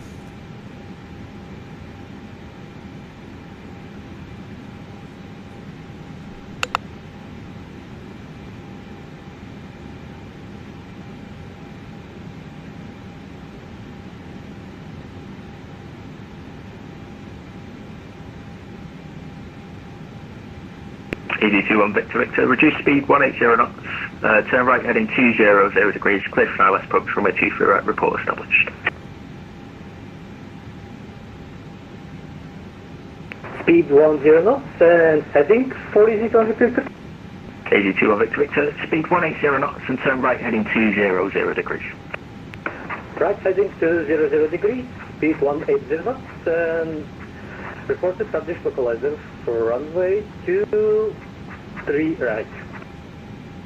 Short 16 Yankee, you've got approximately 20 track miles to touchdown, decent altitude 5,000, correction, we've got 4,000, QNH 1011. 4,000 QNH 1011.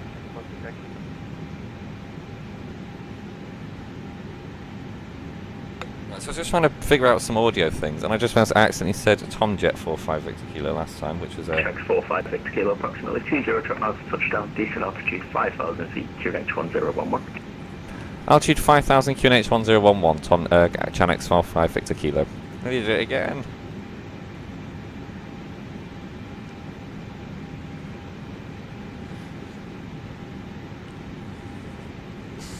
Check 4541 fully established. Looks out 4541, thanks. Runway 23 right, clear to land, surface winds 270 degrees, 17 knots. Copy the winds clear land, 3 let's say 4541, thank you. Easy 2 on Victor Victor, maintain speed 180 knots or greater until 60 ME. 180 knots or greater until 60 ME, easy to on Victor Victor. Easy 45 Victor Kilo, turn left heading 340 degrees.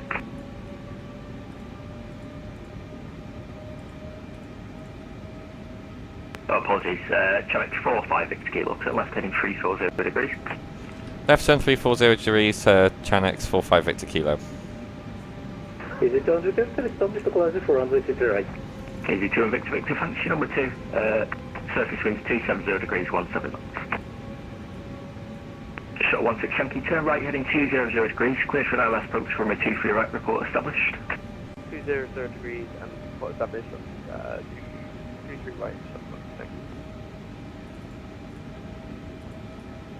Check 45 Victor Kilo, descend altitude 4,000 feet.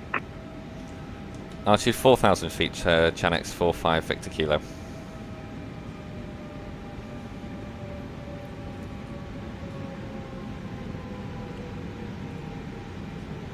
And Chanex 45 Victor Kilo, turn right heading 040 degrees for sequence. Right turn 040 for sequence, Chanex 45 Victor Kilo. Feeling a bit sick now.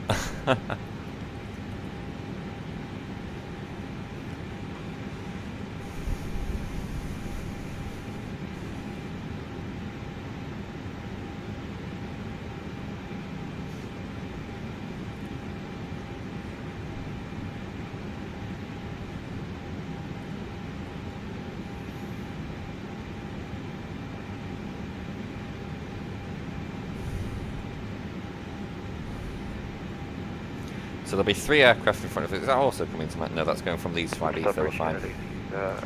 EasyJet from Shannon, the Luxembourg one, Or easy, remember you. and a shuttle from Edinburgh. And we keep it on for now. Easy 46 to be informed. Thanks, that's great, sir. Please report that heading and set squawk 7360. Bit surreal, flying right through a cloud. It's an interesting experience, I have to say. Just gotta hope that, you know, where the mountains are. Sure, 16 Yankee, thanks. Maintain speed 180 knots or greater until 60 ME, and number 3. 180 knots, 6, thank you.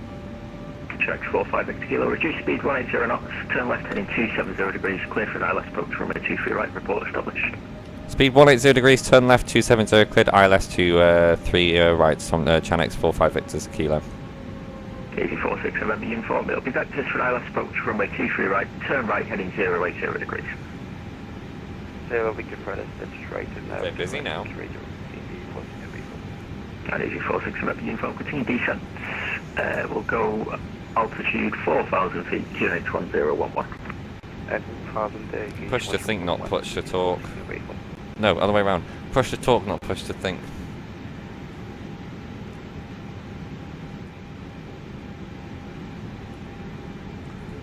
Whoa.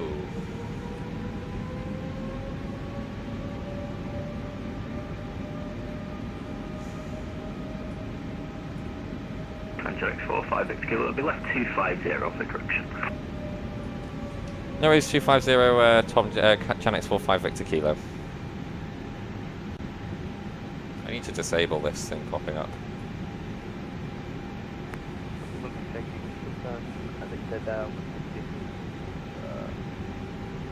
Show 16 Yankee, apologies, it's 180 or greater until 60, I mean. Sorry, 180 greater until 6.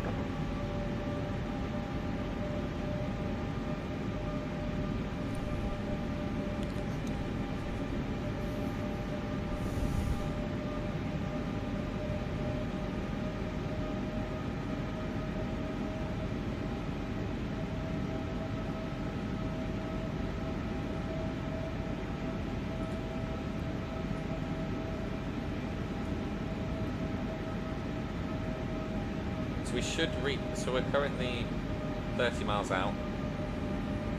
We should pick up the localizer at some the glide slope at some point. It'll be closer to. Except for 541 going around. Sorry. Probably. Looks at 4541, Roger, follow standard approach procedure, runway 23 right. Speaking of which, what is the missed approach procedure? Climb to 3,500 straight ahead until 750 or... KZ21 Victor Victor, runway 23 right, clear to land, surface 260 degrees, 17 knots. Just for information, the aircraft in front is still around. Runway 23 right, clear to land, KZ21 Victor Victor, and Roger.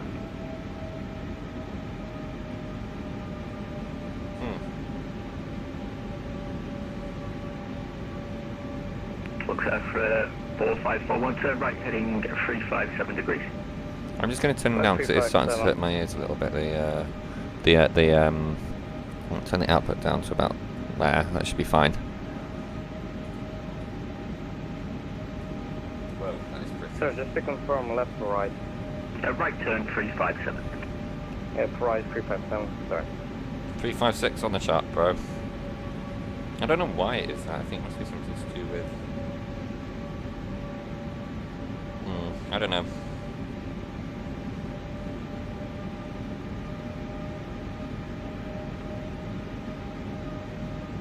The good news is we're not making the same mistake that we made in Mahon, so we are... Yeah, we're not sort of descending at a rapid altitude. Channel 458 kilo, free speed. Free speed, Channel 45 Victor Kilo. Shuttle 16 Yankee, free speed. That's good, we can sort of expedite, I guess. So we'll go up to 200 just for now. Just up to 200, just sort of speed up along a little bit. 8224 Bravo, Manchester radar, hello. Continue descent, flight late 0, expected to ILS approach runway 23 right. Expected ILS, runway 23 right, 24 Bravo. And 8224 Bravo, turn left heading 080 degrees. Left heading 080 degrees, 24 Bravo.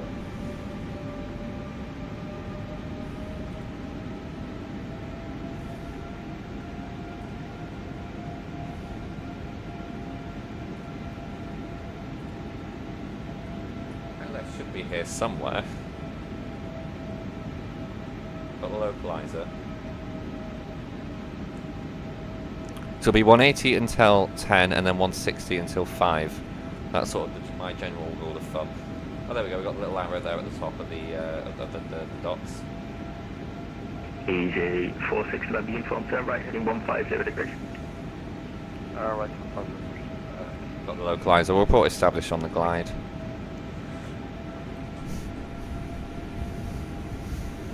Show 16 Yankee, runway 23 right, clear to land, surface wind 260 degrees, 17 knots. Is that Easy 2 on Victor Victor, welcome to Manchester, contact ground now 121.855, bye bye. Blocked. Apologies, Easy 2 on Victor Victor, contact the ground now 121.855, bye bye. 121.855, so Victor Victor, bye bye. They said there's only scattered clouds. 84 member uniform, left turn 080.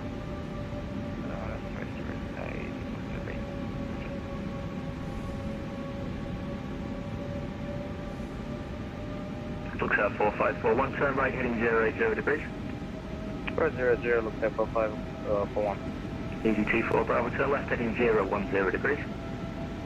Left heading 010 degrees.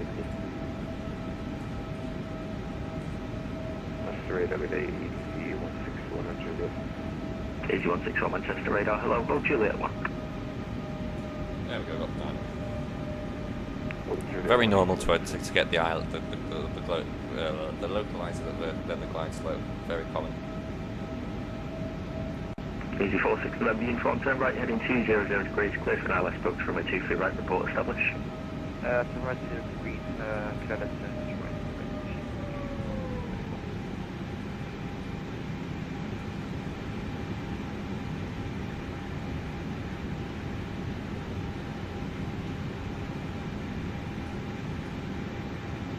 Airport just there somewhere, just beyond the clouds.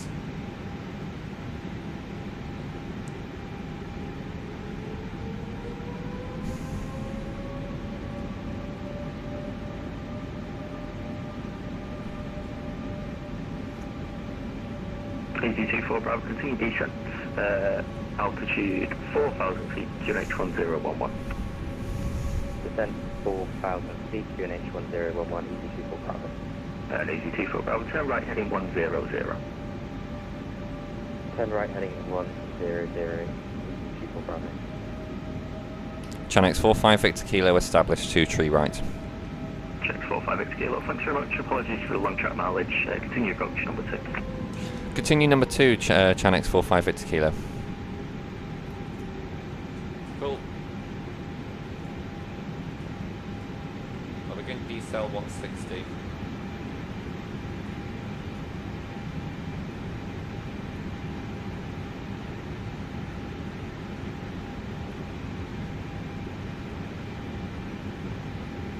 Exit 451, CARA.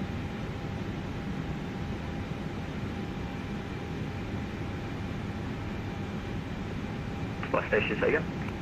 Exit 4541, we got an RA, we're clear of Conklin, now keep up 3,000. Looks at 4541, thanks for that. I believe it was the aircraft just established in runway 23 right. It doesn't look as though it'd be a factor, but 3,000 works for me.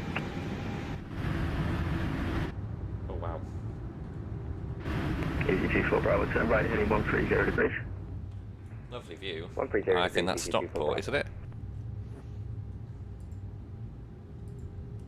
And looks at 4541 left 070 degrees. Sorry, say again? I'll hide the map for you now. Turn left heading 070 degrees. Apologies, left 070, Get looking out. for bus home. That's 3, get out.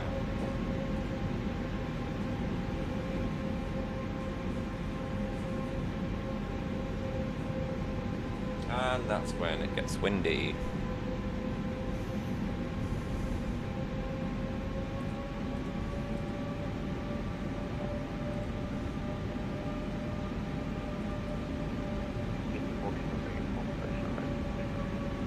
Keys 46 number info, thanks. Continue number 2. Show 16, thank you, thanks. Contact the ground 121.855, bye bye.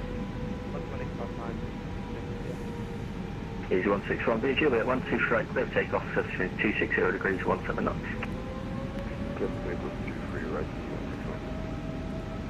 Look, 4541, turn right heading 210 degrees, clear for an ILS approach from a 23 right report established. Left 210, clear for approach, motor report established, we're clear for 541. Easy 24 Bravo, reduce speed now 210 knots or less. 210 knots, easy 24 Bravo. And easy 24 Bravo, continue descent, altitude 3,500 feet. 3,500 feet, easy 24 Bravo.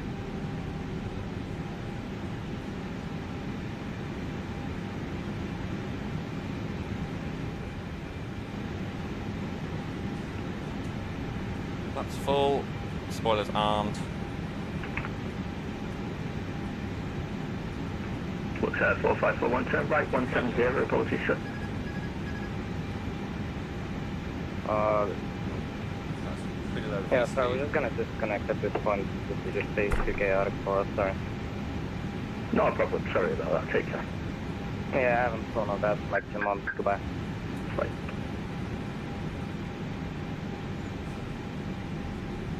Crosswinds.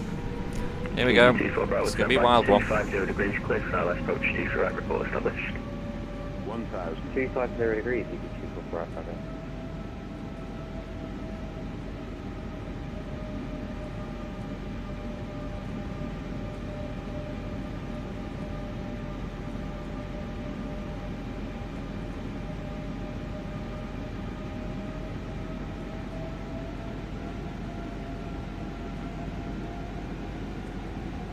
Checks 45 Victor Kilo, runway 2 right, clear to land, 260 degrees, 17 knots. 23 right, clear to land, correction, Chanex 45 Victor Kilo. Second time I've done that. Easy 161, report you passing altitude.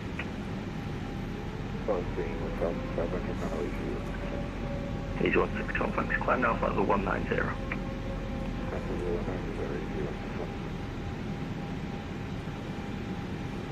Easy 46, remember the info, reduce the minimum approach speed and expect late landing clearance. Yeah, we need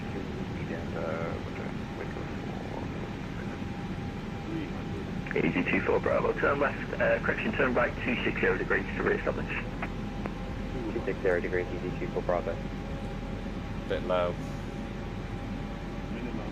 Continue.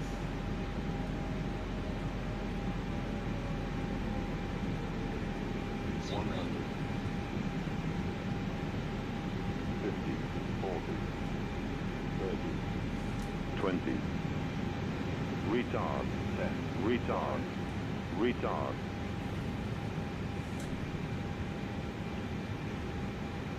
Radar good day, Chanex 85 Tango ready for departure.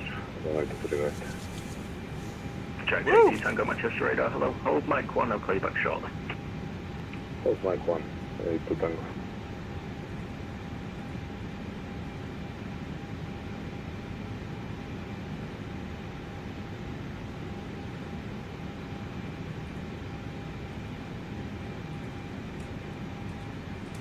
Made it. Eventually.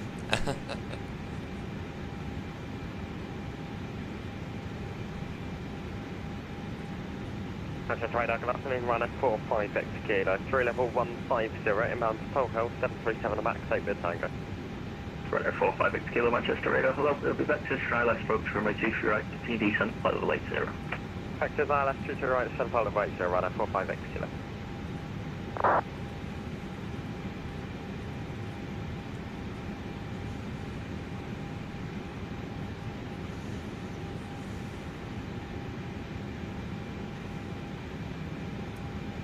Safe to assume the taxiway because of the terminal we're going to. Chanex 45 Victor Kilo vacated. Checks 45 Victor Kilo, thanks. Easy 46 and MU from 2 right, clear to land, 260 degrees, 17 knots. That's right. Checks 45 Victor Kilo, contact the ground now, 121.855, bye-bye. 121.855, Chanex 45 Victor Kilo, goodbye. Checks 82 Tango, after you arrive in EasyJet, say 320, the mic 1, runway 23 right, line up and wait behind. Behind the arriving EasyJet, sign up runway 23 right, Chanex 82 Tango behind. Checks 907, hello, hold. Manchester ground, good afternoon, Chanex 45 Victor Kilo. Chanex 45 Victor Kilo, Manchester ground, good afternoon. Taxi stand 111 via Alpha, Delta, Echo, and Zulu. Stand 111 via Alpha, Delta, Echo and Zulu, Chanex 45 Victor Kilo. No way. No way we're going to the stand. So if you weren't here when we left Manchester this morning at the ungodly hour of 9 AM, we left from stand 111. That's so uncanny. Shamrock 74 Lima, you can taxi straight ahead. Welcome home, everyone. Now that we've landed, you must stay seated and buckled up until the seatbelt sign is turned off. Just to let you know, you're not allowed to smoke or vape on the way to the terminal or in the terminal itself. Before you go, please make sure you've got everything with you. And take care when you open the overhead lockers, as some things may have moved during the flight. Our friendly customer helpers are all ready and waiting to help you. You can't miss them, as they're wearing our famous red uniform. One last thing, to say thank you for holidaying with us, we'll be giving you one of our amazing rain check vouchers. This gives you a whopping £60 off your next break with Jet2 Holidays or Jet2 Villas. To claim your £60 off, book online at jet2holidays.com, on our app, through our friendly call centre, or visit your local independent travel agent. From everyone at Jet2.com and Jet2 Holidays, we can't wait to see you again soon, and we hope you've all had a lovely holiday. Yes, we did. We spent 2 hours, an hour on the ground. It was an amazing holiday.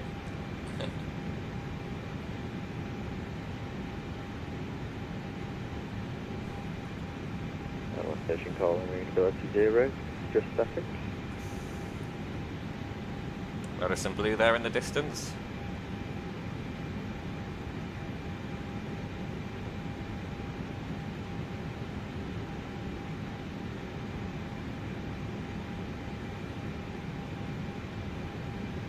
Is that one holding for us? Bravo, 1 Delta Bravo, we're going to further handover. Right now, 1 Delta Bravo, apologies. Contact Manchester radar 118.580, yeah. Over the radar 118.580, no worries. Thanks very much and have a good day. I'm right on one. Easy, bye.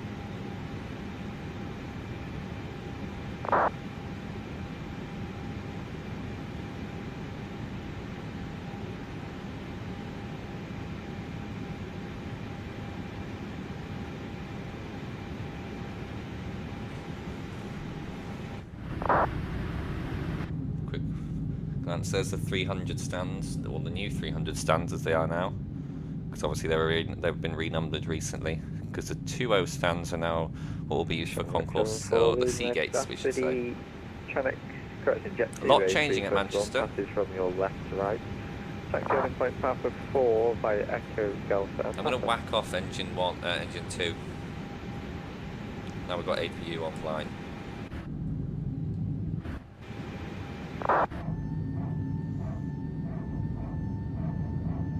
That's not good. I wasn't expecting the PTU to come on. After the Jet2 A321 passage from your left to right. Taxi on point Papa 4 by Echo Delta and Papa. Taxi to 1.4 by Echo Delta and Papa. Sorry,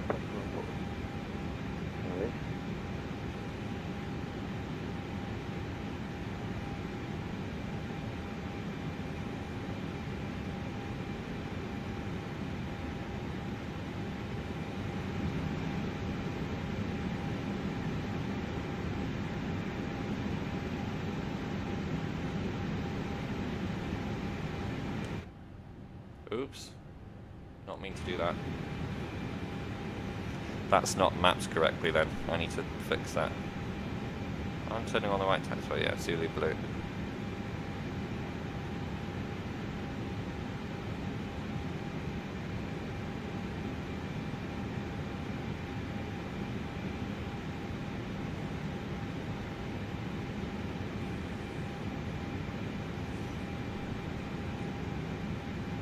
Here's our stand, same one we left from. Wonder if it's been seeing other aircraft. VDGS is online.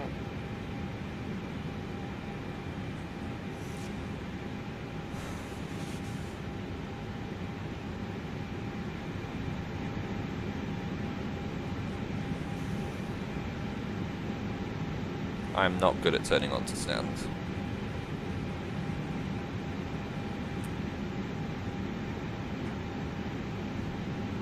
Beta 57 Delta Mike and 50 ready for push and start. Receiver 57 Delta Mike, squawk 7506. Push up the squawk 7506, sorry about that, Beta 57 Delta Mike.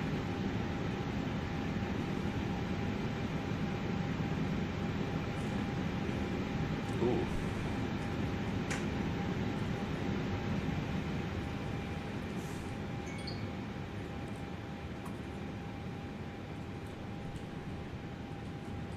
It's the quickest taxi I've had through Manchester Airport ever. Correction, receiver 75 Delta Mike, stand 50, push and start through, face the west. Push and start approach facing west, Beta 57 Delta Mike.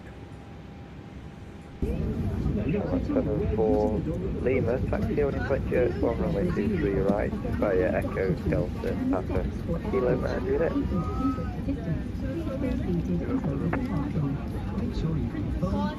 74 Lima, taxi on Inspector 1 23 right, via Delta Papa Kilo and Juliet.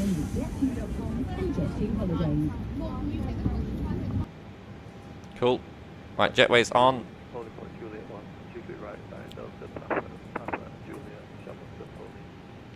Turn all them off.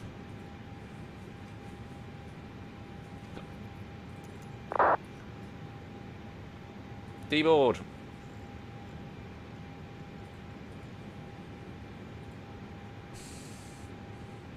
See what was the landing like. 175 feet per minute, that was actually not too bad. My landings at Manchester are normally horrible. So, for once, I'm pretty happy with that. Oh. What's it want me to do? Sorry, open the door, yeah. That is rather uncanny, the fact that we, I find it quite funny, the fact that we left from the same stand we departed from.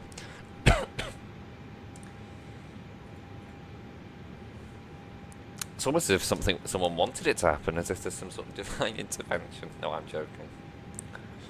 How bad really is the parking?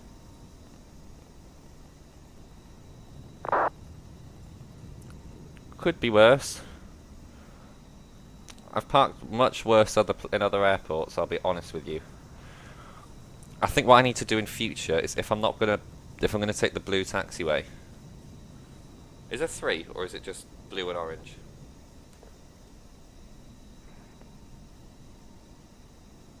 Oh, the new stands now show up on. Is that? That looks like it might be 3 contacts. Wow, they've been busy. By the looks of things, Pier 2. I'm just looking on Navigraph. Pier 2 looks to be very wide body equipped. Yeah, this has all been updated now. They've relabeled taxiways. It's now Zulu, November Alpha, November Charlie, November Bravo. November Bravo is where November Charlie used to be. Sorry, November Charlie is where November Bravo used to be. November Delta is where November Charlie used to be. And it goes down to Romeo down towards Terminal 1. Wow. It's all changing. It's quite interesting. So by the looks of things, the Pier 2's got a stand on the end of it, so it's quite interesting just to see how they're sort of doing it with regards to the stands. Bravo and Juliet Echo. Yes, I will do a video Stand about 7 via Manchester Bravo and changes Hotel, things. sorry, Easy 2 Bravo. Because I'm glad that Bravo Pier C is and where it Juliet is. Echo. Pier 2 is where it is because Bravo and Juliet. if it's a walk, it's about a 10-minute walk from the middle of the current departure lounge. So imagine if you're in the what's currently being built departure lounge, you've got a bit of a hike to get to your terminal, to get to your gate. Right, well, I'll take a cheeky picture which I'll use as a thumbnail for the uploaded video. Shift Z should be the right one. Yeah, I'm just getting used to. I'm still getting. Ground Osprey 150. Delete that should. Don't know how I sort of fix. Osprey 150 for Manchester Ground, good afternoon. Are you able to push between Juliet Echo and Juliet Foxtrot? Yeah, we should be able to do that for you. Go away, Osprey GSX. correction 15 Alpha, thanks. Push and start is approved between Juliet Echo and Juliet Fox. Push and start approved between Juliet Echo, Juliet Fox, Osprey 150 Alpha. Right, I think that's going to call it. I'll have to call. I'm going to. Manchester radar 118.580. I'm turning off the radio first. Hang on.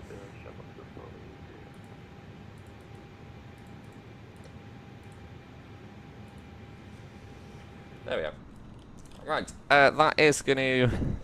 Probably would have been easier to disconnect, to be honest. Now I think about it.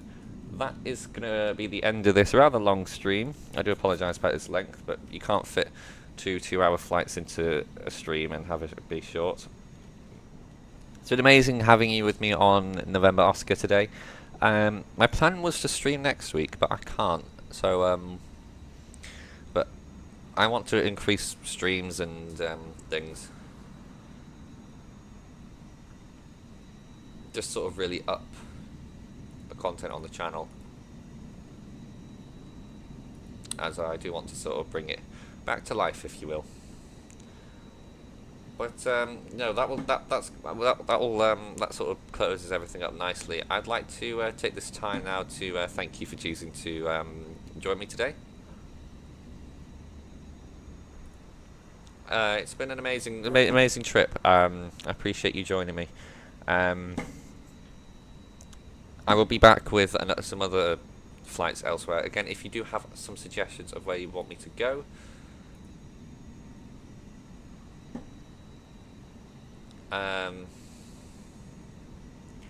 thank you, Alex1. P2 comes on in event of a single engine shutdown. Yeah.